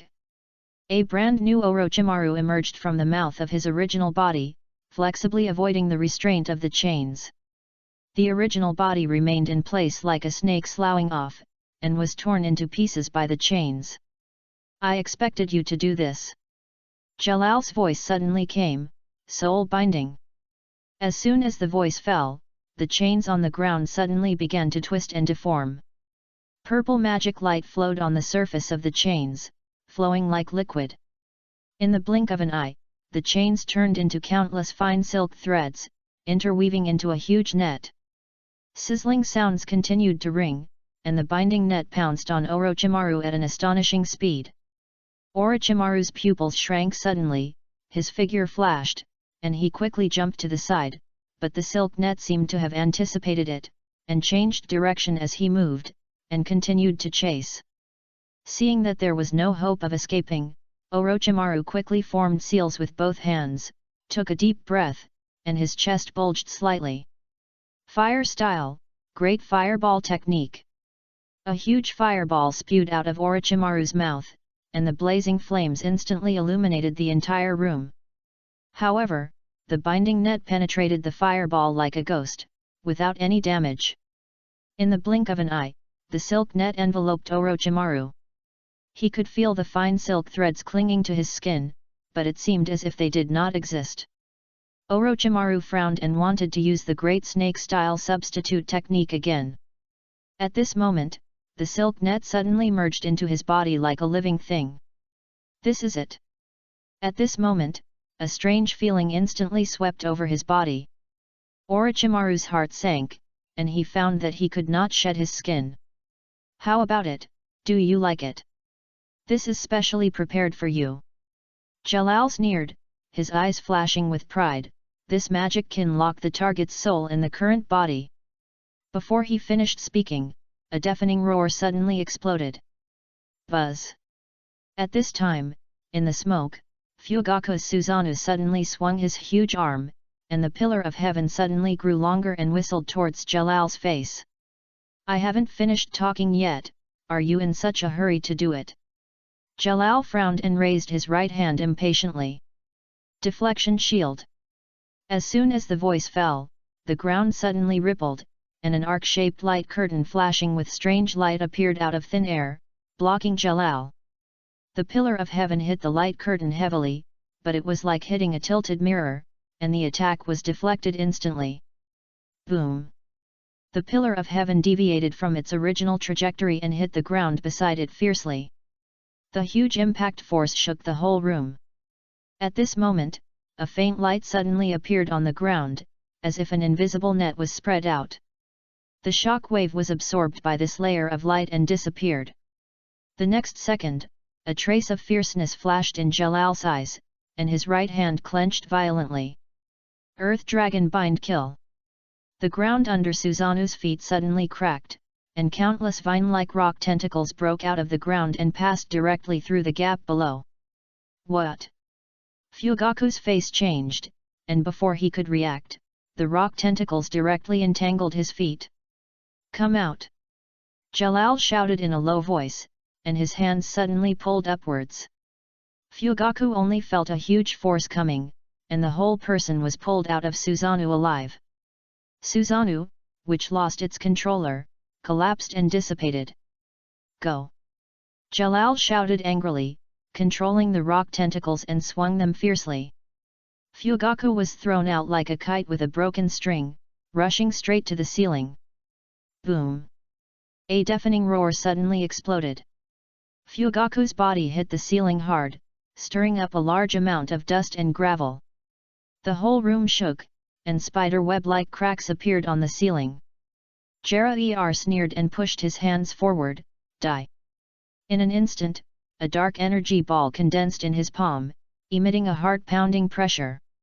The energy ball whistled towards Fugaku, and the air was distorted wherever it passed. Seeing that the black energy ball was about to hit, Fugaku's Mangekyo Sharingan in his eyes spun wildly. The figure of Susanoo condensed around him again, and the huge skeleton emitted a dark light. Boom! The energy ball hit Susanoo hard, and a dazzling strong light burst out. The air wave rolled, and the whole room shook violently again.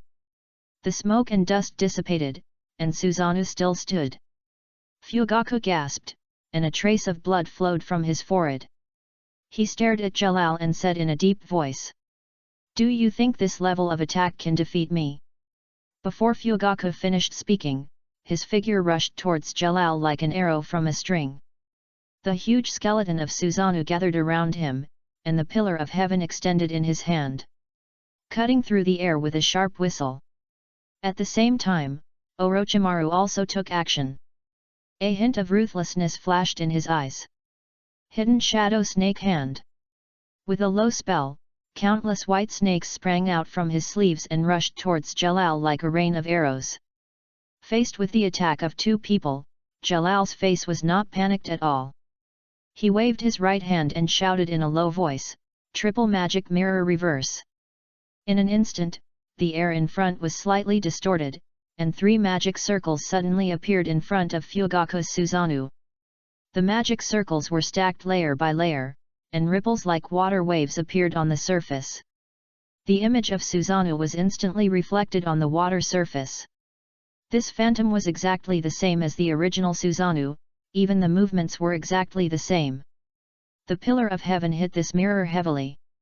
What was shocking was that the heavenly pillar in the mirror image also stabbed out at the same time, and the two forces collided in the air, making a deafening roar. Fugaku only felt a huge force rebounding, and Susanoo was actually forced back several steps by this force, plowing deep gullies on the ground. At the same time, Jalal pushed forward with his left hand. An invisible force suddenly emerged in the air, spreading around like a substance. Orochimaru's group of white snakes hit this force, and it was like hitting an invisible wall. Countless white snakes were instantly bounced off by this force and scattered. Bang! Amidst a sharp explosion, a seemingly ordinary white snake suddenly exploded and turned into a ball of white smoke. When the smoke dissipated, Orochimaru's figure appeared out of thin air, holding the Kusanagi sword, and went straight to Jalal's throat like a flash of lightning, with such a fast speed and tricky angle that it was unexpected. However, facing this fatal blow, Jalal's face did not show any panic. The corners of his mouth slightly raised, and a trace of disdain flashed in his eyes. "It's useless," Jalal said contemptuously, his voice full of confidence, "I have everything under my control." Before he finished speaking, Jalal's body gently turned to the side, easily avoiding Orochimaru's attack. He flipped his right hand suddenly, and a dazzling ball of light suddenly emerged from his palm. "Get out of here!" Jalal shouted, and the ball of light exploded instantly. The violent energy swept out like a tsunami and hit Orochimaru's chest directly. At the critical moment, Orochimaru reacted instantly and covered his chest with the armed color domineering. The black luster flashed on his chest. Boom! Orochimaru groaned, and the whole person flew backwards like a kite with a broken string. Just when he was about to hit the wall, a huge black palm suddenly stretched out from the side and caught him steadily. Ahem! Orochimaru coughed violently, spurting out a mouthful of blood. Even with the armament haki, his body's defense was still slightly inferior. Jalal looked at Orochimaru and sneered, "Is that all you can do? It's really disappointing." He walked slowly towards the two people in front of him, and every step was full of oppression.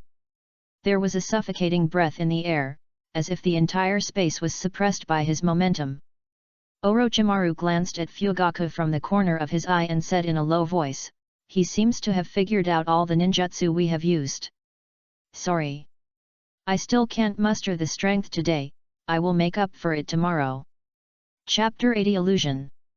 Fugaku frowned slightly, his Mangekyo Sharingan rotated, and he said in a deep voice, "Then use something he hasn't seen before." Orochimaru glanced at Fugaku, and a hint of understanding flashed in his golden snake pupils. The next second, Fugaku controlled Susanoo and rushed towards Jalal. The ground continued to crack under this huge force, and the gravel was scattered. At the same time, Orochimaru spread his arms, and countless white snakes sprang out from his sleeves, interweaving into a huge snake net on the ground, rushing straight towards Jalal. Faced with the attack of the two, Jalal's eyes flashed with disdain. He looked at Fugaku and stretched out his hand again, "Earth Dragon Bind Kill." In an instant, the ground shook violently. Countless vine-like rock tentacles broke out of the ground, and like an arrow from a string, they went straight to Fugaku's legs again. Fugaku snorted coldly, "The same move wants to trap me twice." Before he finished speaking, the heaven's pillar in Susanoo's hand suddenly pushed against the ground. Boom! A huge force burst out instantly, and the black Susanoo soared into the air like a cannonball. The rock tentacles pounced into the air, leaving a deep mark on the ground. Deep ravine. In mid-air, Susanoo suddenly flipped. The pillar of heaven drew a dazzling arc in the air, like a war hammer wielded by a giant, smashing down on Jalal's head with overwhelming force. The white snake net has also covered Jalal's feet. Countless white snakes opened their bloody mouths, their fangs flashing cold light, biting Jalal from all directions. Faced with the double attack, Jalal's eyes flashed a trace of solemnity. He swung his hands violently, and a golden light shield instantly formed around him, wrapping him tightly in it. Boom! The pillar of heaven slammed heavily on the light shield, making a deafening sound. Ripples appeared on the surface of the light shield. Jalal groaned, the ground under his feet instantly cracked, and his body sank slightly. Obviously, the power of this attack exceeded his expectations. He clenched his teeth and pushed his hands outward violently. The golden light shield suddenly exploded and turned into countless golden light blades. "Get out of my way!"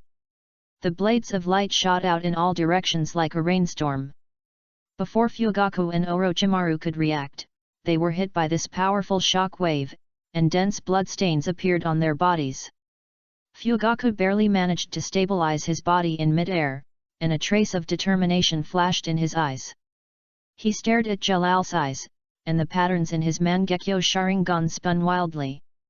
An invisible spiritual force instantly shot into Jalal's eyes. Jalal's body trembled, and his brows furrowed. "Is this the trick to deal with Vitarudas?" he muttered to himself, with a hint of surprise in his tone. The space around Jalal suddenly twisted and deformed, and countless inky black tentacles emerged from the void. These tentacles exuded a heart-pounding breath, as if they could devour everything. They stretched towards Jalal frantically, and surrounded him in the blink of an eye. Jalal stood in the center of the darkness, and a trace of solemnity flashed in his eyes. He took a deep breath, swung his right hand violently, and shouted, "Break!" Instantly, a golden light burst out from his palm, like an invisible sharp blade. Where the golden light passed, the tentacles broke one after another, turned into ashes and dissipated in the air. The dazzling light illuminated the entire space and dispelled the suffocating darkness. Jellard glanced at the two with contempt, and a sneer appeared at the corner of his mouth. "I'm tired of playing games, let's end it." He crossed his hands suddenly, and a deep and powerful voice echoed throughout the space, "Dark Paradise." Instantly, the ground shook violently, and a huge magic circle with a diameter of several meters appeared under Jalal's feet. A huge amount of black energy surged out of his body, quickly condensed in front of him, and formed a huge black hole in the blink of an eye. The black hole exuded a strong suction force, and the surrounding shadows rushed into it like being attracted by a magnet. At this moment, Fugaku and Orochimaru felt an unprecedented sense of oppression, as if the whole world was collapsing into that black hole. The two of them involuntarily took a few steps back, with a flash of shock and solemnity in their eyes. Fugaku's Susanoo was shaky under this force, and the huge skeleton made a cracking sound under the heavy load. He clenched his teeth, and cold sweat ran down his forehead. "What kind of attack is this? Die!" Jalal roared, and the black ball suddenly expanded violently, and in an instant it turned into a dark light column, whistling towards the two. "No!" Orochimaru let out a desperate roar. He tried his best to dodge, but found that his body seemed to be frozen and unable to move. Fugaku's Susanoo collapsed at the same time at this moment.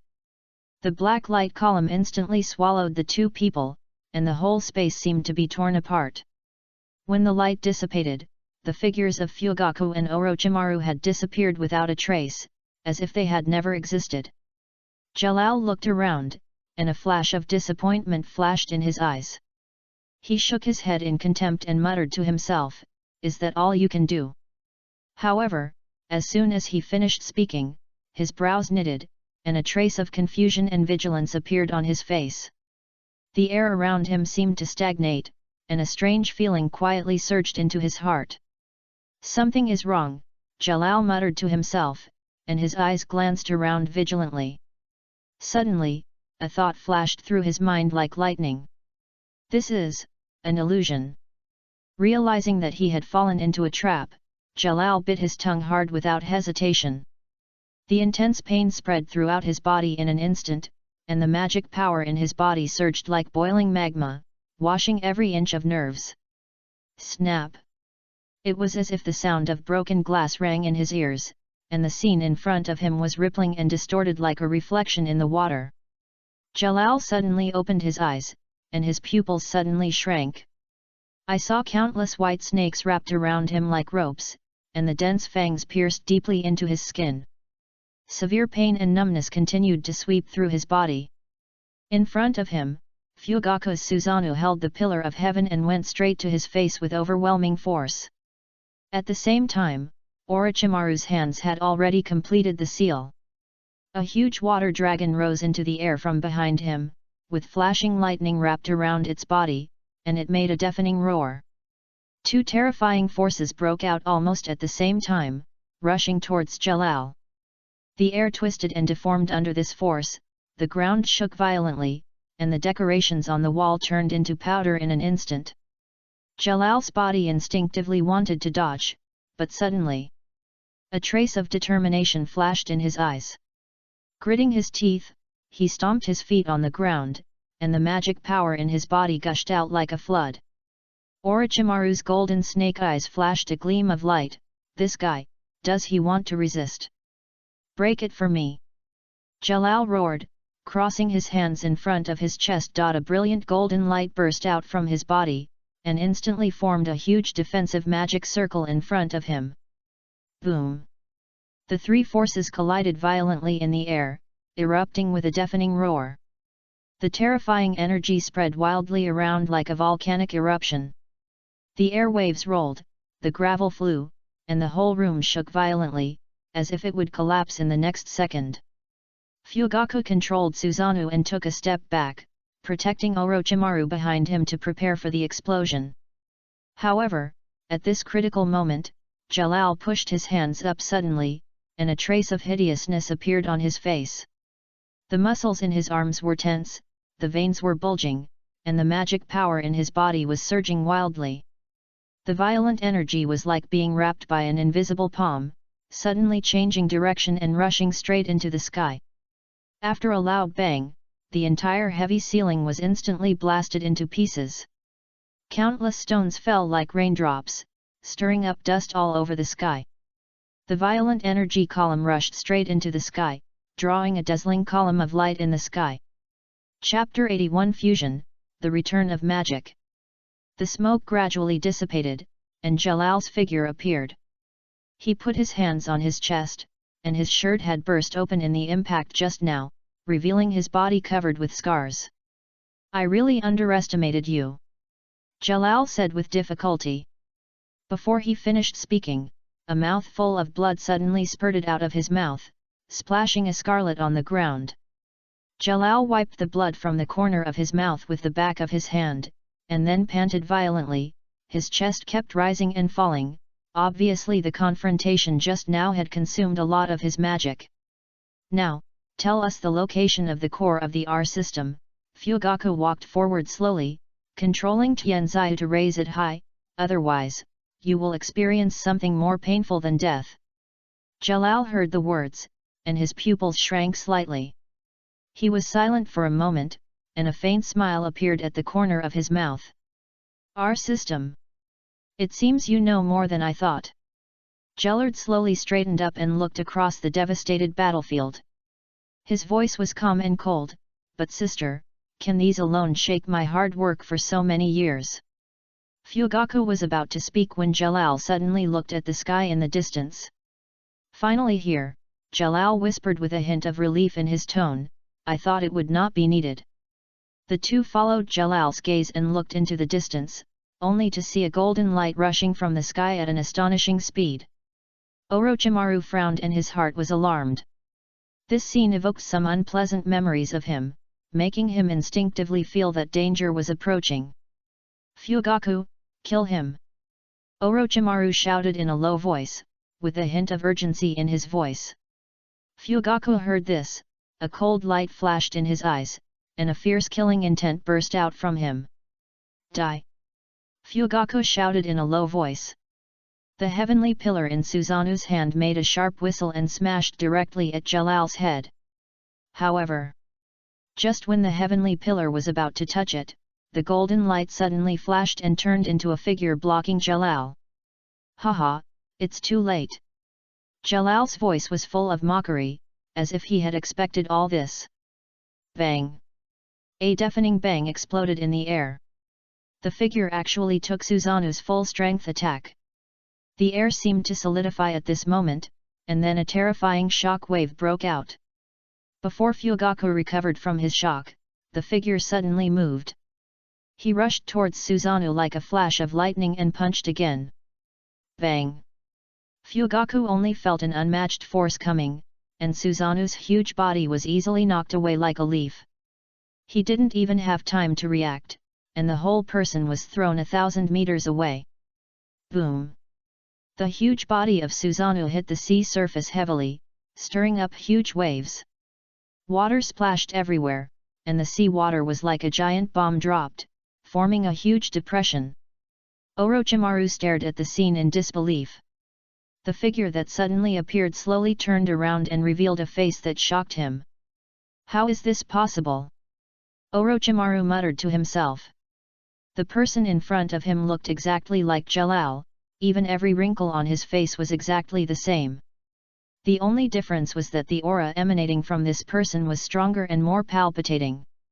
At this moment, the figure that looked like Jalal slowly walked towards the original Jalal. Without any verbal communication, they tacitly extended their hands to each other. Zikaline.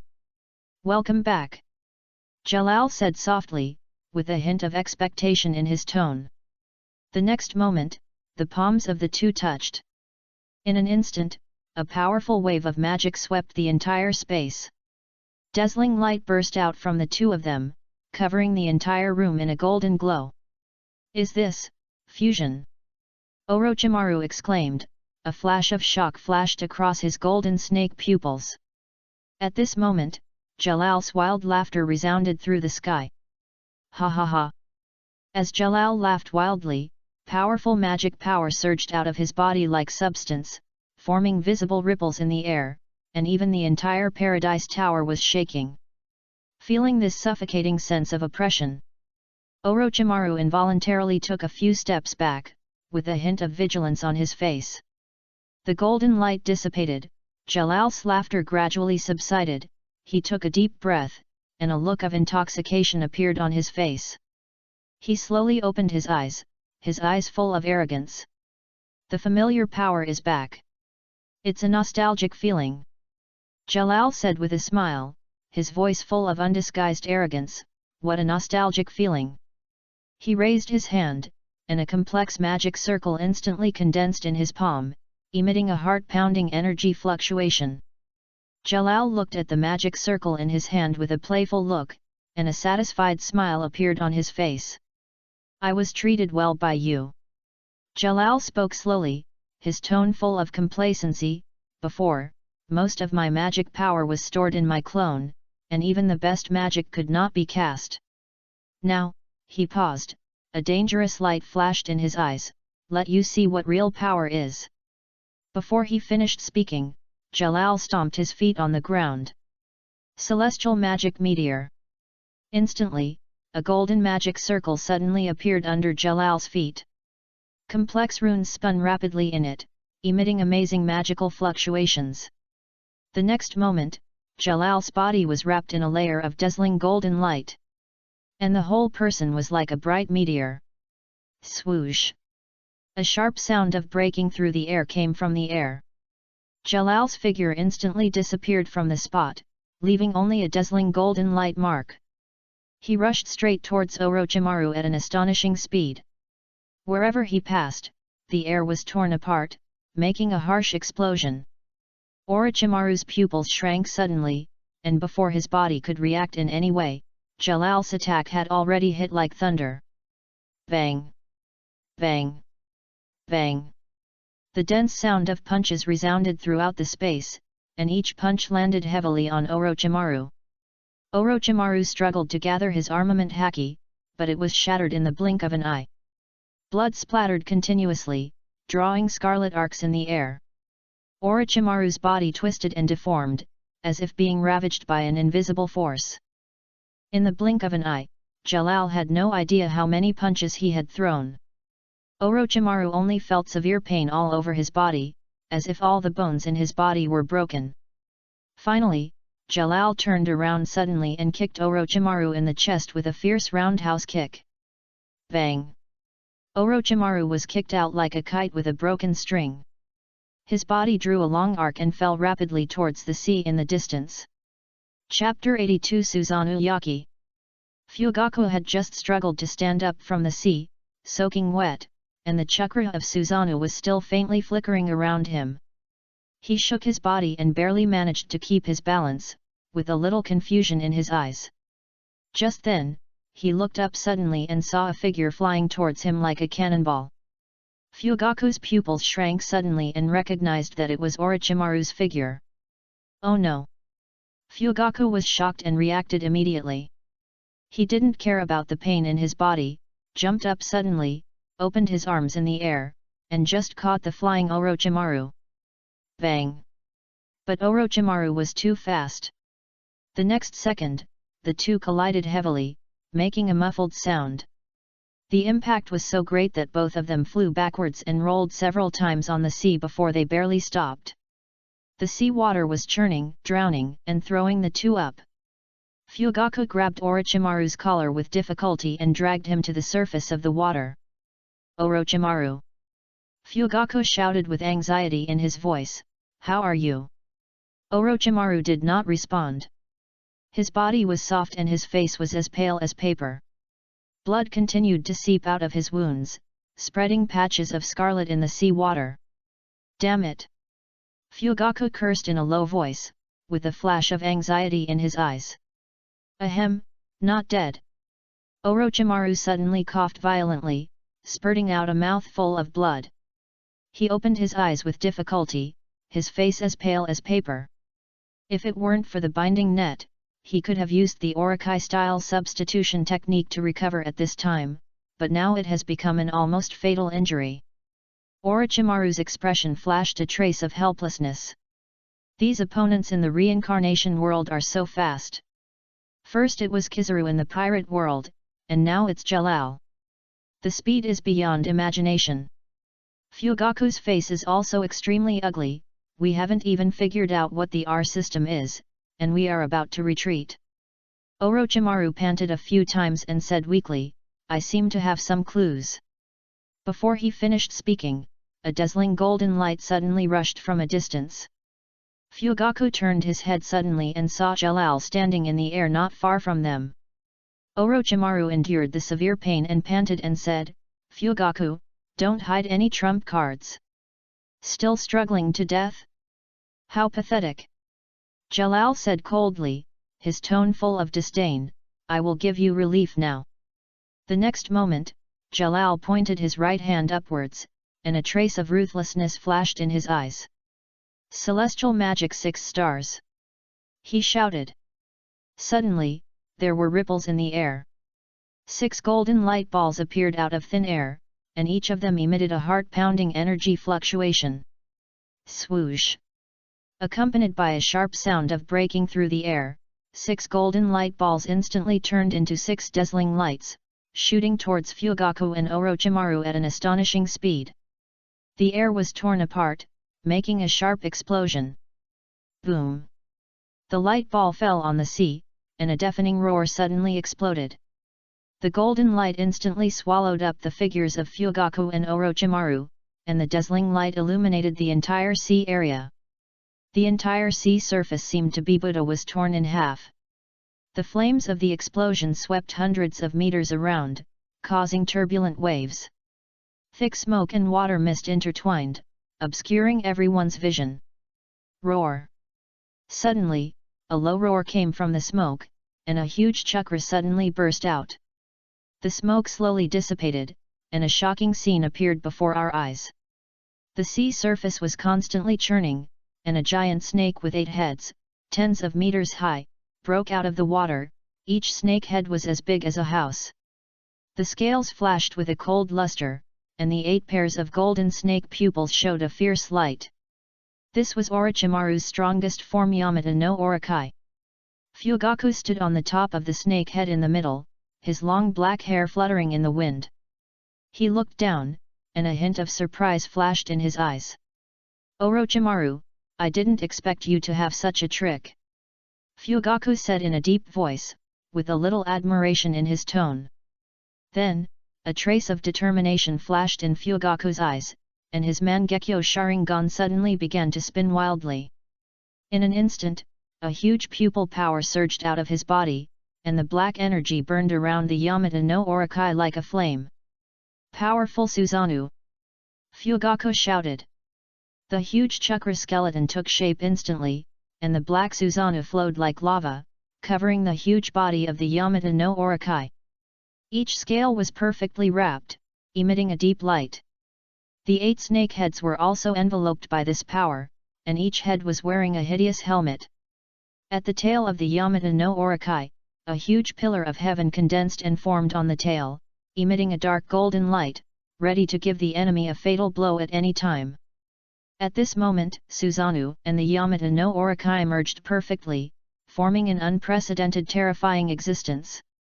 It stood on the sea, like a moving black mountain, emitting a suffocating pressure.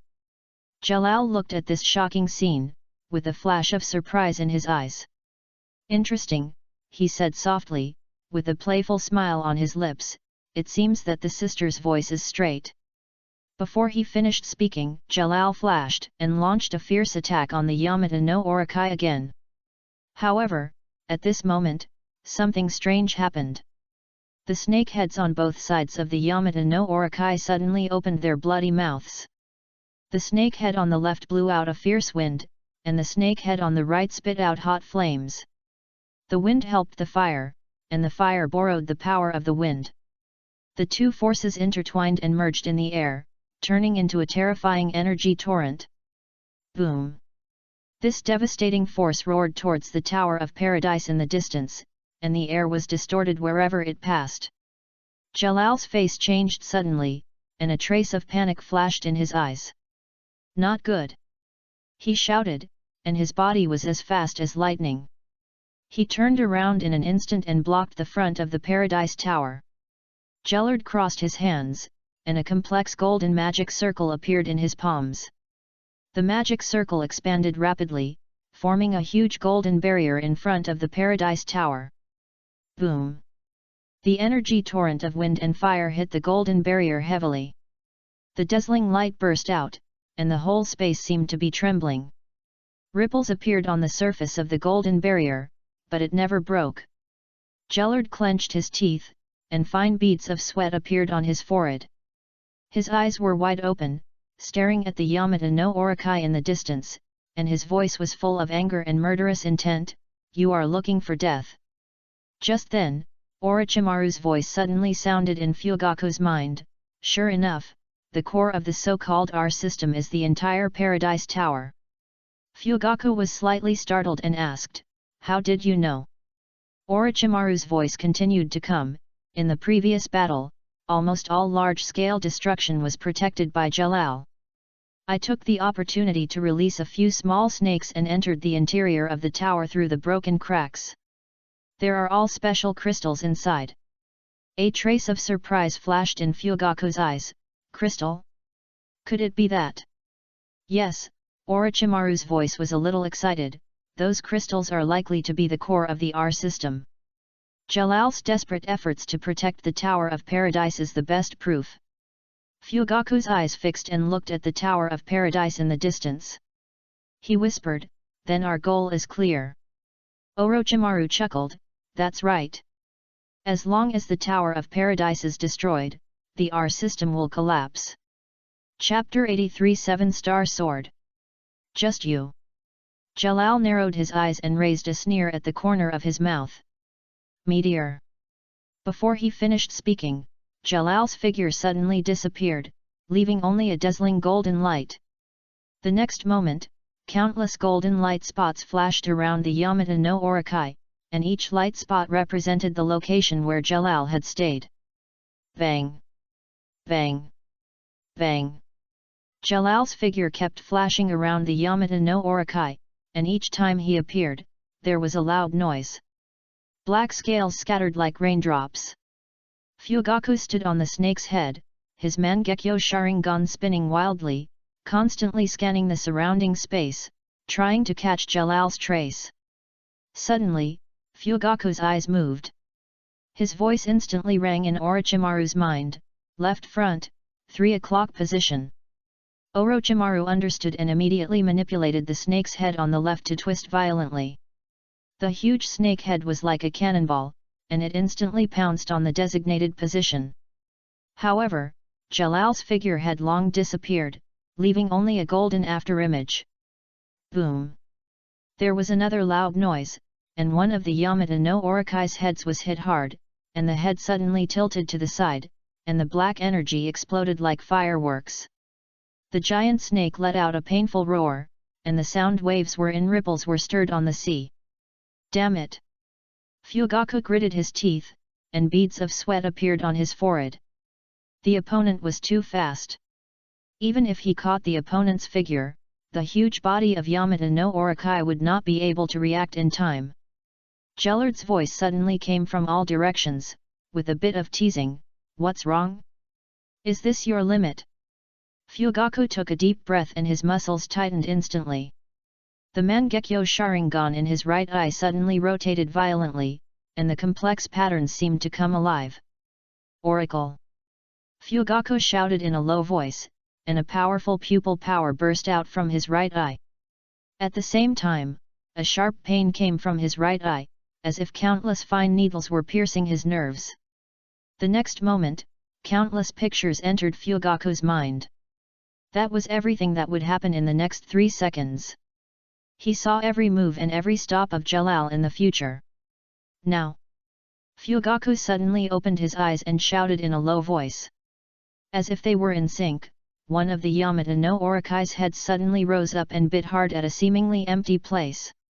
At this critical moment, a golden light suddenly rushed from that direction and hit the bloody mouth of the snake head, as if it was delivered to the door. "What?" A cry of surprise rang out. The next moment, Jalal's figure suddenly appeared, and his left arm had been bitten tightly by the snake head.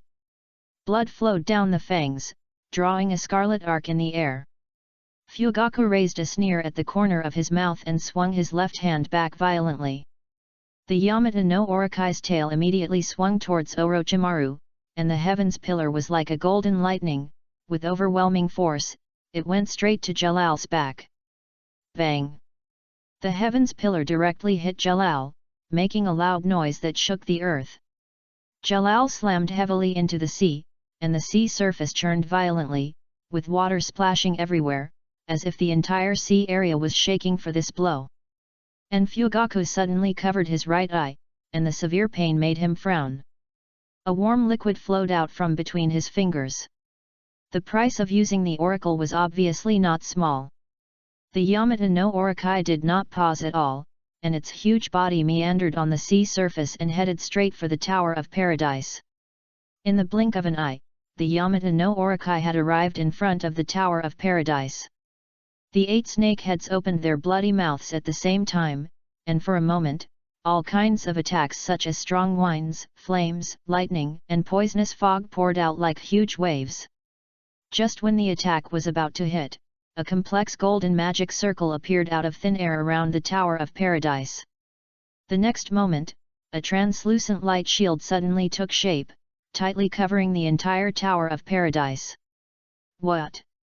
Fugaku's face suddenly darkened. Boom! The energy torrent hit the light shield heavily, making a deafening sound. The strong shock wave spread all around, setting off huge waves. The light shield trembled violently under this fierce attack, and ripples continued to appear on the surface, as if it could go out at any time. But at this moment, the sea in front suddenly churned. Jalal rose from the water like a cannonball. At this moment, he was soaked and his face was as gloomy as water. His left arm was bloody and a large piece of flesh was torn off, revealing the white bones. Blood dripped from his fingertips, and scarlet flowers bloomed on the sea. "Asshole, die!" Jalal roared, and he crossed his hands in front of him, with golden light flashing at his fingertips. 7-star sword. In an instant, 7 golden magic arrays appeared in the air and quickly arranged into the shape of the Big Dipper. What was strange was that the sky suddenly darkened even though it was a daytime with the sun shining brightly. Stars dotted the sky, and the Milky Way stretched across the sky, as if it had instantly arrived at the deep night sky. Not good. Before Fugaku could react, the 7 magic arrays suddenly burst into dazzling light. The next moment, 7 beams of light hit the body of Yamata no Orokai like a punishment from heaven, and a huge energy ball exploded at the point of impact. With a diameter of hundreds of meters, the dazzling white light illuminated the entire sky, as if a small sun rose on the sea.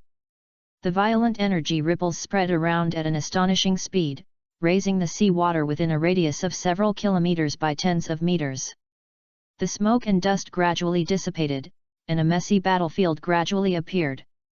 The body of Yamata no Orokai was almost blown off in half, and the broken scales and pieces of meat were scattered on the sea. Fugaku half knelt on the head of the broken Yamata no Orokai, panting violently, ragged and covered in blood. Not dead yet. Jalal slowly floated in front of Fugaku, a flash of surprise in his eyes, and then raised his glowing right hand to chop at Fugaku. It's just a little longer. In the blink of an eye, Fugaku suddenly pressed his right hand in the air and shouted, "Spiritual summoning!" Bang! A loud bang exploded in the air, and white smoke filled the air instantly. Before Jalal could react, a huge force hit his chest. What? Jalal's eyes widened, and his pupils suddenly shrank. Facing this sudden attack, he didn't even have a chance to dodge. The smoke dissipated, and a huge monster appeared in front of him. This was a giant beast with a height of 200 meters, its body was as black as ink, and its skin was covered with hard scales. Poisonous woman! Fugaku shouted. The poisonous woman launched an attack instantly, and its huge body rushed forward at an astonishing speed. Fang! Jalal was pushed by this huge force, and his body flew backwards uncontrollably, crashing straight into the Tower of Paradise. Boom! With a loud bang, Jalal hit the tower heavily. A stream of blood spurted out of his mouth, and his face turned pale instantly. At the same time, the shield around the Tower of Paradise shattered under this huge force. Golden fragments scattered in the air like tiny starlight. The whole tower trembled violently, spider-web-like cracks appeared on the wall in an instant, and broken stones fell. Chapter 84 Mission completed. The poisonous woman did not pause at all and launched another fierce attack. Its huge body rushed forward, and its huge horn stabbed the Tower of Paradise fiercely. Boom! The whole tower shook violently, and large pieces of the wall peeled off. A burst of shattering sounded, and huge cracks appeared on the tower, and even the pipes wrapped around the outside began to collapse. Jalal was pressed into the rubble, blood gushing out of the corners of his mouth, staining the surrounding stones red. At this time, his eyes were bloodshot, and his pupils shrank to the size of a needle tip. His face was twisted with extreme anger, and his veins were bulging. He roared, his voice hoarse and violent, "Enough! You damn bugs!" Jalal pressed his hands hard on the horns of the poisonous woman, and his knuckles turned white due to the force. The magic power quickly condensed in his palms, forming a miniature energy vortex. "Get out of my way!" he roared, and instantly released the accumulated magic power. Boom! The huge body of the poisonous woman was pushed back a step by this force, and its claws scratched deep grooves on the ground. Jalal staggered to his feet, his clothes were tattered, and his body was covered in blood. But there was a crazy light flashing in his eyes, like 2 burning flames. The next second, he quickly drew his hands in the air, and his fingertips flashed black light. Instantly, a complex magic circle appeared in the air, with runes spinning rapidly in it. The magic power in the air began to fluctuate violently, as if countless invisible thin lines were trembling. The temperature around suddenly rose, and the air became scorching hot. "Stop him!" Fugaku shouted immediately, his voice full of urgency. The huge body of the poisonous woman reacted quickly. Its huge tail covered with spikes was like a black lightning, whipping towards Jalal fiercely. The air was torn by the tail, making a sharp whistle. However, just as the tail of the poisonous woman was about to hit Jalal, the magic circle in front of it took shape instantly. Jalal's mouth curled up a smile, and his eyes flashed with crazy light, forbidden magic purgatory shattering. If this move is released, the powerful magic fluctuations will even be captured by the Magic Council. But Jalal has lost his mind because of anger at this time, and he can no longer care about these consequences. Before the voice fell, the terrifying magic power burst out instantly, and a dark ball of light shot out, and the body of the poisonous woman who was blocking in front was instantly pierced, and then turned into smoke. Facing this blow, Fugaku's breathing suddenly stopped, and his heartbeat seemed to stop at this moment.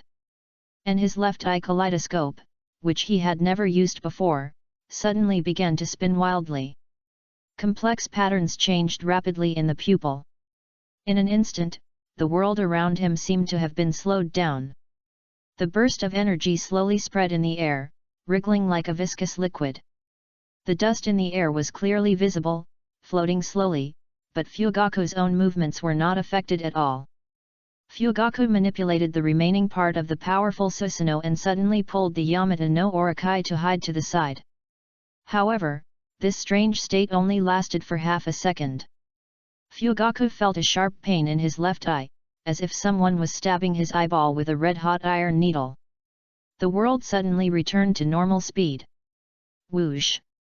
A black ball of light whizzed past the edges of Fugaku and Yamata no Orokai's bodies. The violent shock wave knocked the two people away. Fugaku groaned in pain. His right arm disappeared in the instant just now, and only the head of Yamata no Orokai was left. The two rolled in the air like a kite with a broken string, and finally hit the sea surface in the distance. Fugaku immediately fainted. At the same time, the black energy ball fell on the sea level at an astonishing speed. Boom! With a loud noise that shook the earth, the whole world seemed to be shaking. Countless sea water evaporated in an instant, revealing the deep seabed. A huge circular pit appeared on the seabed, with a diameter of several kilometers. The rocks on the edge of the pit melted under high temperature, forming a series of boiling magma rivers. The next moment, a tsunami hundreds of meters high spread in all directions like a moving water wall with the power of destroying the world. The nearest Paradise Tower was the first to be hit and was about to be swallowed by this terrifying water wall. Jalal stood in front of the Paradise Tower and pushed forward with both hands. A golden barrier unfolded in front of him, splitting the surging tsunami into two. Then he panted and looked into the distance, with an incredible look in his eyes. "Did you miss?" A trace of murderous intent flashed in his eyes, and he flew towards the two people. "Since I missed, I will kill you myself." Not far away, the last head of the Yamata no Orokai began to melt, revealing the weak figure of Orochimaru. He stood beside the unconscious Fugaku, barely supporting his body, and made a seal with difficulty, with a hoarse voice, "Explode!" Boom boom boom! There was a sudden roar in the Tower of Paradise. The originally tilted tower shook violently, and gravel fell down. "What did you do?" Jalal replied suddenly. He turned his head and his face suddenly changed. He turned around and flew back to the tower. A circle of yellow magic circle appeared in his hand, barely stabilizing the crumbling tower. Jallard's eyes widened, and the scene inside the tower appeared in front of him. "This is..." Jalal exclaimed, and then roared, "Asshole! I saw several white snakes constantly spitting out talismans from their mouths and sticking them to the load-bearing position of the tower." Jalal immediately activated the mechanism in the tower and crushed the white snakes to death in an instant. At this time, Orochimaru reached into his arms and took out a shuriken. Shuriken Shadow Clone Technique. Orochimaru shouted in a low voice and threw the shuriken hard. In an instant, a shuriken turned into countless, densely packed flying towards Jalal. The air was filled with sharp sounds of breaking through the air, as if thousands of hummingbirds were flying at the same time. At the moment of throwing, Orochimaru suddenly pulled Fugaku up and fled towards the distance. Jalal snorted coldly, and an invisible barrier appeared. The shuriken in front of him were bounced off one after another and fell to the ground with a clang. Pathetic, can you escape like this? However, at this moment, Jalal suddenly noticed that a scroll was mixed with the shuriken and flew over. His pupils shrank sharply, and an ominous premonition surged into his heart. Orochimaru's voice echoed in the air, "It's over." Before the voice fell, the scroll suddenly unfolded, and a cylindrical object flew out of it, and then a dazzling white light suddenly burst out from the cylinder. Jalal subconsciously raised his hand to defend, but it was too late. Boom! A loud bang that shook the earth suddenly exploded. The terrifying shock wave spread wildly around with Jalal as the center. The scorching air wave swept past, and the surrounding buildings collapsed instantly like paper under this force. In the center of the explosion, a huge mushroom cloud slowly rose, covering the sky and the sun. Dust and gravel were swept into the clouds, forming a doomsday scene. In the distance, Orochimaru felt that his body was instantly blown away, as if it was torn apart. A strange feeling surged from his limbs and bones, as if every cell was slowly decomposing. Just then, a majestic and calm voice suddenly sounded in his mind. "The main task is completed, do you want to return?" Without any hesitation, Orochimaru immediately shouted, "Yes." As soon as the voice fell, Orochimaru's eyes went black and he lost consciousness instantly. Treatment successful, remove negative status, deduct 700 bonus points. Chapter 85 Knowledge is Power. Orochimaru slowly opened his eyes, and the familiar main god space came into view. At this time, all his injuries had healed. Fugaku should have returned too. This thought flashed through his mind. Orochimaru took a deep breath and exhaled slowly. Hey, although the world level is high, the difficulty does not seem to be much more difficult than the mission of One Piece. Orochimaru whispered to himself. There was a trace of fatigue in his voice. He remembered the mission in the One Piece world. At that time, he had just entered the main god space, but the difficulty of the mission was just right, allowing him to use all his means. And this time, even though his strength has been greatly improved, the difficulty of the mission still pushed him to the limit. Is this a coincidence? Orochimaru asked in a low voice, his eyes became sharp. Or does the main god have some way to accurately measure our abilities and accurately set the difficulty of the mission? The main god seems to be deliberately forcing our potential. Orochimaru recalled the feeling of being on the verge of despair in every mission. Interesting, very interesting. Orochimaru whispered, with a hint of excitement in his tone, if this is true, then what is the purpose of the Lord God? To cultivate more powerful reincarnations? Or? He suddenly paused, with a flash of surprise in his eyes, the Lord God himself is also becoming more powerful through our growth. Orochimaru began to pace back and forth, with each step accompanied by his rapid thinking. If this is the case, then we reincarnations are equivalent to the Lord God's nutrients. Orochimaru suddenly remembered his previous speculation, was startled, and stopped instantly. But if the Lord God can really read our thoughts, Orochimaru's voice was almost inaudible, then now my speculations, are they also clear? Orochimaru looked at the huge ball of light emitting soft light, but the ball of light was still floating there calmly, without any signs of abnormality. The Lord God has no reaction. He frowned, is it because my strength is too weak and not worth its concern? Orochimaru thought to himself, or the Lord God has long anticipated that we would have such speculations, and all this is in its plan. Orochimaru took a deep breath and continued to deduce his thoughts, perhaps, the Lord God does not care about our thoughts. It only cares about the results and what we can bring to it. As long as it does not affect the completion of the task and as long as it can continue to provide nutrients, the Lord God will not interfere too much with their thoughts and actions. Orochimaru's thoughts are like a winding river. Suddenly, a new idea flashed through his mind like a flash of lightning. This idea made his heart beat faster and his breathing became rapid. This idea is so bold that he dare not even think deeply. But it has taken root in his mind and continued to grow.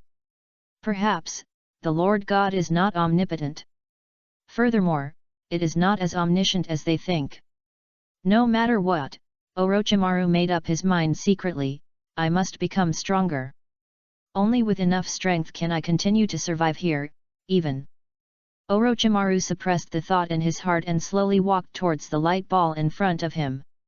As he approached, a virtual screen suddenly appeared in front of him, showing the detailed information of this mission: world, fairy tale type, fantasy level, level 7 task evaluation, a main mission completed, destroy our system, 7,000 bonus points, side mission completed, the fall of the assassination guild, completely kill the members of the Three Crows, 10,000 bonus points, the arrest of the mastermind, Jalal's true identity was discovered by the magic counselor, 5,000 bonus points. He swept his eyes over the content on the screen, and his brows gradually frowned. Jalal was not dead after being directly hit by that kind of attack. And I almost lost money for completing a reincarnation mission. Orochimaru muttered to himself, with a hint of dissatisfaction in his tone. The nuclear bomb he exchanged before cost 20,000 points, and the reward for this mission seemed a bit disproportionate. The Lord God seemed to intentionally increase the price of disposable props to allow reincarnators to improve their own strength. Then, Orochimaru looked back and forth at the rewards of the main and side missions, and suddenly realized something. Compared to completing the main mission, it seems that the side missions have to get more reward points, and. Thinking of this, Orochimaru took out a scroll from his arms. With a light bang, a long sword appeared in his hand out of thin air. Lord God, I want to sell this sword, Orochimaru said in a calm tone. Ju blade, identified as a 3-star weapon, recovered successfully, exchange points obtained, 2,000 points. Sure enough, items from other worlds can not only be brought back, but also sold. Does this mean that the Lord encourages the destruction and plundering of other worlds? Orochimaru whispered to himself, frowning slightly. It seems that the Lord does not seem to be a righteous and kind character.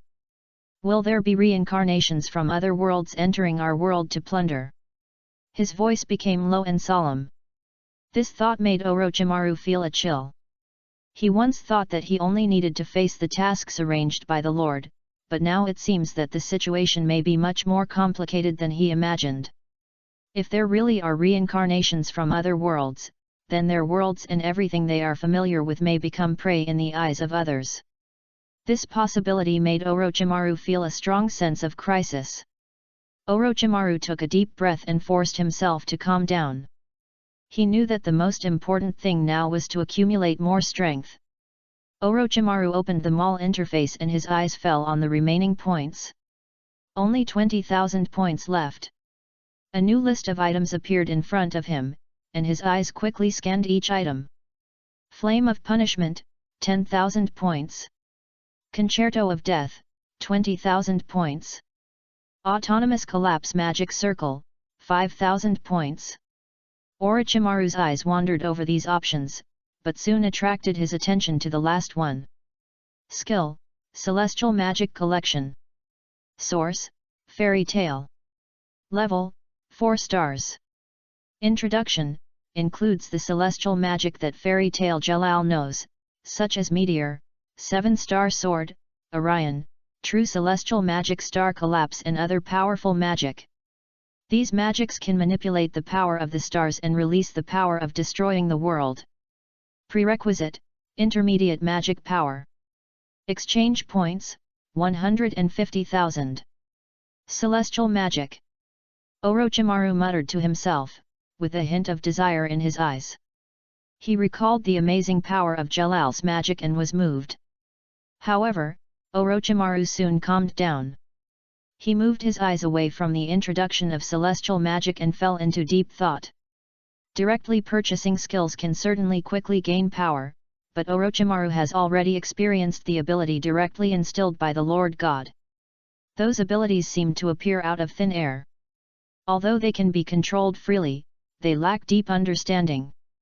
It is better to learn knowledge than to acquire skills. Orochimaru muttered to himself, with a flash of determination in his eyes. As a researcher who has always pursued the truth, he knows that only by truly understanding the principles can one use them flexibly. Orochimaru's eyes swept across the mall interface again and quickly locked on two options. Magic Meditation, 5,000 points. Magic General Knowledge, 10,000 points. That's it. A glimmer of satisfaction flashed in Orochimaru's eyes. He chose these two items without hesitation. As the exchange was completed, Orochimaru felt a stream of information pouring into his mind. The knowledge about magic operation, meditation techniques, various basic magic theories and so on came like a tide. These are the knowledge that some magicians must know before learning magic. There are also magic seeds that come with magic meditation that can allow reincarnations to practice magic. Opening his eyes, Orochimaru took a deep breath and felt this strange experience. Interesting. He whispered to himself, although the knowledge has been memorized, it is necessary to truly understand and apply it, it will take time to digest it slowly. A meaningful smile appeared on his lips. Magic and ninjutsu, two different power systems, I wonder if there is anything in common. The next second, Orochimaru said with a hint of expectation, Lord God, I want to return. Chapter 86 Uchiha Madara in Action. At this time, on the other side, Fugaku slowly opened his eyes, and what came into view was the familiar top of the tent. It seemed that he had returned to the ninja world. Recalling his previous experience, Fugaku was still a little dazed. The moment Jalal's attack came, he fainted. When he opened his eyes again, he had returned to the main god space. It seemed that Orochimaru completed the task alone in the end. Thinking of this, he reached out and touched his left eye, recalling the short and amazing ability in the mission. At that moment, time seemed to slow down, giving him ample opportunity to react. Fugaku named this ability Countercurrent Celestial Phenomenon. But with his current strength, it is difficult to slow down time even for 1 second. Eternal Mangekyo, Fugaku whispered, with a trace of desire in his eyes. After the mission was settled, he chose to only buy items to restore the poisonous woman's injuries, and all other points were retained. The goal of accumulating these points is very clear: exchange for the Eternal Mangekyo Sharingan. Patriarch, are you there? Just then, a familiar voice came from outside the door. Fugaku sat up straight, straightened his clothes, and said in a deep voice, "Come in." The curtain of the tent was lifted, and a young Uchiha tribe member walked in quickly. He held a small scroll in his hand. "Chief," the young man bowed respectfully, "this is a secret letter just sent by the elders of the tribe." Fugaku frowned slightly and reached out to take the scroll. He carefully looked at the seal on the scroll, and after confirming that it was correct, he said, "Thank you for your hard work, you can go down first." The young man nodded and saluted, then left the tent. Fugaku stared at the scroll in his hand, a complicated look flashed in his eyes.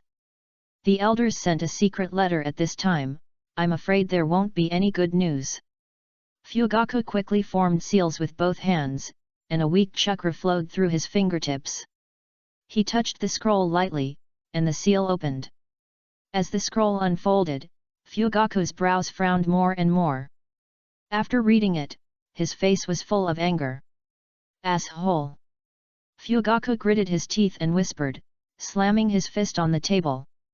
An injured Uchiha Jonin who returned to Konoha actually disappeared in the village. This is by no means a coincidence.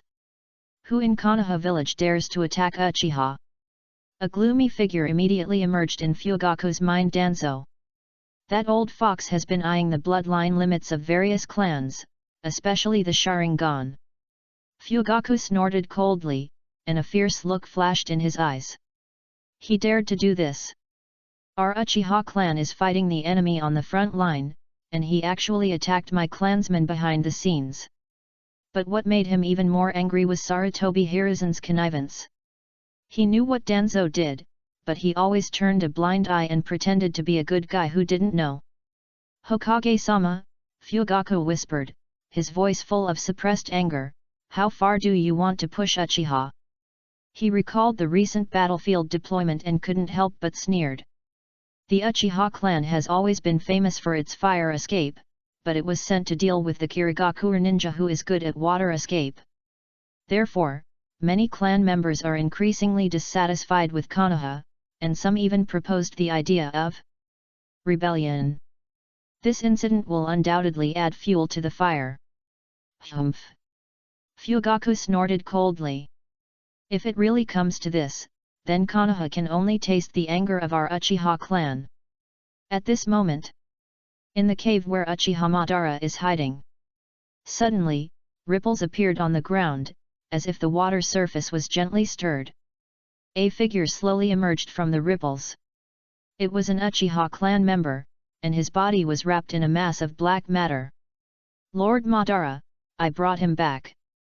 The voice of Black Zetsu came from the black mass. Uchiha Madara was originally sitting on a stone chair. He stood up slowly after hearing the noise. His eyes fell on the Uchiha clan member controlled by Black Zetsu. The man was still in a coma, pale and breathing weakly. "Good job," Madara said lightly. Black Zetsu separated from the Uchiha clan member, and the man immediately fell to the ground. Black Zetsu returned to his original appearance and stood beside Madara. Madara's eyes swept over the unconscious Uchiha clan member, and then he uttered a word lightly, "Fly." A white figure with strange vortex patterns on his face broke out of the ground and quickly possessed Uchiha Madara. "Oh, Master Madara is going out to relax." White Zetsu's voice came from, with a hint of playfulness. Madara ignored White Zetsu's joke, looked straight ahead, and said in a deep voice, "The Hidden Rain Village. I'm going to get back what belongs to me." White Zetsu immediately noticed the change in the atmosphere. The solemnity in Madara's tone instantly made him stop laughing. "Understood, Lord Madara. We will leave immediately." White Zetsu responded seriously, his tone becoming serious. Black Zetsu stood aside, silently watching Madara's every move. Madara's abnormal behavior during this period made him very nervous, but he soon calmed down. In any case, it seems that his ultimate goal has not changed. Black Zetsu deduced in his heart, as long as he continues to walk the path of infinite moon reading, everything is still under control. A hint of teasing flashed in his eyes. In his eyes, Madara was just a chess piece, a tool to revive his mother. No matter what Madara planned, as long as he activated the infinite Tsukuyomi in the end, he would become a sacrifice for his mother, and that was enough. With the help of White Zetsu's ability, Uchiha Madara quickly traveled underground. Like a shadow, they passed through the earth silently and soon came to the edge of the Hidden Rain Village. Madara's figure slowly emerged from the ground and looked up at the scene in front of him. Countless towering concrete buildings rose from the ground, looking particularly depressing under the gloomy sky. Nagato should be hiding somewhere in these tall buildings. Madara whispered to himself, his eyes scanning the surrounding buildings. Madara walked through the rain and soon came to a special building. This building is relatively low, hidden among other buildings, and it seems more hidden. It should be here. He walked straight towards the building. Before he could get close, two people in black robes blocked him and said cautiously, "This is Akatsuki's territory. No outsiders should get close." Madara stopped and looked at the two guards. The corners of his mouth slightly raised, revealing a sneer. "Akatsuki organization," Madara said contemptuously, "I heard that the sister wanted to solve the problem peacefully. It's so naive and ridiculous." The two guards heard this and their faces suddenly became ugly. They clenched their weapons and shouted, "Who are you? You will know soon."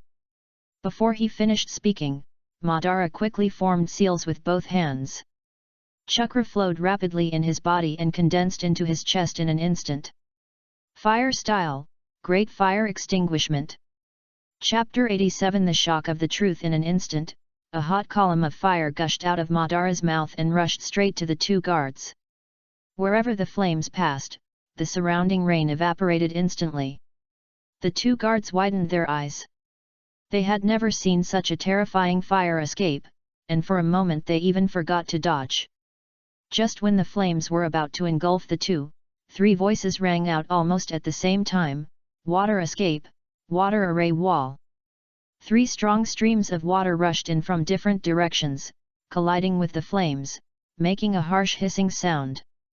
A large amount of steam rose up and enveloped the entire battlefield. The smoke gradually dissipated, and three figures appeared. The leader was an orange-haired young man, who looked around vigilantly. A red-haired man and a purple-haired woman stood on his left and right. The three looked serious, staring at the direction of Madara. Not far away, other members of the Akatsuki organization quickly arrived. In a blink of an eye, about 20 people had surrounded Madara. They looked vigilant and ready to take action at any time. Yahiko looked at the guards with a serious expression and asked in a deep voice, "What happened?" One of the guards hurriedly replied, "This man suddenly broke in, and we stepped forward to stop him, and he attacked without saying a word." Konan narrowed her eyes and looked at Madara carefully. She whispered, "Be careful, this man is not simple." At this moment, Madara's eyes swept over the three people and finally stopped at Nagato. His eyes suddenly became sharp, and the corners of his mouth rose slightly. "Sure enough, it's here." Yahiko noticed Madara's reaction and frowned slightly. He stepped forward, looked directly at Madara, and asked in a deep voice, "Who are you? Why did you break into our base? You should have heard of it." Madara's mouth curled up a sneer, and his voice was low, "My name is Uchiha Madara." These four simple words were like a heavy hammer, hitting the hearts of everyone present. Yahiko's pupils suddenly contracted, and the expression on his face changed from serious to astonishment, and then to disbelief.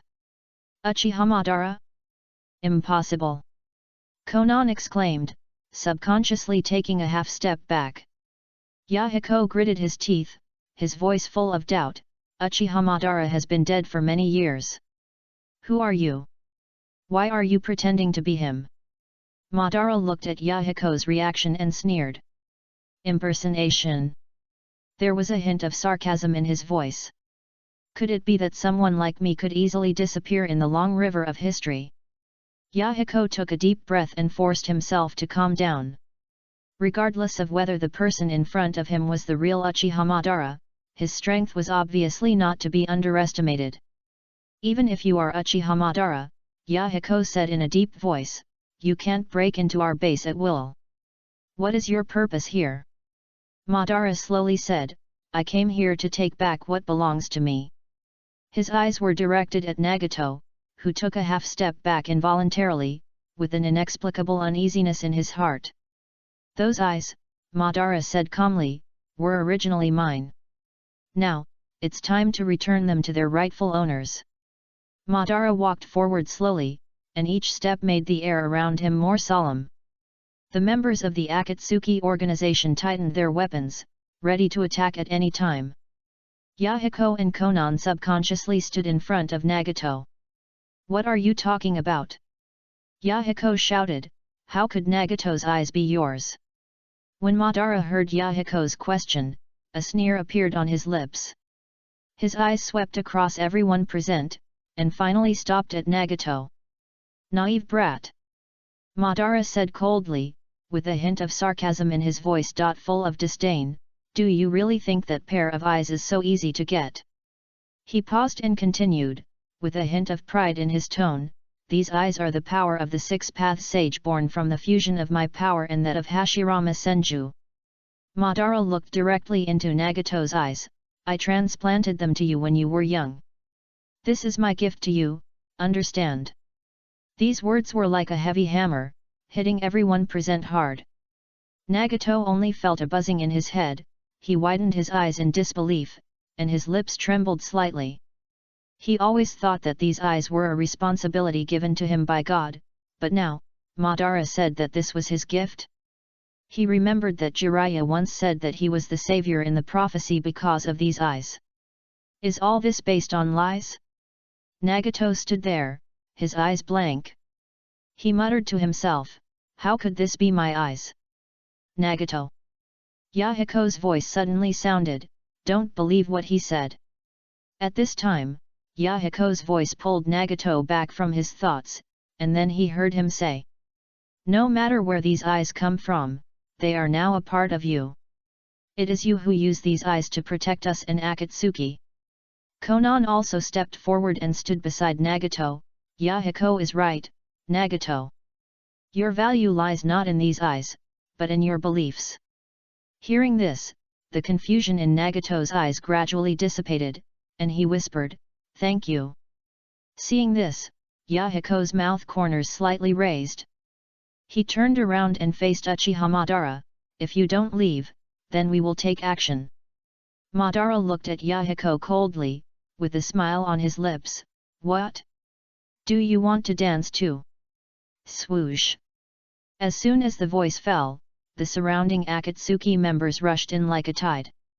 The surrounding figures almost pounced on Madara at the same time, and the air was suddenly filled with murderous aura. A burly member took the lead, the long sword in his hand flashing with cold light, and suddenly attacked Ban's face. The sword cut through the air, making a sharp whistling sound. Too slow. Ban whispered, his voice full of disdain. Ban did not move at all.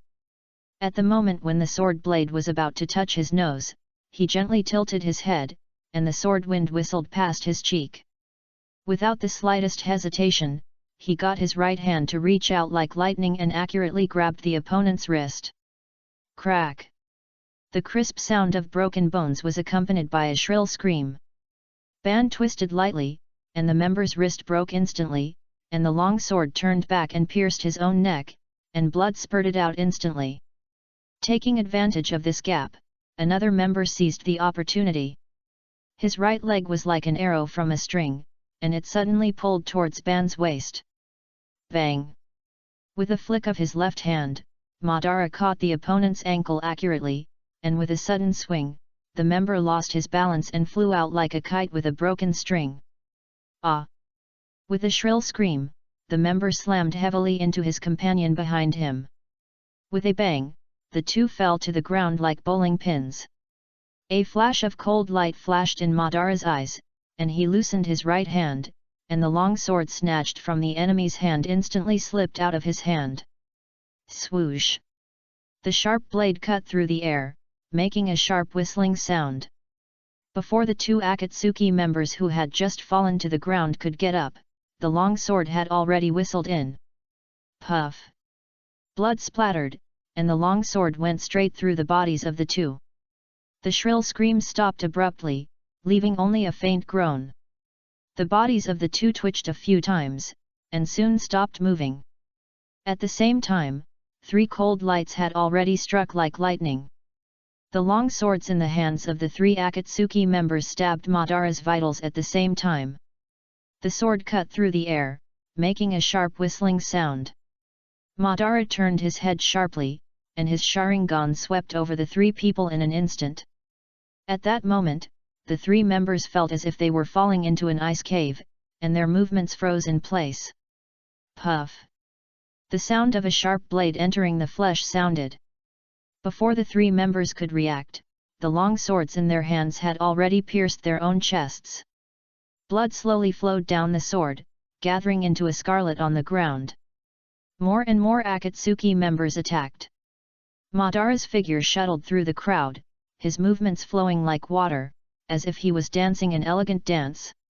Every dodge was just right, and every counterattack was extremely accurate. Chapter 88 Madara's Overwhelming Power. Yahiko looked at his companions lying on the ground, clenched his fists, and trembled all over. These people were all companions who gathered together for the ideal of peace, but now they were killed in the blink of an eye. He clenched his teeth, and anger ignited in his eyes. Asshole! Yahiko roared, his voice full of suppressed anger. Nagato and Konan looked at each other and nodded in tacit understanding. The three of them instantly dispersed and quickly moved around Madara, forming a triangular encirclement. Water style, water dragon bullet technique. Wind style, fierce wind palm. Paper shuriken. Countless sharp pieces of paper circled in the air, like a white whirlwind, carrying a tornado of water and wind, and rushed straight towards Madara. Boom! A huge explosion sounded all around, and the airwave swept out, raising clouds of smoke and dust. The thick smoke quickly spread, blocking everyone's vision. Taking advantage of the moment when the vision was blocked, Yahiko shouted loudly, "Retreat! He is not something you can deal with." The members of the Akatsuki organization heard this, although they were unwilling in their hearts, they also understood that their strength was far from enough, and began to evacuate quickly. Yahiko, Nagato, and Konan stared at the center of the smoke vigilantly, ready to deal with possible counterattacks at any time. Suddenly, a deep voice came from the smoke, "Is that all you can do? It's really disappointing." As soon as the voice fell, the smoke gradually dissipated.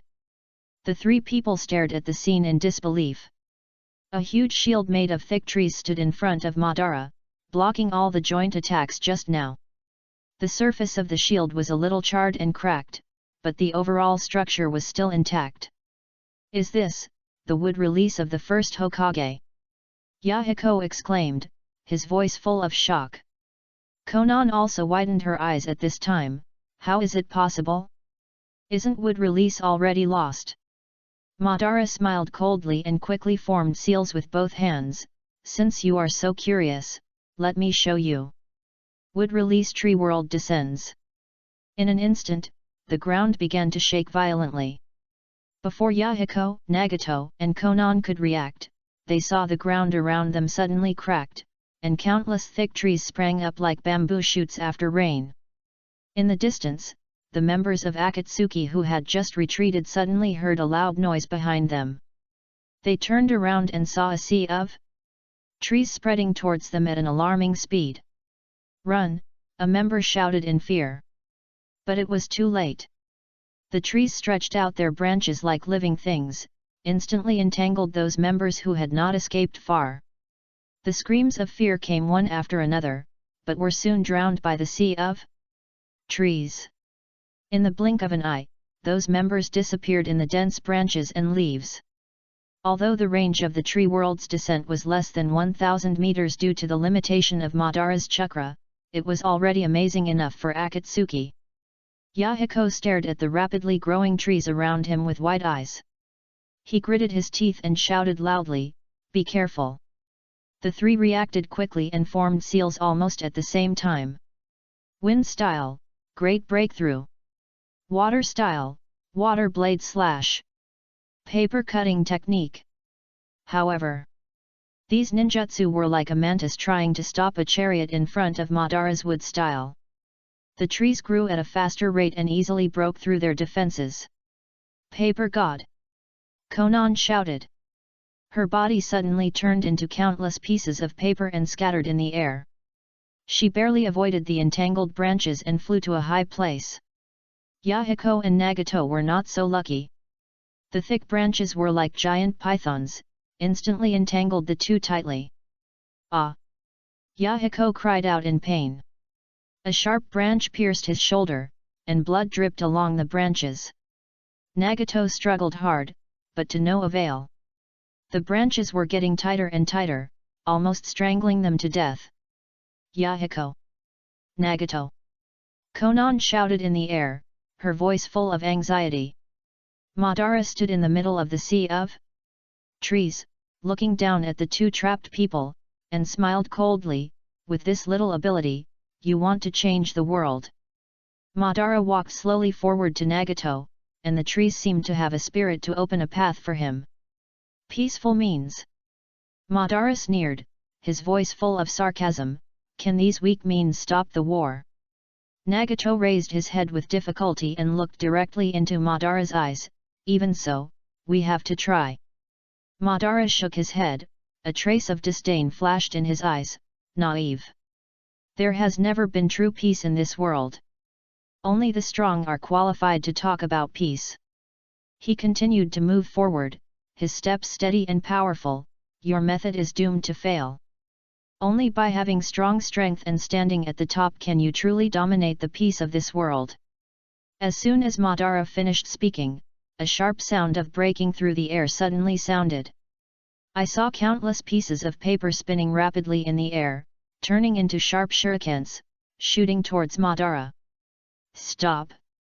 Konan's voice came from above, and she quickly formed seals with both hands to control the trajectory of the paper shuriken. Madara seemed to have expected it. He raised his right hand calmly and formed a seal. Fire style, Dragon Flame Song. Instantly, a huge fire dragon burst out of Madara's mouth, roaring into the air. The blazing flames instantly engulfed all the paper shurikens, turning them into ashes. Konan's pupils shrank sharply, and before she could react, the fire dragon had broken through the defense of the paper shurikens and rushed straight towards her. Her body instinctively wanted to dodge, but she found that the flames came too fast, and she couldn't even fully unfold the power of the god paper. Be careful! Yahiko shouted at the top of his lungs, but he could only watch this scene happen. Ah! A painful cry sounded. Konan's body was wrapped in flames, falling from the air like a burning butterfly. Bang! Konan fell heavily to the ground, and the flames were still burning on her body. She rolled over in pain, trying to put out the flames on her body, but to no avail. Konan! Nagato and Yahiko shouted at the same time, their voices full of anger. Madara walked towards Nagato, each step full of intimidation. He stretched out his hand and slowly approached Nagato's eyes. The power of these eyes can create true peace. Madara's voice was low and magnetic, as if telling a beautiful future. In the world of infinite moon reading, everyone will live the life they dream of. There is no war, no hatred, only eternal happiness. Asshole! At this moment, Yahiko suddenly burst out with amazing power. The branches broke inch by inch under his struggle, and he broke free from the restraints and rushed towards Madara desperately. Madara seemed to have expected it, and raised his other hand without looking back. In an instant, a sharp branch burst out from his palm and pierced Yahiko like an arrow from a string. Puff! The branch instantly penetrated Yahiko's chest. Blood gushed out, drawing a dazzling arc in the air. No! Yahiko! Nagato let out a heart-wrenching roar. He watched Yahiko fall and Konan struggle in the flames. All this was like the most terrible nightmare, but it was really happening before his eyes. Nagato's pupils shrank violently, and the light in his eyes gradually disappeared. He felt as if his soul was torn apart, and something deep in his heart was collapsing. Why? Why is this happening? Nagato muttered to himself, his voice full of incredible tremors. Just when Madara's fingers almost touched Nagato's eyes. Suddenly, an invisible force erupted from Nagato's body. Boom! A loud noise shook the entire space. Madara was caught off guard, and his body was instantly blown away by a powerful repulsive force. He flipped several times in the air and landed steadily, with a hint of surprise in his eyes. Chapter 89 The Eye of Samsara is at hand. Ah! At this moment, Nagato roared. With this roar, an invisible repulsive force suddenly spread out with Nagato as the center. The surrounding branches instantly shattered under this force, turning into countless fragments and flying everywhere. The air was compressed to the extreme, making a sharp whistle. This repulsive force rushed straight towards Madara. A trace of surprise flashed in Madara's eyes, and his hands quickly formed seals. Wood release, tree wall. Before the words fell, the thick tree trunk broke out of the ground and instantly formed a solid barrier in front of Madara. The repulsive force hit the wooden wall hard, making a dull roar.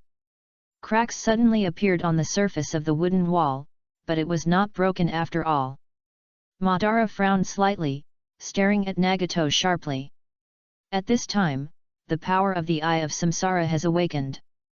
Nagato gasped heavily, his body trembling slightly. He looked down at his hands, with a hint of doubt and surprise in his eyes. Is this the power of the Samsara Eye? Nagato muttered to himself, with shock and a hint of disbelief in his voice. He slowly raised his head, his eyes locked on Madara. Suddenly, a sound of mechanical operation came from behind Nagato. His back bulged rapidly, and something seemed to be stirring under his skin. With a click, Nagato's coat was torn. 3 black missile launchers broke out of the coat and aimed at Madara. Swish! Swish! Swish! 3 missiles suddenly flew out of the launcher, dragging long smoke tails straight towards Madara. The air was torn apart, making a harsh whistling sound. Madara narrowed his eyes slightly, quickly formed seals with his hands, and shouted in a deep voice, "Fire style, Phoenix fire!" In an instant, several fireballs spewed out of Madara's mouth. They drew a beautiful arc in the air and accurately met the 3 missiles. Boom! Boom! Boom! The fireball collided with the missile, causing a violent explosion in midair. Air waves swept around, and smoke and dust filled the air. Nagato took this opportunity to wave his hands violently. Take advantage of the sky. Instantly, an invisible suction force enveloped the bodies of Konan and Yahiko. The two flew towards Nagato quickly as if being pulled by invisible ropes. Nagato stretched out his arms, carefully caught them, and gently placed them beside him. Then he slowly stood up, staring at Madara, with an unprecedented light flashing in his eyes. At this moment, his voice was low and hoarse, and every word was filled with suppressed anger. "You killed Yahiko and Konan." Madara sneered and said disapprovingly, "Weak people will eventually be eliminated. This is the law of the ninja world." A fierce light flashed in Nagato's eyes. "In that case, I will kill you with these eyes. Then, I will inherit Yahiko's will and create true peace." After hearing this, Madara's mouth corners slightly raised, and a hint of interest flashed in his eyes. He slowly said, "Oh? Interesting. Then let me see to what extent you can use this power. Watch out, Madara. This is the power given to me by the enzyme." Nagato roared. "Put your hands together." Nagato suddenly put his hands together, and the chakra in his body surged out like a huge wave. There was a suffocating sense of oppression in the air, as if some terrible power was about to erupt. The surrounding raindrops seemed to be pulled by some mysterious force, and they drifted towards Nagato without wind, forming a strange scene. "Chibaku Tensei!" Nagato roared, his voice full of determination to kill. Before he finished speaking, Nagato stretched out his right hand. A small sphere as black as ink suddenly appeared in his palm, emitting a powerful gravitational force that made people's heart palpitate. Everything around seemed to be attracted by this force and began to gather towards the black ball. The broken stones and branches on the ground broke away from the ground and were attracted by the black hole. Even the buildings in the distance began to shake, and the tiles on the roof were lifted up one by one, like the end of the world. Madara stabilized his body and watched all this with a serious expression. He didn't expect that Nagato could master the power of the Samsara Eye in such a short time, and it was like a divine help. Now Nagato should be able to release the Samsara Eye, but there is no need for him to use him anymore. Hehe, Madara chuckled. He quickly formed seals with both hands, and whispered, "Seal." At this moment of lightning and flint in the meantime, Nagato's movements suddenly paused. A trace of astonishment flashed in his eyes. What? At this moment, his body seemed to be imprisoned by some invisible force. Crack, crack, crack. The dark little sphere shook unsteadily in the air for a few times and shattered in an instant. The rubble and branches that were originally attracted lost their gravity and fell to the ground one after another. The shaking buildings in the distance also regained their calm. Nagato grabbed his chest in disbelief and let out a painful roar in his throat. He felt a sudden sharp pain in his chest, as if something was tearing his heart. Suddenly, a fishy sweetness surged into his throat, and he coughed up a mouthful of blood, and the dark red blood flowed down the corners of his mouth. How is it possible? Nagato spoke with difficulty, his voice full of confusion, his body trembling slightly, cold sweat oozing from his forehead, and his face as pale as paper. Ban walked forward slowly, with a smile of victory on his face. Do you think I will give you an uncontrollable power? There was a hint of sarcasm in his voice. From the beginning, you have been under my control. Nagato gritted his teeth and tried to concentrate, but the chakra in his body receded like a tide and could not be mobilized. What's worse, he felt that his heartbeat became abnormally slow, as if it would stop at any time. Madara stopped in front of Nagato and looked down at him. You think you have mastered the power and can change the world? He sneered. Unfortunately, you are just a puppet being controlled. Madara stretched out his hand and slowly approached Nagato's eyes. Now, it's time to take back this power. Nagato wanted to dodge, but his body had lost all strength, and he could only watch Madara's fingers getting closer and closer. Ah! Nagato let out a heartbreaking scream. Madara's fingers were like sharp scalpels, accurately piercing Nagato's eye sockets. Blood flowed down Nagato's cheeks and merged into a scarlet on the ground. Nagato, who lost his samsara eye, fell to the ground, lying right between Yahiko and Konan. Go and reunite with your companions. Ban put away his samsara eye, and his body began to slowly sink, disappearing in the blink of an eye. Nagato, who fell to the ground, became more and more fuzzy, and his life was fading away. He used up his last strength to call softly. Yahiko! Konan! Before he finished speaking, Nagato's head tilted to one side and he lost consciousness. Chapter 90 Resurrection. In the underground cave, Uchiha Madara slowly floated up, and the dark and humid air rushed in his face. White Zetsu fell off his body at the same time. Black Zetsu emerged from the shadows and said respectfully, Madara-sama, you are back. Ban's head fell on the unconscious Uchiha clan member not far away. The man was pale and breathing weakly, and it was obvious that the situation was not optimistic. Black Zetsu followed Madara's line of sight and whispered, Madara-sama, with his body, even if Hashirama cells are injected, it is unlikely that he can bear the burden of the samsara eye, not to mention that there is a high possibility of rejection. Hearing Black Zetsu's words, Madara did not hesitate at all, and immediately turned to White Zetsu and ordered, start injecting Hashirama cells. White Zetsu nodded and acted quickly. He placed his palm on the Uchiha's chest and began to deliver Hashirama cells. Suddenly, a shrill scream resounded through the cave, and the echoes reverberated back and forth between the rock walls. The Uchiha suddenly opened his eyes, and his pupils dilated due to severe pain. Ah! Where is this? What is this? He looked at his arm in horror, his voice full of disbelief. His skin became rough at a speed visible to the naked eye, gradually showing the texture of wood. Even more horrifying was that some tender green buds were emerging from his fingertips and arms. At this moment, Uchiha Madara quickly took out a small syringe from his arms. The syringe contained a bright red liquid. Without waiting for others to react, Madara had already made a lightning move and injected all the liquid in the syringe into the body of the Uchiha who was struggling in pain. The Uchiha's body twitched suddenly and let out a shrill scream. His skin quickly lost its blood color and became as pale as paper, but it was strangely intertwined with the wood texture. His muscles began to swell uncontrollably. And the buds on his arms continued to wither and grow, and some fleshy protrusions grew at the same time. The wounds on his body healed at a speed visible to the naked eye, his nails became as long as claws, his teeth were as sharp as knives, and the whole person exuded a beastly breath.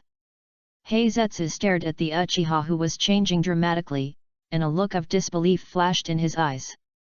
What on earth is this? Heizetsu was secretly shocked. As an existence that has survived in the ninja world for thousands of years, Heizetsu thought he had seen almost all the rare treasures and forbidden techniques in the world. However, everything that happened in front of him at this moment was completely beyond his cognition. Uchiha Madara calmly watched the scene that was changing dramatically in front of him, and suddenly said, "Black Zetsu, control him." Black Zetsu was stunned when he heard the words, and then reacted quickly. His body flowed like liquid, instantly covering the Uchiha clan member who was struggling in pain. Then, Madara walked forward and stretched out his right hand and directly pressed into the eye socket of the Uchiha clan member, easily taking out the Sharingan. Ah! A shrill scream resounded through the cave. Almost at the same time, Madara's left hand had taken out a Samsara eye. He smoothly pressed the Samsara eye into the empty eye socket. The change happened instantly. The blood of Muzan, which had been raging wildly in the body of the Uchiha clan, suddenly calmed down, as if it had encountered some powerful suppressive force.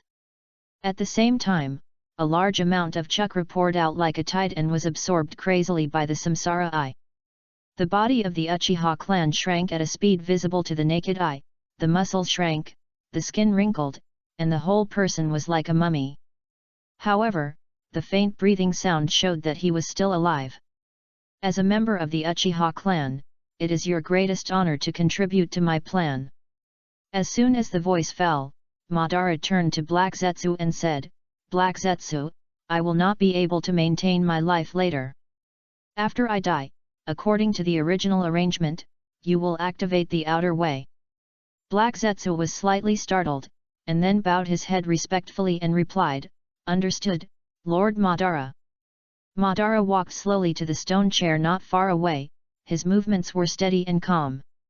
After he sat down, his eyes slowly closed, his breathing gradually became weak, and finally disappeared completely.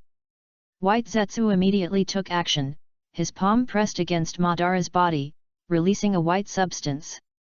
These substances quickly entangled like silk threads, and soon completely wrapped Madara's body. Just then, a dull sound came from the depths of the cave. The huge outer path demon statue slowly moved, and its huge mouth slowly opened. White Zetsu controlled the white substance that wrapped Madara and gently sent it into the mouth of the outer path demon statue. The mouth of the demon statue then closed, completely engulfing Madara's body, and then a chakra wave spread. It was unknown how long it took, when the outer path demon statue slowly opened its mouth. Black Zetsu whispered, "It's almost time." He controlled the body of the Uchiha clan member and forced him to make a seal. Under the control of Black Zetsu, the dry hands slowly put their hands together.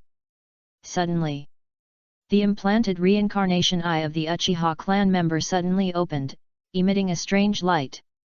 Black Zetsu used his voice to shout loudly, "Outer Path, Samsara Born!" With the activation of Outer Path, Samsara Born, a huge Yama head emerged from the ground, opened its mouth, and a soul flew into the mouth of the Outer Path golem. At the same time, a strange light began to appear in the mouth of the Outer Path golem. The air in the cave seemed to solidify. For a long time. Ha ha! Ha ha ha ha! Suddenly, a burst of wild laughter came from the mouth of the Outer Path golem, echoing throughout the cave, as if a long-dormant beast finally broke free from its shackles. Boom! A figure suddenly jumped out of the mouth of the golem.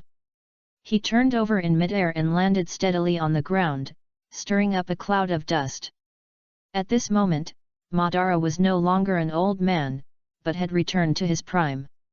Black Zetsu bowed his head and said respectfully, "Congratulations, Master Madara." Madara slowly raised his hand and looked at his rejuvenated body. Finally recovered, Madara's tone revealed a hint of excitement that was hard to conceal. This perfect body.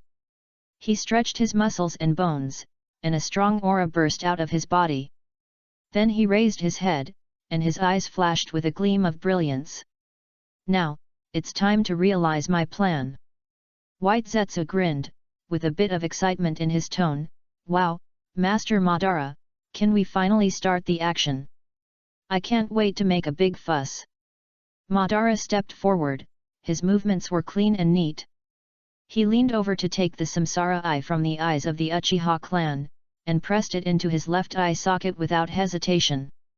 White Zetsu handed over another samsara eye, his voice was a bit flattering. Master Madara, there is also this. Madara reached out to take it and put the second samsara eye into his right eye. He closed his eyes for a moment, feeling the power surging in his body. When he opened his eyes again, a confident smile appeared on the corner of his mouth. It's time to let the world remember the name Uchiha Madara again. He stretched out his hand and waved, and the red armor next to him flew over and quickly covered his body. The crisp sound of metal collision echoed in the cave, and each piece of armor fit his body tightly. Then Madara bent his knees slightly, and the chakra in his body burst out instantly. Boom! A loud noise shook the entire cave. Madara's body rushed up like a cannonball. The thick rock layer was as fragile as paper in front of him and was torn apart in an instant. Gravel flew and dust splashed. Madara's figure broke out of the ground and soared into the sky. His red armor shone in the sun, and his long hair danced wildly in the wind. He hovered in the air, looking down at the land below, with a look of contempt in his eyes. The nearest village is the Hidden Rock Village, right? I found a bug when riding here, that is, Madara's original plan was to let Nagato reincarnate him, not the impure world reincarnation. But Madara died of old age. According to the setting of reincarnation, he should be an old man when he is resurrected. Madara didn't say how he solved this problem. Chapter 91 Hidden Rock Village. In the sky, a red figure cut through the sky like a sharp arrow. His figure was looming in the clouds, and the speed was amazing. Soon the outline of the Hidden Rock Village appeared in his sight. Madara hovered in the sky, looking down at the village under his feet. The dense buildings were like an ant's nest, and the corners of his mouth rose slightly. Come and say hello first. Madara whispered, with a hint of playfulness in his voice. The next moment, Madara bit his finger lightly and then opened his hands. Summoning technique. As Madara shouted, several huge summoning arrays suddenly appeared in the sky. These circular runes were spinning in the air. Bang! Accompanied by a deafening roar, countless smoke gushed out of the summoning array, instantly covering the entire sky. The sky above the Hidden Rock Village suddenly became dark. The pedestrians on the street stopped and looked up at the sky curiously. Some people whispered in confusion, "Why is it suddenly cloudy?" Someone pointed to the sky in surprise, "Look! What is that?" The next second, various summoned beasts jumped out of the smoke one after another. These summoned beasts were so big that they were like small mountains. They fell from the sky and smashed towards the Hidden Rock Village like meteorites. The air was torn apart, making a harsh whistling sound. The rock ninjas on the ground had not yet reacted, and saw several huge monsters falling at an alarming speed. Boom! Boom! Boom! A series of violent explosions sounded, shaking the ground. Dust flew, and gravel splashed. In the blink of an eye, several blocks in the center of the village were razed to the ground, and the once bustling market became a ruin. On the ground, the crowd began to riot. Some screamed in fear, some ran away, and some stood still, frightened by the scene in front of them. After the summoned beasts landed, they immediately began to wreak havoc in the Hidden Rock Village, constantly destroying everywhere. Enemy attack! Enemy attack! A ninja shouted loudly, trying to organize a defense, but the scene fell into chaos. Uchiha Madara watched all this in the air and whispered to himself, "Let me see what the Hidden Rock Village has to deal with this greeting." Just then, a roar suddenly resounded through the sky, "Dust release, original realm peeling technique." As soon as the voice fell, a dazzling white light suddenly shot out from the roof of a house. The light was like the sickle of the god of death, drawing an arc in the air and sweeping over several summoned beasts in an instant. Swish! As if time had stopped at this moment, the summoned beasts swept by the white light suddenly stopped moving, and their heads disappeared neatly as if cut by invisible sharp blades. The next second, the headless beast fell to the ground with a bang, stirring up a cloud of dust. Oh! Uchiha Madara raised his eyebrows slightly, with a hint of interest in his eyes. This is... Just then, a loud voice came from the center of the hidden rock village. All ninjas immediately organize the evacuation of civilians. Medical ninjas prepare to treat the wounded. Earth escape ninjas reinforce the buildings to prevent collapse. Then, a short old man slowly rose from the center of the hidden rock village. His body was suspended in the air, surrounded by powerful chakra fluctuations. This old man was the third generation of Tsuchikage of the hidden rock village, Onoki. Onoki looked around, looking at the mess in the village, and his face was instantly filled with anger. His eyes were flashing with angry flames. Damn it! Who is this ignorant guy who dares to attack my Iwagakure village? Onoki roared, his voice full of majesty and anger. Get out! Let me see who has the guts. Suddenly, Onoki felt a strong and suffocating breath. He looked up suddenly, his eyes passed through the layers of smoke, and saw the figure suspended in the sky.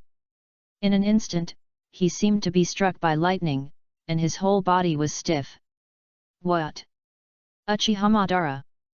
Onoki's voice trembled, full of incredible shock. This is impossible! Aren't you dead?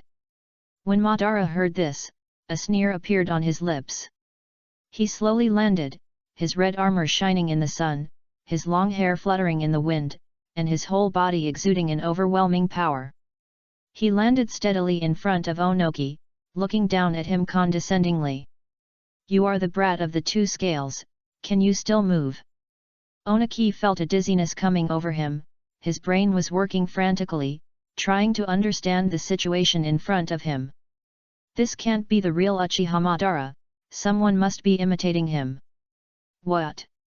Onoki forced himself to calm down, his eyes full of vigilance. Who sent you? When Madara heard this, a trace of disdain flashed in his eyes. Stupid! After so many years, your brain has become worse. At this moment, Onoki felt an indescribable sense of oppression. That familiar tone, that arrogant attitude, that suffocating momentum. No one can imitate it except Madara. Onoki's mind involuntarily flashed the scene of being easily defeated by Madara when he was young. That feeling of powerlessness and despair filled his body again, almost suffocating him. How come you are here? What do you want to do? Madara looked directly into Onoki's eyes. Hand over the four-tailed and five-tailed in your village. Onoki woke up instantly after hearing this. He took a deep breath, suppressed his fear, and shouted angrily, don't even think about it. I will never let you succeed. When Madara heard this, a sarcastic smile appeared on his lips. With your current strength, you want to stop me. It seems that you haven't faced the reality yet, 2 libras. As soon as the voice fell, several figures suddenly rushed from behind like arrows. They were several Iwagakure ninjas, and they were obviously preparing to launch a surprise attack with their hands in hand seals. Don't! Onoki saw this scene and his face changed suddenly. You are not his opponent. Onoki gritted his teeth and quickly formed seals with both hands. Dust release, original realm peeling technique. At this moment, a flash of light, a wave of distortion suddenly came from the air, as if the whole world was distorted at this moment. Boom! An invisible and powerful repulsive force suddenly erupted with Madara as the center. The surrounding buildings collapsed instantly, and the rubble flew everywhere like shells. The ninjas who rushed up were blown away before they could react, disappearing in the distance like a kite with a broken string. Onoki was hit by the repulsive force before he could perform dust escape. He felt a sharp pain in his chest, and the whole person flew backwards and fell heavily to the ground. He supported his upper body with difficulty, panting and looking up at Madara. When he saw the pattern in Madara's eyes clearly, his pupils suddenly contracted. This is... Onoki's voice trembled, full of horror, the eyes of the legendary six-path sage. How is this possible? Madara looked down at the embarrassed Onoki. Oh? It seems that you have some knowledge. Living a long life is still useful. Chapter 92 Wood Release Tree World arrives. Chapter 92 Wood Release Tree World arrives. Just then, footsteps were heard in the distance. Two figures jumped up from the ruins and landed steadily on the edge of the battlefield. One was a burly, dark-skinned strong man, and the other was an old man with long red hair. When Onoki saw the two people coming, a glimmer of hope flashed in his eyes. He stood up with difficulty and shouted with all his strength, "Han! Lao Zi! Drive him out of the village! Don't fight in the village!" The two Jinchuriki looked at each other and nodded tacitly. They stopped and quickly formed seals with their hands. Four-tailed, perfect form. Five-tailed, perfect form. With two deep roars, terrifying chakras swept out like a tsunami. Lao Zi and Han's bodies began to expand rapidly, and strange patterns appeared on their skin. Roar! Accompanied by a thunderous roar, two behemoths appeared on the battlefield. One was a huge four-tailed monkey covered with red hair, the other was a five-tailed monster that looked like a dolphin but had horseshoes. The four-tailed waved its thick arms and pounded the ground fiercely, stirring up a cloud of dust. The five-tailed blew out a strong stream of steam, and the temperature around it suddenly rose. Faced with this sudden change, Madara's eyes flashed with interest. The corners of his mouth rose slightly, revealing an expectant smile. "Oh! It seems that it's finally interesting. Let's go together." Lao Zi's voice came from the four-tailed body, full of fighting spirit. The next moment, the two behemoths rushed towards Madara at the same time. Their speed was totally inconsistent with their huge size. The ground cracked under their impact, leaving deep gullies. The four-tailed beast approached Madara first, and its huge fist carried an unstoppable force and smashed towards Madara fiercely. At the same time, the five-tailed beast also attacked from the side, and its horns condensed high-temperature steam, like a sharp spear. At this critical moment, Onoki quickly formed seals with both hands and shouted, "Earth Escape, Earthquake Core!" The ground under Madara's feet suddenly bulged, like a huge palm, pushing him up. "Now!" Onoki shouted in his heart. In a flash, Madara was sandwiched between the two-tailed beasts. The four-tailed beast's fist and the five-tailed beast's horn hit him almost at the same time. Boom! A deafening roar followed, and the shock wave spread around with Madara as the center. Dust flew, gravel splashed, and the entire battlefield was instantly shrouded in thick smoke. Onoki and the surrounding ninjas had to cover their faces with their arms to resist the sweeping air waves. When the smoke and dust dispersed slightly, everyone held their breath. However, when they saw the situation clearly, everyone was stunned. The two huge-tailed beasts were fixed in place and could not move. In the smoke and dust, a pair of blue giant hands could be vaguely seen holding their heads firmly. As the smoke and dust further dispersed, a huge blue figure gradually emerged. The figure was tall and mighty, like a god of war from hell. In the center of the figure, Uchiha Madara's figure was looming. "Susanoo!" Onoki muttered to himself. Madara stood in Susanoo, looking down at the two subdued-tailed beasts. "Is that it?" Madara's voice was full of disappointment. "I thought the two-tailed beasts joined forces to at least make me a little more serious. It seems that you don't even have the qualifications to warm up." Before he finished speaking, Susanoo's arms suddenly exerted force. Boom! Accompanied by a deafening roar, the two huge-tailed beasts flew backwards like toys thrown by a giant. Their bodies drew a long arc in the air, crossed the border of the hidden rock village, and finally slammed heavily on the mountain wall in the distance. The huge impact force made the whole mountain tremble, and gravel fell like raindrops.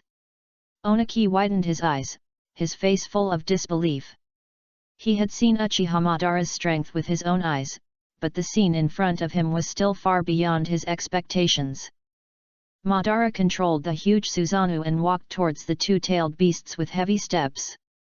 Just then, Han's voice came into Lao Zi's mind. "Lao Zi, Madara has left the village, now is our chance. Lao Zi grinned, understood. Use the tailed beast ball to blow him away. The two tailed beasts climbed up. A ball of black energy condensed in each of their mouths. The next moment, two huge tailed beast jades shot towards Madara at the same time. They drew a dazzling light in the air and rushed towards the target unstoppably. Facing the fierce attack, Madara's eyes flashed with interest. The next second, Suzanu's form began to change rapidly, muscles and cloth armor emerged on the skeleton, and soon evolved to the third stage. Just when the tailed beast jade was about to hit, two huge swords suddenly appeared in Suzanu's hands. Madara controlled Susanoo and crossed the swords in front of him. Boom! The tailed beast jade collided with the sword blade, bursting out a dazzling light. Susanoo's arms swung violently, and actually slapped the two-tailed beast jades directly into the sky. The two-tailed beast jades soared into the sky like meteors, and disappeared in the clouds in the blink of an eye. A moment later, a dazzling light suddenly burst out from the distant sky, and the whole sky seemed to be lit up. This is impossible! Lao Zi exclaimed. Hanya muttered in shock, he actually slapped the tailed beast ball away. Madara's figure was looming in Susanoo, his expression was calm, but a trace of praise flashed in his eyes. Not bad, at least it's interesting. Just then, the two-tailed beasts attacked again. The four-tailed monkey roared, and a stream of hot lava spurted out of his mouth, scorching river big fire. The boiling lava poured like a river, rushing towards Madara. At the same time, the five-tailed dolphin horse lowered its head, and terrifying chakra condensed on its horns, hornfold. Facing the fierce attack, Madara's mouth curled up with a sneer, let you see what real power is. His hands quickly formed seals, and the chakra in his body surged like a huge wave. Look at me now, what will happen if I would release with all my strength? Would release, Tree World Advent. As Madara shouted, the earth suddenly shook violently. In an instant, countless sturdy trees broke out of the ground, like a swift army, spreading around at an astonishing speed. Before the two-tailed beast's attacks could reach Madara, he was submerged by the sudden forest. His huge body was hit by the trees and fell backwards involuntarily. The growth of trees was unstoppable. In the blink of an eye, it covered an area of more than 10 kilometers, and it was even expanding. The originally arid rock village turned into a lush rainforest in an instant. The green scene formed a sharp contrast with the desolate rocky landforms around it. Before everyone recovered from the shock, Madara made seals with his hands again. Wood release, wood dragon technique. From the dense forest, a huge wooden dragon rose into the air. It hovered in the air, making a deafening roar, and then swooped down on the two-tailed beasts. The wooden dragon flexibly wrapped around the tailed beasts and began to absorb their chakra crazily. The four-tailed and five-tailed beasts howled in pain and struggled desperately, but the wood dragon's restraints became tighter and tighter.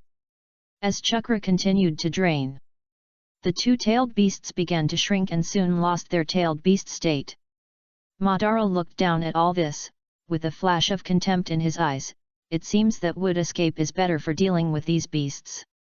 Your strength is not even comparable to the remaining shadow of Hashirama, how pathetic. Oniki looked around at the dense forest that suddenly appeared around him. This is the wood escape of the first generation of Hokage. Chapter 93 Will of Stone. Oniki stared at the mess in front of him with a dull look, and a sense of powerlessness surged in his heart. This is Uchiha Madara. Suddenly, a subtle sound caught his attention. He looked down and saw a broken stone sliding down from above and falling at his feet. Oniki bent down and picked up the stone with trembling fingers. The rough touch made him suddenly return to the memory of many years ago. Onoki, remember, the ninjas of the Hidden Rock Village are as tough as this stone. The voice of the first Tsuchikage was gentle but firm. No matter how great the difficulties are, we will not give in easily. This is the will of the Hidden Rock Ninja. Onoki clenched the stone in his hand. His eyes gradually changed from confusion to determination. How can I admit defeat here? Onoki murmured to himself, I am the third generation who inherited the will of the successive Tsuchikages. Light and heavy rock technique. The next moment, Onoki suddenly flew into the air and flew in front of Uchiha Madara, looking directly at the pair of samsara eyes full of pressure. Uchiha Madara looked down at Onoki, with obvious contempt in his tone. Tian Cheng, what is that look in your eyes? With the previous lesson, you should know how big the gap is between us. Uchiha Madara. Onoki shouted loudly, I am the Tsuchikage of Iwagakure village, and I have inherited the will of the successive Tsuchikage. Even if you are Uchiha Madara, I will never surrender to you. A hint of interest flashed in Uchiha Madara's eyes. Oh? Then let me see what you, the Tsuchikage, can do. Onoki took a deep breath, and the chakra in his body surged like a tide, and even the wrinkles on his face were all tightened. Dust release, limit stripping technique. Onoki roared. Buzz. In an instant, a huge glowing cube appeared out of thin air, instantly completely enveloping Uchiha Madara's Susanoo. This cube has a range of several hundred meters and emits a frightening energy fluctuation. The surrounding wood-release trees seemed to be swallowed up by some invisible force in an instant, turning into dust and dissipating in the air, leaving only the huge cube of light suspended in the air. Onoki was panting, with beads of sweat oozing from his forehead. This move almost exhausted all his chakra. Did it work? Onoki raised his head with difficulty, a glimmer of hope in his eyes. Even if it was Uchiha Madara, it would be impossible for him to be unscathed by taking the dust release, right? However, at this moment, the huge cube of light suddenly began to twist and deform, as if absorbed by some invisible force. Not bad, but it's far from enough. Uchiha Madara's voice came from the distorted light, with a hint of praise in his calmness. What? Before Onoki could react, an irresistible repulsive force came towards him. His body was instantly blown away and hit the rock wall in the distance like a kite with a broken string. Puff! Onoki fell heavily to the ground, and a large mouthful of blood spurted out of his mouth. He raised his head with difficulty and looked at Uchiha Madara, who was unscathed, in disbelief. Uchiha Madara looked down at the embarrassed Onoki from a high position. Power is not will, but a phenomenon caused by matter, which then manifests power. Your stone will is vulnerable in front of real power. After speaking, Uchiha Madara slowly walked to Onoki, hand over your village's ninjutsu scroll, and I can consider sparing your life. Onoki gritted his teeth and answered weakly but firmly, don't even think about it. I will never betray the village. Uchiha Madara began to seal with both hands, it seems that you still don't understand enough. Being weak is destined to be eliminated. With Uchiha Madara's actions, the surrounding wood escape suddenly spread again. The thick branches twisted like a giant python, extending to the surroundings unstoppably. The sturdy house was fragile in front of this power and was crushed into powder in an instant. The tentacles of the wood escape mercilessly penetrated the wall and dragged the residents hiding in it. Crack!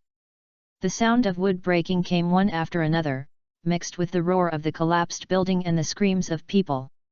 Onoki listened to the screams around him and struggled in his heart. Finally, he said with difficulty, stop. I'll give it to you. Onoki clenched his teeth and trembled with his hands to make seals. Spirit summoning technique. With a light sound, a puff of white smoke dissipated, and an ancient scroll appeared in Onoki's hand. He sighed heavily and handed the scroll to Uchiha Madara. Madara took the scroll, and a look of satisfaction flashed in his eyes. He put the scroll away casually and turned his eyes to the two Jinchuriki not far away.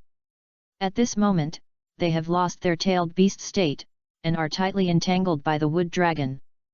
They are struggling to support their bodies and look at Uchiha Madara vigilantly. It's time to deal with you now. Uchiha Madara's voice was filled with unquestionable pressure. Uchiha Madara pressed one hand on the ground and shouted, summoning technique. With a loud bang, a huge cloud of smoke suddenly exploded on the battlefield. After the smoke dissipated, a huge and ferocious statue appeared in front of everyone. As soon as the outer path demon statue appeared, it immediately opened its huge mouth. The two chains were like cannonballs, instantly piercing the bodies of the two Jinchuriki. Ah! The two Jinchuriki screamed miserably. Two huge chakras were forcibly pulled out of their bodies. Just then, a white figure suddenly emerged from the ground with a strange smile on his face. Master Uchiha Madara, you need to seal the one tail first. Uchiha Madara glanced at White Zetsu and said in a flat tone, it doesn't matter, as long as you don't seal too many tailed beasts in a short period of time. As soon as the voice fell, the chains in the mouth of the outer path demon statue suddenly tightened, and the four-tailed and five-tailed beasts rushed straight into the mouth of the outer path demon statue like two meteors. Boom! A deafening roar exploded in the air.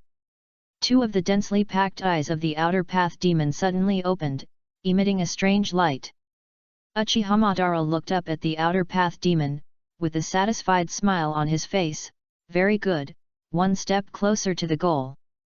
Then his figure slowly rose into the air, looking down at the devastated Uegakure village from a high position. Next stop, go to Konoha to capture the 9 tails. Swoosh! A sonic explosion sounded, and his figure instantly disappeared into the sky. At this moment, Onoki stood up and looked at the once prosperous Uegakure village around him, which had become a ruin, with a face full of anger. Gather all the ninjas who can still move. Onoki ordered, his voice was weak but very calm. Immediately organize the treatment of the wounded, clean up the ruins, and search for survivors. He turned to the adjutant who came to him. At the same time, inform the front-line troops to immediately stop all offensive actions and shrink the defense line. He paused, thought for a moment and then said, send the communication troops to convey the news to other ninja villages. Uchiha Madara has been resurrected, which is a threat to the entire ninja world. A sharp light flashed in Onoki's eyes, specially notify Konoha village. Uchiha Madara is their traitor, and they must be held responsible. Chapter 94 This is the real power. Uchiha Madara was speeding in the sky, and his face revealed a bored look. The battle in the Hidden Rock village just now was just like playing for him, and it could not arouse his inner fighting spirit at all. At this moment, a cold mechanical voice suddenly sounded in Madara's mind. The reincarnation mission is about to begin, please be prepared. Madara's eyebrows slightly raised, and a hint of interest flashed in his eyes. He stopped flying, suspended in the air, and a smile of expectation appeared at the corner of his mouth. Is it finally here? I hope this mission can bring some fun. Madara whispered to himself. 5, 4,3. At the moment when the countdown ended, Madara's vision suddenly fell into darkness. When he opened his eyes again, a familiar scene came into view. Madara found that he had arrived in the main god space, and his eyes finally fell on the huge light ball not far away. Madara reached out and took out the scroll he had taken from Onoki and unfolded it in his hand. Lord God, I want to sell ninjutsu. Ripples appeared on the surface of the light ball, and then a response came. S-level ninjutsu, dust escape original world peeling technique, identified as a 4-star skill, recovered successfully. Exchange points obtained, 1000 points. B-level ninjutsu, earth escape super light and heavy rock technique, identified as a 3-star skill, recovered successfully, exchange points obtained, 300 points. B-level ninjutsu, earth escape rock house technique, identified as a 3-star skill, recovered successfully, exchange points obtained, 200 points. Madara looked at the rapidly increasing exchange points, and the corners of his mouth rose slightly. His eyes swept across the numbers displayed on the surface of the light ball. The savings of a ninja village brought him nearly 20,000 points. These ninjutsu are just useless to me, but it's not a waste to exchange for so many points. He looked up at the light ball, a gleam of light flashed in his eyes. In this mysterious space, strength can be measured by points. And he, Uchiha Madara, never misses any opportunity to become stronger. Uchiha Madara's mind moved, and a translucent virtual screen suddenly appeared in front of him. His eyes quickly swept across the options on the screen and suddenly stopped at a special column. This is... Madara's voice was full of curiosity. He reached out and clicked the mysterious shop option. As the screen switched, Madara's pupils suddenly shrank, and a look of disbelief flashed in his eyes. Skill, Odin's Power, Exchange Points 200 million Exchange Points. Item, SXP2217 God's Hammer Anvil, Exchange Points, 300 million Exchange Points. Bloodline, Spiral Force Evolution Gene, Exchange Points, 190 million Exchange Points. Bara's breathing quickened slightly, and his eyes glanced back and forth between these options. The high prices of these items far exceeded his expectations. Skill, Odin's Power. Source, Marvel Universe. Level, 11 stars. Introduction, the supreme power mastered by the Nordic god King Odin. The user will gain nearly unlimited power, able to manipulate cosmic energy, and can easily destroy or reshape the entire universe in his heyday. Disadvantages, the power is too strong, but the body cannot bear it. Long-term use will cause the user to fall into Odin's sleep to recover. Exchange Points, 200 million Exchange Points.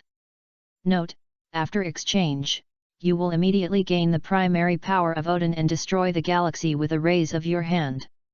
With the increase of use and age, higher level abilities can be gradually unlocked. As the annotations were displayed, a picture suddenly appeared in Uchiha Madara's mind. In the picture, a one-eyed old man wearing golden armor and holding a spear was fighting fiercely with a terrifying existence of huge size and holding a staff. Two powerful beings were suspended in the void of the universe, surrounded by countless twinkling stars. The old man's spear was wrapped with dazzling golden lightning, and the opponent exuded suffocating dark energy. Suddenly, the two forces collided violently in the center of the universe. In an instant, the entire universe trembled. Countless galaxies turned into dust under this terrifying shock wave. What's more terrifying is that the collision of this force actually tore the universe itself. Madara was shocked to see that cracks began to appear on the edge of the universe, revealing the indescribable nothingness outside. Is this the power of Odin? Madara muttered to himself in a low voice, with a hint of excitement that was difficult to conceal in his voice. He clenched his fists, his muscles tensed unconsciously, and the chakra in his body began to boil, as if responding to the battle on the screen. It turns out that my power is far from the limit. Madara said to himself, with a fanatical light in his eyes, this is the real power, the power that even the universe cannot bear. The flame of ambition flashed in his eyes. It seems that I am far from strong enough in the wider world, but this is just what I want. A confident smile appeared at the corner of Madara's mouth. One day, I will also reach this level. No. I will surpass him and become stronger. Then, Madara took a deep breath to calm himself down. His eyes continued to wander on the virtual screen, quickly scanning the introduction of the other two products. Although it was just a simple browse, the pictures displayed were equally shocking. Whether it was the God's Hammer Anvil or the Spiral Force Evolution Gene, they all showed the terrifying power that could easily destroy the universe. A glimmer of excitement flashed in Madara's eyes. It seems that the world is much wider than I thought, and the ninja world is just a small puddle. The next second, Madara's finger gently swiped across the virtual screen and clicked refresh, and the picture changed instantly. His eyes quickly swept across the refreshed product list. Most of the items were still shockingly expensive, but among them, a relatively affordable option caught his attention. Intermediate Armament Haki 17,000 points. His finger on the screen after a few taps, the detailed information of this skill was called up. Interesting, he whispered to himself, is it a skill that can directly attack energy bodies? A glimmer of thought flashed in Madara's eyes. This power is fundamentally different from the ninjutsu he is familiar with, but the potential use makes him quite excited. The price is just right. Madara decisively clicked the purchase button. As a beam of light fell, a strange power began to flow in his body. Madara was concentrating on feeling the new power in his body, and suddenly, the cold mechanical voice of the Lord God sounded again in the space. The reincarnation mission is about to begin. 5, 4, 3. A glimmer of expectation flashed in Madara's eyes, and the corners of his mouth rose slightly. As the countdown ended, his vision instantly fell into darkness. The next moment, a cold touch came suddenly. Madara was instantly alert and quickly opened his eyes. At this time, Madara was in the sea, and wherever he looked, there was endless ocean, without any trace of land. The sun shines on the sea, sparkling, as if countless diamonds are flashing. Chapter 95, Faction Mission. Interesting, it seems that this mission world is quite special. Madara whispered to himself, with a hint of interest in his eyes. He jumped lightly and instantly soared into the air, flying at high speed in the sky, constantly searching for any abnormalities on the sea. Suddenly, Madara's sight was attracted by a huge fleet in the distance. More than a dozen huge sailing ships were sailing slowly on the sea, and the one in the middle was particularly eye-catching, with a huge whale head on the bow. In the Moby Dick at the head of the fleet. "Dad, the Navy's defense may not be easily broken through." A man with golden hair frowned and said. This man is the captain of the first team of the Whitebeard pirates, Phoenix Marco. Diamond Jaws crossed his arms and said solemnly, "Indeed, according to intelligence, the Navy has mobilized all its elite troops this time. I'm afraid it will be a tough battle." Kulala. Whitebeard laughed heartily. Even if the Navy mobilizes all its troops, what does it matter? As long as my sons are here, Ace will be rescued. Just then, Marco's expression suddenly changed. He raised his head suddenly, frowned, and a trace of vigilance flashed in his eyes. "Dad, there is a situation." Everyone's eyes were instantly attracted, and they all looked up. "I saw a figure in red armor moving towards here at a high speed, at an astonishing speed." Marco said in a deep voice, "I'll go and see." As soon as the voice fell, Marco's body began to undergo amazing changes. Blue flames suddenly emerged from his arms, instantly spread to his whole body, and turned into a pair of burning wings.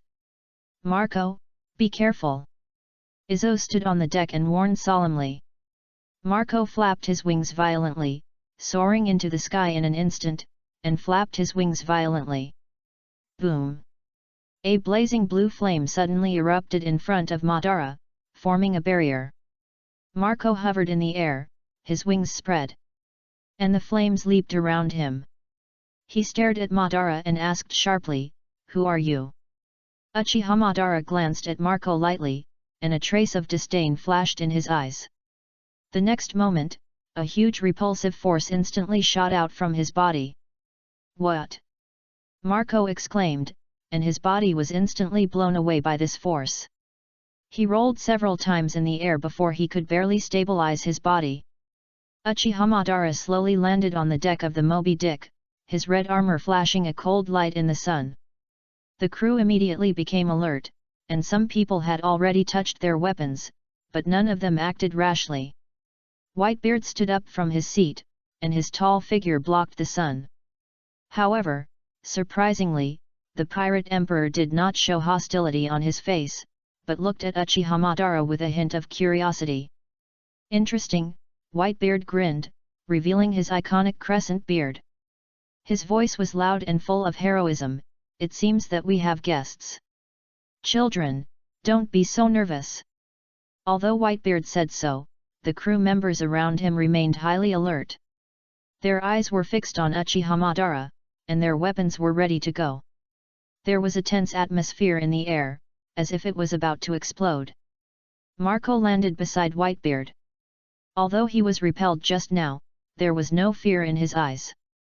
He whispered to Whitebeard, "Dad, this man is very strong." Madara slowly landed on the deck, looked around, and finally his eyes fell on Whitebeard. He could feel the powerful aura emanating from this man, and a hint of interest flashed in his eyes. Whitebeard looked directly at Madara with a bold smile on his face. Interesting way to appear. Boy, who are you? Madara raised his eyebrows slightly, a little surprised by Whitebeard's attitude. Uchiha Madara. Kulalala. Interesting name, Whitebeard laughed and threw the wine jar beside him. Come on, Madara, how about a drink? Madara reached out to catch the wine jar, with a flash of surprise in his eyes.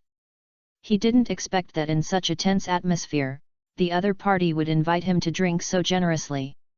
He looked at the wine jar in his hand, then raised it to his lips and took a sip slowly. As the wine entered his throat, Madara felt a mellow taste spreading in his mouth. He raised his eyebrows slightly, and a flash of approval flashed in his eyes. Not bad wine, Madara commented, with a hint of unexpected satisfaction in his voice. Seeing Madara's reaction, Whitebeard laughed heartily. He laughed, Kulala. Those who can appreciate good wine are not bad people. Ban put down the wine jar, and his eyes swept over the crowd around him again, and finally fixed on Whitebeard. Are you the leader of this fleet? Whitebeard straightened his back and said proudly, Yes, I am Edward Newgate, Whitebeard. These are my family members. He looked around at the crew members around him, his eyes full of love. Ban noticed the change in Whitebeard's eyes when he looked at the crew members, and he couldn't help but feel curious. He took a sip of wine and asked, Where is the huge fleet of the Mikinan going? Whitebeard's expression became serious, and his eyes were cast on the distant horizon, as if he could see something there. One of my sons is in trouble because of some mistakes I made. His voice was low and firm. As a father, I naturally have to support him. Just then, the voice of the Lord God sounded in Uchiha Madara's mind. Main quest triggered. The next moment, a virtual screen suddenly appeared in front of Madara, showing a series of information. World, One Piece. World level, Level 6. World information, this is a world mainly composed of oceans, with magical devil fruit abilities and domineering systems. The world government and the navy maintain order, while the pirates chase freedom and wealth on the sea. Top war camp mission, Pirates, Rescue Ace. Difficulty, B. Mission information, the strongest force, the Navy, has gathered all its elite forces in Marineford to execute Porgas D. Ace, the captain of the Whitebeard Pirates' 2nd Division. The Whitebeard Pirates will face the strongest lineup of the Navy, and the two sides are about to start a shocking decisive battle in Marineford. Task requirements, you need to assist the Whitebeard Pirates to successfully rescue Ace in this battle with a huge disparity in strength. Task time limit, 12 hours. Failure penalty, obliterate. Task status, available. Note, failure will be considered as failure if not received after half an hour. Uchiha Madara showed a hint of surprise in his eyes, and thought to himself, faction mission, available? This is the first time I have seen such a mission. He did not choose to accept it immediately, but looked at Whitebeard. For one person, do you want to fight the entire navy? Whitebeard grinned when he heard what Madara said, yes, even if I am against the whole world, I will save my son. This is the meaning of family. The pirates around heard the captain's words, and their blood boiled. They raised their weapons and shouted in unison. That's right. For Ace. We will fight to the end with Dad. Madara stared at Whitebeard, and a trace of imperceptible complex emotions flashed in his eyes. He said thoughtfully, family. After a moment of silence, Madara raised his head, his eyes flashing with interest. Interesting, I'll go and see it too. Whitebeard looked at Madara with a little surprise, and then laughed heartily, Kulalala. Interesting kid. In that case, let's go together. Madara nodded, his eyes swept over the pirates around him, and he thought to himself, this world seems to be more interesting than imagined. Chapter 96 The Strongest Man in the World. Just then, the voice of the lookout came from the top of the mast, "Dad, we have arrived at the designated location." Whitebeard heard this, and a sharp light flashed in his eyes. He slowly walked to the bow, and his majestic body exuded a reassuring aura. "Okay." His voice was like thunder, "Get ready to dive." Suddenly, a layer of transparent coating began to slowly float up from the surface of the hull. This thin but extremely tough membrane expanded rapidly, and soon wrapped the entire giant ship in a huge bubble. Ban's eyes turned to the outside of the ship. The sea water was gradually covering the hull, and the world around him began to turn blue.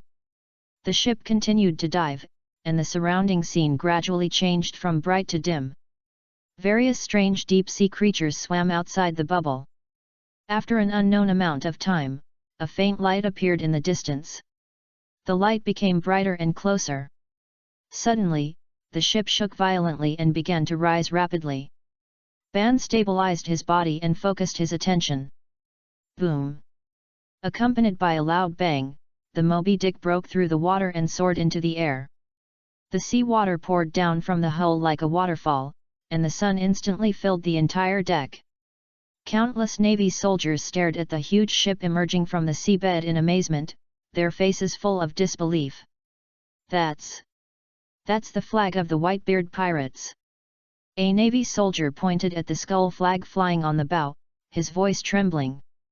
The exclamation quickly spread in the Navy camp. The soldiers looked up one after another, their eyes full of fear and disbelief. "Whitebeard is here!" "And his captains," another Navy officer shouted, his voice full of awe and fear.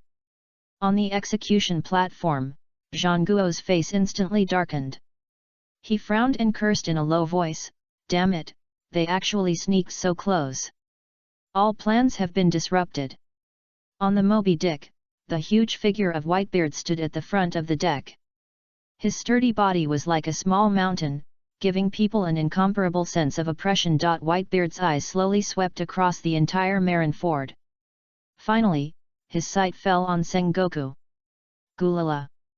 Whitebeard suddenly laughed, his voice like thunder, "We haven't seen each other for decades, Sengoku.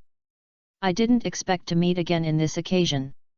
Sengoku remained silent, just staring at Whitebeard coldly. While Whitebeard's laughter was still echoing on the sea, Uchiha Madara slowly walked to the bow. His steps were steady and elegant, his red armor shone in the sun, and his long hair fluttered gently with the sea breeze. Madara stood at the bow, his hands folded across his chest, looking down at the entire Marineford. His appearance instantly attracted everyone's attention. There was a sudden commotion in the Navy camp. Countless pairs of eyes looked at this strange figure in unison. The soldiers whispered, guessing the identity and strength of this person. "Who is that?" A Navy soldier asked in a low voice, "I've never seen this person." On the execution platform, Sengoku's eyes instantly locked on Madara. After he saw Madara's eyes, alarm bells rang in his heart. Another devil fruit ability user. Sengoku thought to himself, "I haven't heard of him, but he must be very powerful to stand beside Whitebeard. There is another unpredictable variable." Uchiha Madara stood on the deck of the Moby Dick, his eyes calmly sweeping over the scene in front of him. In his field of vision, the three admirals stood like three mountains. Akainu, Aokiji, and Kizaru, each of them exuded a powerful aura that made people's heart palpitate.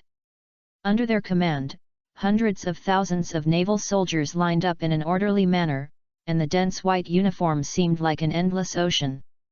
The muzzles of the towering fortresses in the distance flashed cold light. This scale of war has never been seen before in the ninja world, and even Madara, who has experienced countless wars, couldn't help but feel a little surprised. At this moment, he felt the blood in his body begin to boil, and a strong desire to fight rose in his chest. The corners of his mouth unconsciously rose, and a glimmer of excitement flashed in his eyes. At this moment, Whitebeard's eyes suddenly turned to Ace on the execution platform. His voice became gentle and firm, "My beloved son is okay, wait for me, Ace." "Dad."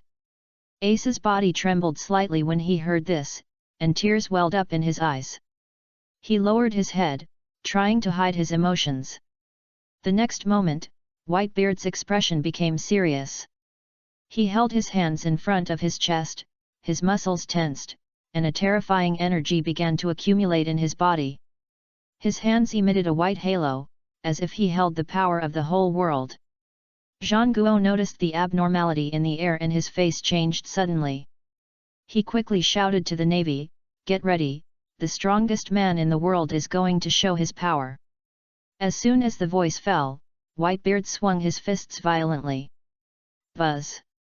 A suffocating energy wave instantly swept the whole place, and the air shattered like glass, forming cracks visible to the naked eye. Boom! The earth shook violently, as if a magnitude 9 earthquake had occurred.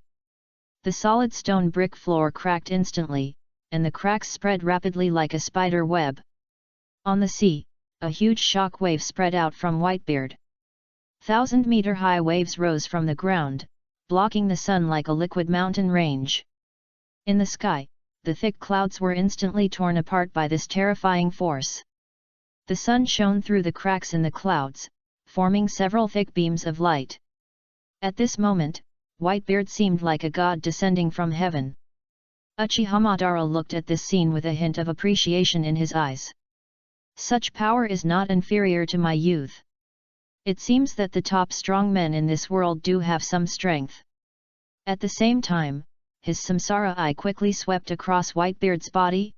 Unfortunately, his body is too seriously injured and he can no longer exert his full strength. It is estimated that he will be exhausted in a few battles.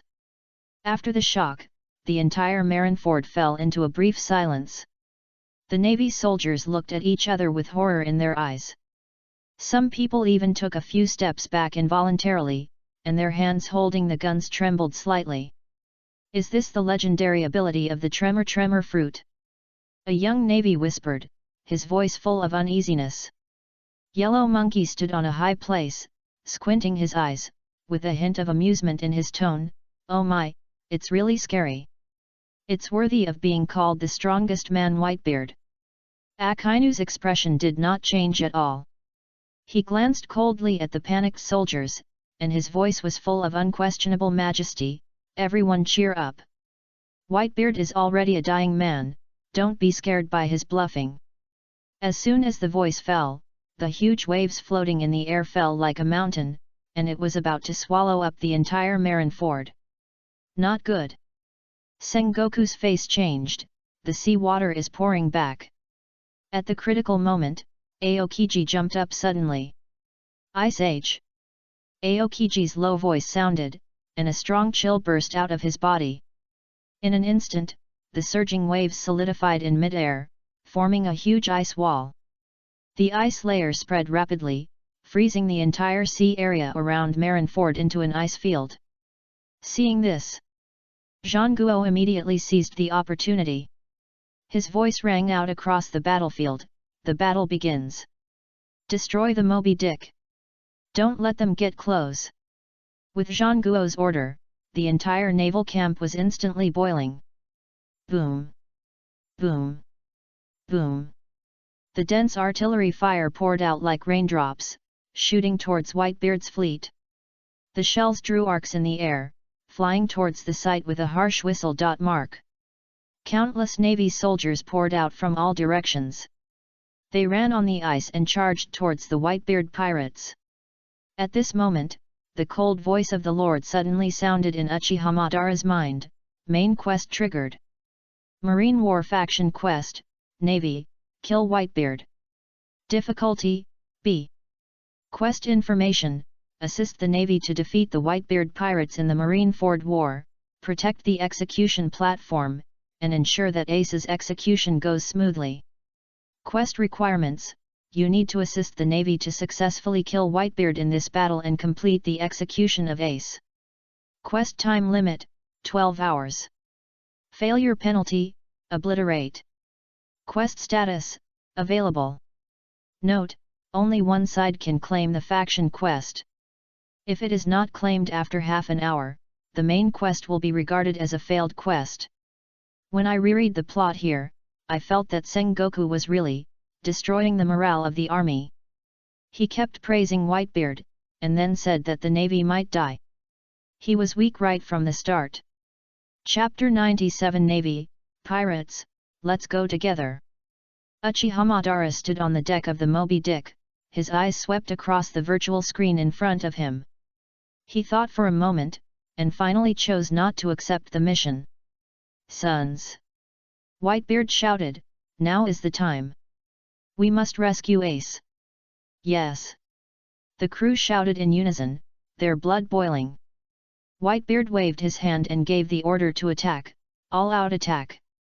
Rescue Ace. With Whitebeard's order, the entire Whitebeard pirates instantly boiled. Countless pirates raised their weapons and shouted earth-shakingly. For Ace! Follow the captains and charge! Countless pirates jumped off the ship and charged towards Marineford on the ice. At the same time, the navy also launched a fierce counterattack. The artillery fire poured down like raindrops, and the roar was endless. Huge holes exploded on the ice. The entire battlefield fell into chaos in an instant. The pirates and the navy fought fiercely on the ice, and the shouts of killing came one after another. Whitebeard turned around and his eyes fell on Madara. He grinned and showed his iconic crescent beard. Hey, Madara boy, Whitebeard said proudly, since you are here, let me see how strong you are. Madara raised his eyebrows slightly and his eyes swept across the battlefield. Countless navy were rushing in from all directions, and the artillery fire roared continuously. The corners of his mouth rose slightly, and a hint of interest flashed in his eyes. Since you said so, Madara said lightly, then let you see it. Boom! Madara bent his legs slightly and took off in an instant. His figure crossed the sky like an arrow and landed in the center of the navy camp in an instant. What? The navy who rushed to the front exclaimed. Madara's figure suddenly disappeared, and the next moment he appeared behind the marine. The knife chopped down like lightning, and the marine fell to the ground. A sturdy man swung a huge axe and chopped at Madara. Madara turned sideways casually, stretched out his right hand like an eagle's claw, and accurately grabbed the opponent's wrist. With a crack, the marine's wrist was broken instantly. Ah! As soon as the scream sounded, Madara turned around, swept his left leg across, and kicked away the other three marines who rushed up. While rotating, Madara grabbed the sturdy man's arm and threw him out. Bang! The sturdy man's huge body was like a human cannonball, knocking down a large number of marines in front. Screams and the sound of broken bones came one after another. Die! There was a roar behind him, and a long knife pointed directly at Madara's back. Madara didn't even look back, and grabbed it with his backhand. Dang! The tip of the knife was firmly grasped by him. How is this possible? The knife-wielding marine widened his eyes in horror. Madara snorted coldly and yanked violently. The marine lost his balance and rushed forward, just hitting Madara's elbow. Blood splattered, and another marine fell. Every move of Madara was clean and neat, without any redundancy. His body seemed to be able to predict every attack, and he could always avoid it at the critical moment. Although the surrounding marines were numerous, they couldn't even touch the corner of Madara's clothes. In just a few breaths, dozens of marines had fallen at Madara's feet. Concentrate firepower! Another voice sounded in the crowd, use long-range attack. Suddenly, countless shells and bullets poured down on Madara like raindrops. Intensive firepower covered the area where Madara was, and the sound of explosions was endless. However, Madara stood there, his expression calm. His hands quickly formed seals, and a cold light flashed in his eyes. Fire style, great fire extinguishment. As Madara shouted, a huge flame gushed out of his mouth. The flames were like a roaring dragon, instantly swallowing up all the flying shells and bullets. The flames were unstoppable, rushing straight into the navy camp, instantly engulfing the navy in front. Screams rose and fell in the sea of fire, and the air was filled with the smell of burning. Just then, Two huge figures suddenly rushed out of the flames. Two giant vice-admirals were full of anger, holding huge maces, and rushed out of the flames. Their bodies were a little burned, but it did not affect their actions. "Little guy, die!"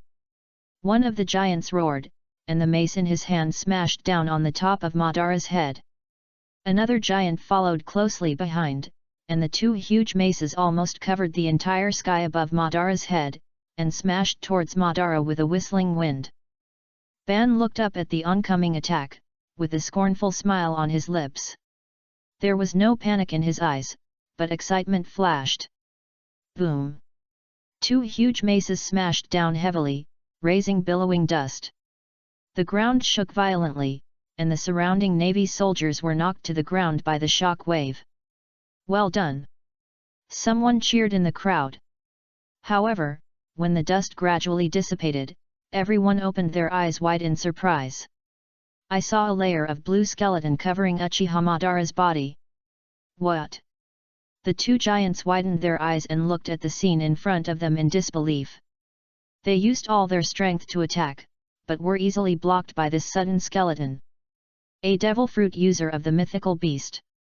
The pupils of a giant shrank suddenly. Just before everyone reacted, something strange happened. The blue skeleton began to expand rapidly, and muscles and skin covered it like a tide. In a blink of an eye, a blue muscle giant tens of meters tall stood proudly in the center of the battlefield. Although it had not yet reached its full form, it was enough to shock the whole audience. In the center of the blue giant, Uchiha Madara's figure loomed. He crossed his arms and looked at the two panicked giants calmly. Although Madara's voice was calm, it was clearly heard by everyone. Madara controlled Susanoo and slowly raised one hand. Chakra condensed in the palm of his hand, forming a long curved blade. "Now, let me tell you," Madara's eyes swept across the giant vice-admiral in front of him, "who is the real little one." Madara controlled Susanoo and swung the chakra sword in his hand like lightning. With a flash of sword light, the two giant vice-admirals were split in half by the blue light before they could react. Susanoo's giant sword swept out with unabated force. Wherever the sword passed, both the navy and the pirates were blown away like fallen leaves swept by the autumn wind. Screams came one after another, and a large area was cleared in an instant. This sudden scene made the entire battlefield fall into a brief silence, and everyone's eyes were focused on Madara. On the execution platform, Sengoku frowned, and a trace of doubt flashed in his eyes. He whispered to himself, "Isn't this person Whitebeard's helper?" At the same time, the Whitebeard pirates also fell into chaos. Marco flew to Whitebeard, looking anxious. "Dad, is that Madara crazy? Why did he attack us too? Listen to me." Suddenly, Uchiha Madara's voice resounded throughout the battlefield. He stood in the center of the huge Susanoo, looking down at everyone around him. Whether it's the navy or the pirates, Madara spread his arms, and the blue energy of Susanoo surged around him. "Come on together. Let me see what the so-called top combat power in this world is like. Don't let me down, otherwise." His eyes swept across the battlefield. "I will let you know what real power is." Bara's words were like a heavy bomb, and the entire battlefield was instantly stagnant. Everyone was shocked by this arrogant declaration. Chapter 98 The Strongest in This World. At this time, the voice of the Lord God sounded again in Uchiha Madara's mind. Hidden mainline mission triggered. Marine War, the strongest in this world. Difficulty, B+. Mission information: in the Marine War, you openly challenged both the Navy and the pirates. Now, you must prove that you are indeed the strongest in this world. Mission requirements: in the next battle, defeat at least 3 Navy Admiral-level strong men. The more strong men you defeat, the richer the rewards. At the same time, you need to show overwhelming strength in the battle, so that all participants can realize that you are the strongest. Mission time limit: 12 hours. Failure penalty: obliterate. Reward points: 10,000. Uchiha Madara smiled. Since it is a camp battle, let me be the third camp. Phew phew phew phew. Doflamingo's laughter suddenly rang out on the battlefield, sharp and piercing. He stood on the ruins in the distance, with an exaggerated smile on his face. Interesting. This scene suddenly became more exciting. Humph! Hancock shook her long black hair and said coldly, "It's just a self-righteous man, far inferior to Luffy." Kizaru tilted his head and looked in the direction of Madara. His tone was still frivolous, with a bit of carelessness. "Oh, the guy who suddenly appeared looks very powerful." Akainu stared at Madara coldly, with a flash of anger in his eyes. "It's just another lunatic who tried to disrupt order." Whitebeard stood on the Moby Dick, looking at Madara in the center of the battlefield. He suddenly laughed up to the sky. "Gulala! I really met an incredible kid." As soon as the laughter fell, Whitebeard's expression immediately became serious. He shouted to the crew around him, "Sons, avoid Uchiha Madara. Focus on rescuing Ace first." As soon as his order was issued, the members of the Whitebeard pirates immediately took action. They adjusted their formation and tried to bypass the area where Madara was and advanced towards the execution platform. At this moment, a roar suddenly came, rampant. Two figures rushed towards Uchiha Madara like arrows. They were the two elite vice-admirals of the navy, Doberman and Gumier. The long swords in their hands were covered with dark-armed color domineering, shining with a frightening cold light in the sun. The two vice-admirals were in perfect harmony, one on the left and one on the right, and were obviously determined to defeat the enemy with one blow. However, facing the fierce attack, Madara's expression did not change at all. He stood there, his hands on his chest, and a trace of disdain flashed in his eyes. Doberman and Gumier jumped up almost at the same time. "Ha!" The two vice-admirals shouted at the same time, their muscles tensed, and they poured all their strength into this attack. The blade broke through the air, making a sharp whistling sound. In the blink of an eye, the sharp tip of the blade was close to Madara's face. Dang! As soon as the tip of the blade touched the surface of Susanoo, a sharp metal collision sound was heard. The two sharp long knives penetrated only an inch and could not go any further. How is this possible? Doberman widened his eyes and looked at the scene in front of him in disbelief. Gumier was also shocked, with cold sweat sliding down his forehead. Before they could come to their senses, Susanoo's arm swung violently, and the huge blue fist smashed down like a mountain, and the violent air waves swept around. Boom! The two lieutenants were thrown out like a kite with a broken string, drawing a long arc in the air, and finally fell heavily on the ice surface in the distance, stirring up a piece of broken ice. Ban stood there, watching the scene calmly. He shook his head slightly, with obvious contempt and disappointment in his tone. Is it just this extent?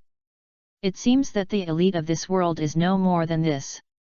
On the execution platform, Sengoku's face became more gloomy. He stared at Ban closely, with a trace of solemnity in his eyes. This Uchiha Madara who suddenly appeared seemed to be more difficult than they expected. At this moment, Hawkeye Mihawk stood not far away, his sharp eyes narrowed slightly. His hawk-like eyes stared at Uchiha Madara in the center of the battlefield, and his hand unconsciously touched the black knife behind him. Just then, Doflamingo's sharp laughter sounded, "Phew phew phew phew. Interesting. This guy who suddenly appeared seems to be really good." He turned to Mihawk and said provocatively, "Hey, Hawkeye, do you want to try?" Mihawk did not answer, but slowly pulled out the black knife behind him. The black blade glowed faintly in the sun, as if it could devour everything. The next moment, a heart-pounding cold light flashed in the air. Cut! As soon as Mihawk's low voice fell, a huge flying slash cut through the sky like a crescent moon and went straight to Madara. The air was torn apart by this terrifying sword force, making a sharp whistle.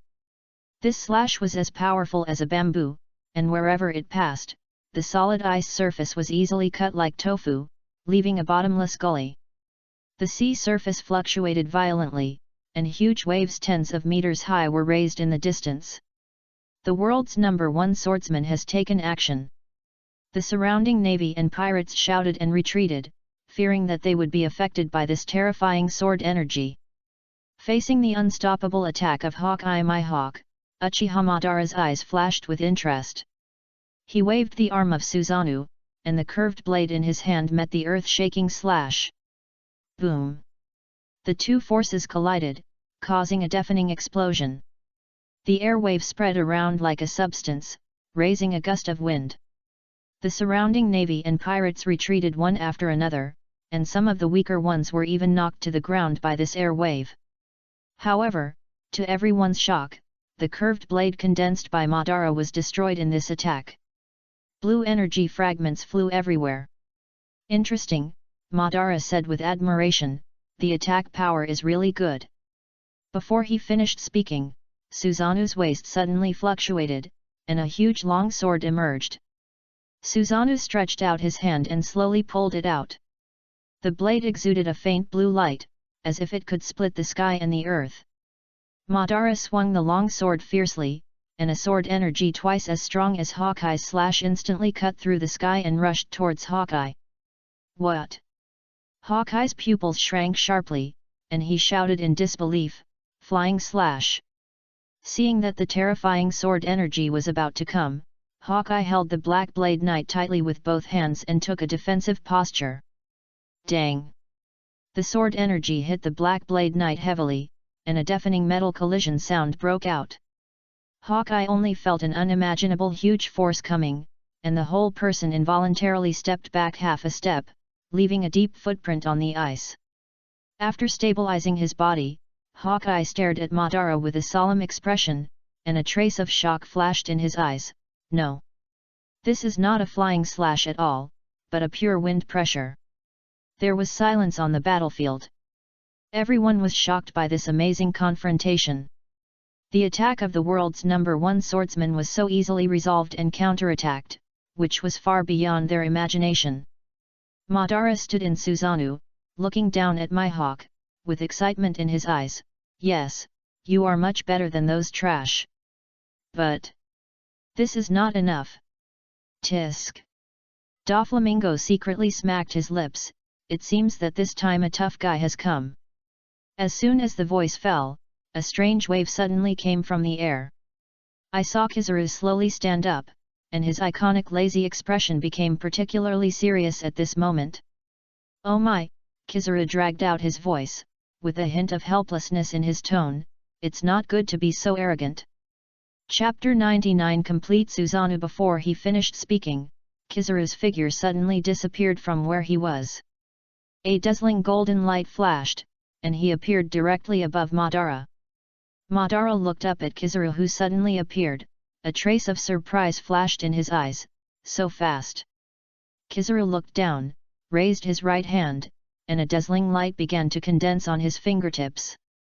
The light became more and more powerful, like a small sun about to explode. Laser gun! Kizaru shouted. In an instant, a thick beam of light shot out from his fingertips and went straight to Susanoo's chest. Wherever the beam passed, the air was burned and distorted. Boom! The beam hit Susanoo hard, erupting with a deafening roar. Strong shock waves spread to all directions, stirring up gusts of wind. The smoke gradually dissipated, and a huge hole suddenly appeared in Susanoo's chest, and blue energy continued to drain away. However, Madara standing in the center was unscathed, and there was even a hint of excited smile on his face. It's almost. Madara's voice contained a hint of appreciation. It's finally interesting. Before he finished speaking, an 8-foot Megatama suddenly appeared in Susanoo's hand. Madara waved lightly, and the 8-foot Megatama shot towards Kizaru like a shooting star, causing a harsh whistling sound. Upon seeing this, Kizaru dodged and easily avoided the fatal blow. However, at this moment, Madara's Rinnegan quickly locked onto Kizaru's figure. A sneer curled up at the corner of his mouth, and a glint flashed in his eyes. The long sword covered with armed domineering suddenly appeared in the path of Kizaru's dodge. The strike was as fast as lightning and at a tricky angle. It got stuck on the trajectory of Kizaru's dodge and pointed directly at his vitals. What? A rare look of shock flashed across Kizaru's face. The blue blade approached Kizaru's body in the blink of an eye. Even with the speed he was proud of, it was difficult to change direction at this moment. At this critical moment, a cold voice suddenly sounded across the battlefield. Frozen time capsule. Before he finished speaking, a biting cold air swept over him instantly. Aokiji appeared on the battlefield at some point. He pressed his hands on the ground, and countless ice crystals spread towards Madara at an alarming speed. In the blink of an eye, the huge Susanoo was wrapped in a thick layer of ice. The sharp knife was also frozen in midair the moment it was about to touch Kizaru. The entire Susanoo turned into a huge ice sculpture, shining with a cold light in the sun. Kizaru seized this fleeting opportunity, flashed his figure, and instantly distanced himself from Madara. He landed on the ground, with a slight smile on his lips, but a trace of solemnity flashed in his eyes. "Oh my, it's really dangerous." Kizaru's lazy voice was filled with a hint of fear, thanks to Kuzan-kun for taking action in time. As soon as he finished speaking, Kizaru suddenly raised his right leg and kicked out with lightning speed. In an instant, countless dazzling beams of light shot out from his toes, shooting towards the frozen Susanoo like a meteor shower. Each beam of light contains the power to destroy the world and make a harsh whistling sound. Boom boom boom. The beam hit the ice sculpture, causing a deafening noise. Ice fragments flew everywhere, smoke and dust filled the air, and the ice surface within a few kilometers suddenly collapsed, and countless ice fragments flew up. The Navy soldiers in the distance were stunned. Some couldn't help but exclaimed, "Is this the strength of the general? It's too scary." At this moment, a calm and confident voice came through the smoke, as expected of the Navy's strongest combat force, "I, Uchiha Madara, will do my best." Before he finished speaking, a terrifying energy wave suddenly erupted from the smoke. The next second, a huge blue figure suddenly broke through the smoke and shot straight into the sky. It is Susanoo, but its form has undergone astonishing changes. I saw the blue energy body expanding rapidly, growing to hundreds of meters high in the blink of an eye. Its form continues to change, gradually revealing the complete image of the Crotengu warrior. A mighty dome sprouted from its head, thick armor emerged from its body, and it held a sharp sword in its hand. This huge figure covered the sky and the sun, like a god descending from the sky. The terrifying coercion radiated made the entire Malinfando tremble. This scene shocked everyone present. Both the Navy and the pirates involuntarily stopped fighting and looked up at this giant who seemed to have stepped out of a myth. Then what kind of monster is that? Oh my god! Is this still a power that humans can possess? Even Aokiji and Kizaru, who had always been calm and collected, could not help but frown at this moment. They exchanged solemn looks, obviously aware of the seriousness of the situation. Madara stood proudly on Susanoo's forehead, looking down at the people below. "Come on," Madara's voice echoed throughout the battlefield, "let me see what else you are capable of." Suddenly, Sengoku's thunderous voice broke the suffocating silence, "Everyone evacuate each other immediately. Make room for fighting." This order spread throughout Malinfando instantly. The Navy soldiers suddenly woke up from a dream, and began to retreat back to vacate the battlefield. There was a hint of panic in their movements, and they were obviously frightened by Madara's display of strength. Damn, what kind of monster is this guy? A vice-admiral gritted his teeth and whispered, his face full of unwillingness and fear. Whitebeard stood on the Moby Dick, squinting his eyes and carefully looking at Madara. His iconic crescent beard trembled slightly, and suddenly, he laughed up to the sky, "Gulala. It seems that this battle is more exciting than I thought." Garp sat on the steps, with a complicated look in his eyes. He looked at Ace who was bound, and then at the huge figure in the distance, and sighed softly, "The situation has become more complicated." Aokiji and Kizaru looked at each other and launched an offensive tacitly. Kizaru turned into a dazzling light and instantly appeared behind Madara, condensing a dazzling ball of light with his hands. Light clone! Kizaru growled. Instantly, his body turned into countless dazzling beams of light. These beams quickly condensed to form dozens of lifelike Kizaru clones. Each clone exuded a powerful aura, holding a long sword condensed from light in his hand. At the same time, Aokiji shouted, ice cubes burst into the pheasant's mouth. His right arm swung out violently, and countless huge ice cubes shot out like cannonballs. Each piece of ice contained the power of extreme cold, and the air was frozen wherever it passed. Yes, but facing the attack of the two generals, Madara was not panicked at all. Let me tell you what real power is. Susanoo quickly raised his right hand.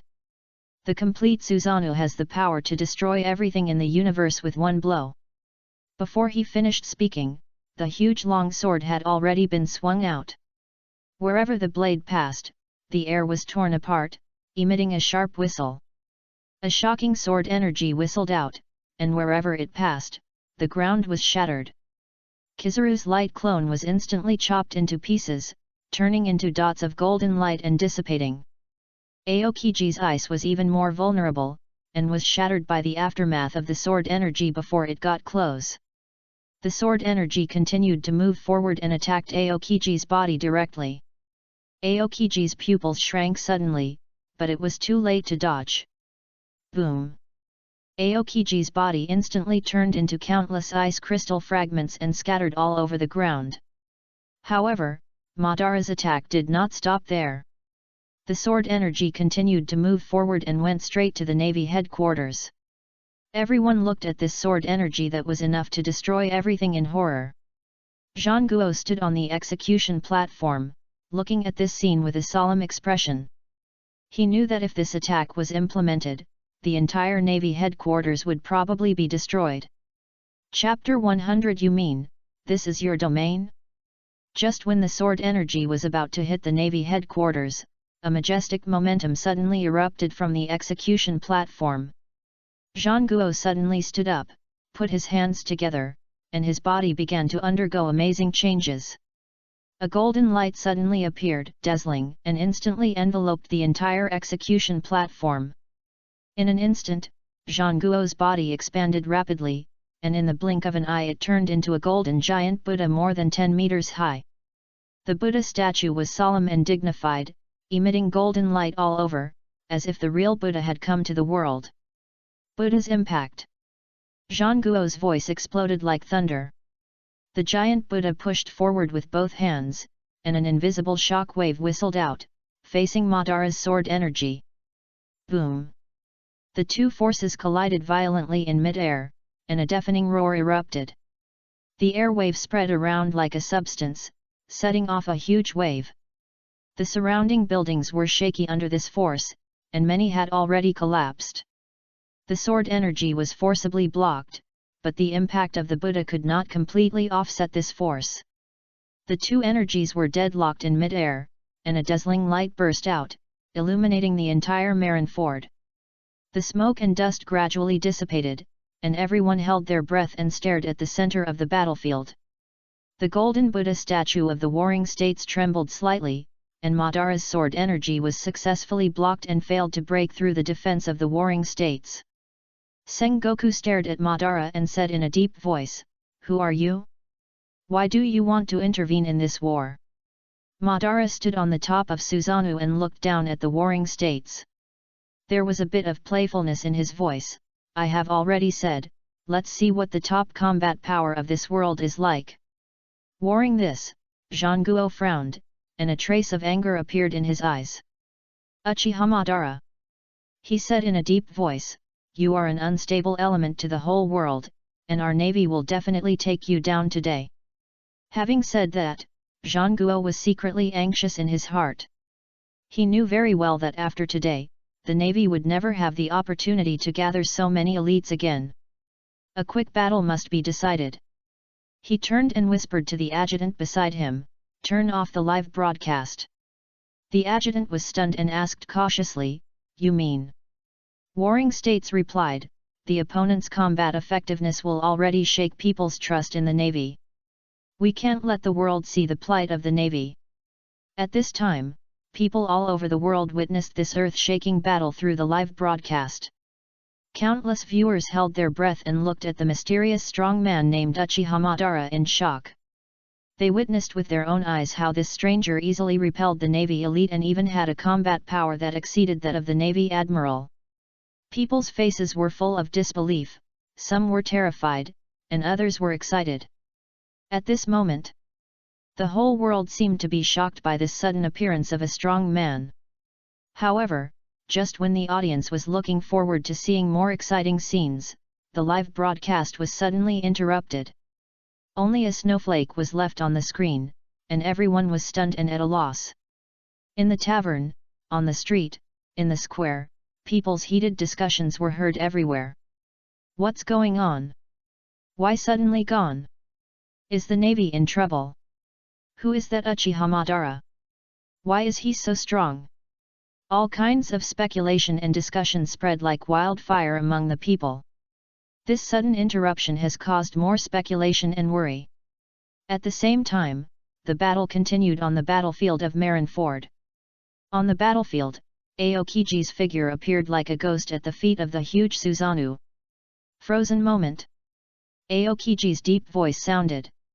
Instantly, a bone-chilling chill rushed up from the ground. The ice crystals climbed up Susanoo's feet at an astonishing speed, quickly spread upwards, and in the blink of an eye spread to Susanoo's chest. Standing on the top of Susanoo, Madara frowned slightly. He could feel a bone-chilling chill coming through Susanoo. This cold air could actually penetrate Susanoo's defense and reach his body. Uchiha Madara showed a hint of surprise. Aokiji looked up and looked directly at Madara. This battlefield is all my domain, you can't hurt me. In this battlefield completely covered by ice, Aokiji with the ice fruit can blend into it and move to any corner. You said, it's your domain. Madara's voice was full of obvious sarcasm. Let me tell you what the real domain is. Before he finished speaking, Madara quickly formed seals with both hands. A powerful chakra burst out around him instantly, and even the air trembled. Flower and tree world is coming. With Madara's low shout, the whole of Marineford suddenly shook violently. Countless cracks appeared on the ground, and thick tree trunks gushed out like fountains. These trees grew wildly at a speed visible to the naked eye, reaching more than 10 meters in height in the blink of an eye. The giant trees continued to grow and soon covered the entire Marineford. On the originally frozen sea surface, the ice shattered under the impact of the trees, revealing the churning sea water below. Aokiji widened his eyes and looked at everything in front of him in disbelief. How is this possible? The entire battlefield was completely changed in an instant, and the original ice and snow world turned into a lush forest in an instant. On the sea, many navy and pirates lost their footing and fell into the cold sea water in this sudden change. They struggled and climbed up the nearby tree trunks with difficulty. When they finally climbed up, they were stunned by the scene in front of them. Where is this? A Navy soldier muttered to himself, looking around the dense woods, and he couldn't recognize that this was the Marineford where the fierce battle just now was. Around the execution platform, huge trees were entwined like giant pythons, but the solid execution platform still stood. Warring states stood on the platform, and the golden Buddha statue released a powerful shock wave, constantly smashing the trees spreading around. Protect the headquarters. Warring states' voice sounded, don't let these damn trees destroy our headquarters. At this time, the voice of Madara standing in the center sounded again, it's not over yet. Before the voice fell, countless huge buds suddenly bloomed on the tree.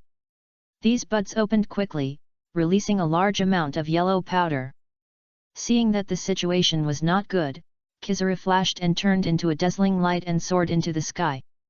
Suspended in the air, watching the situation below.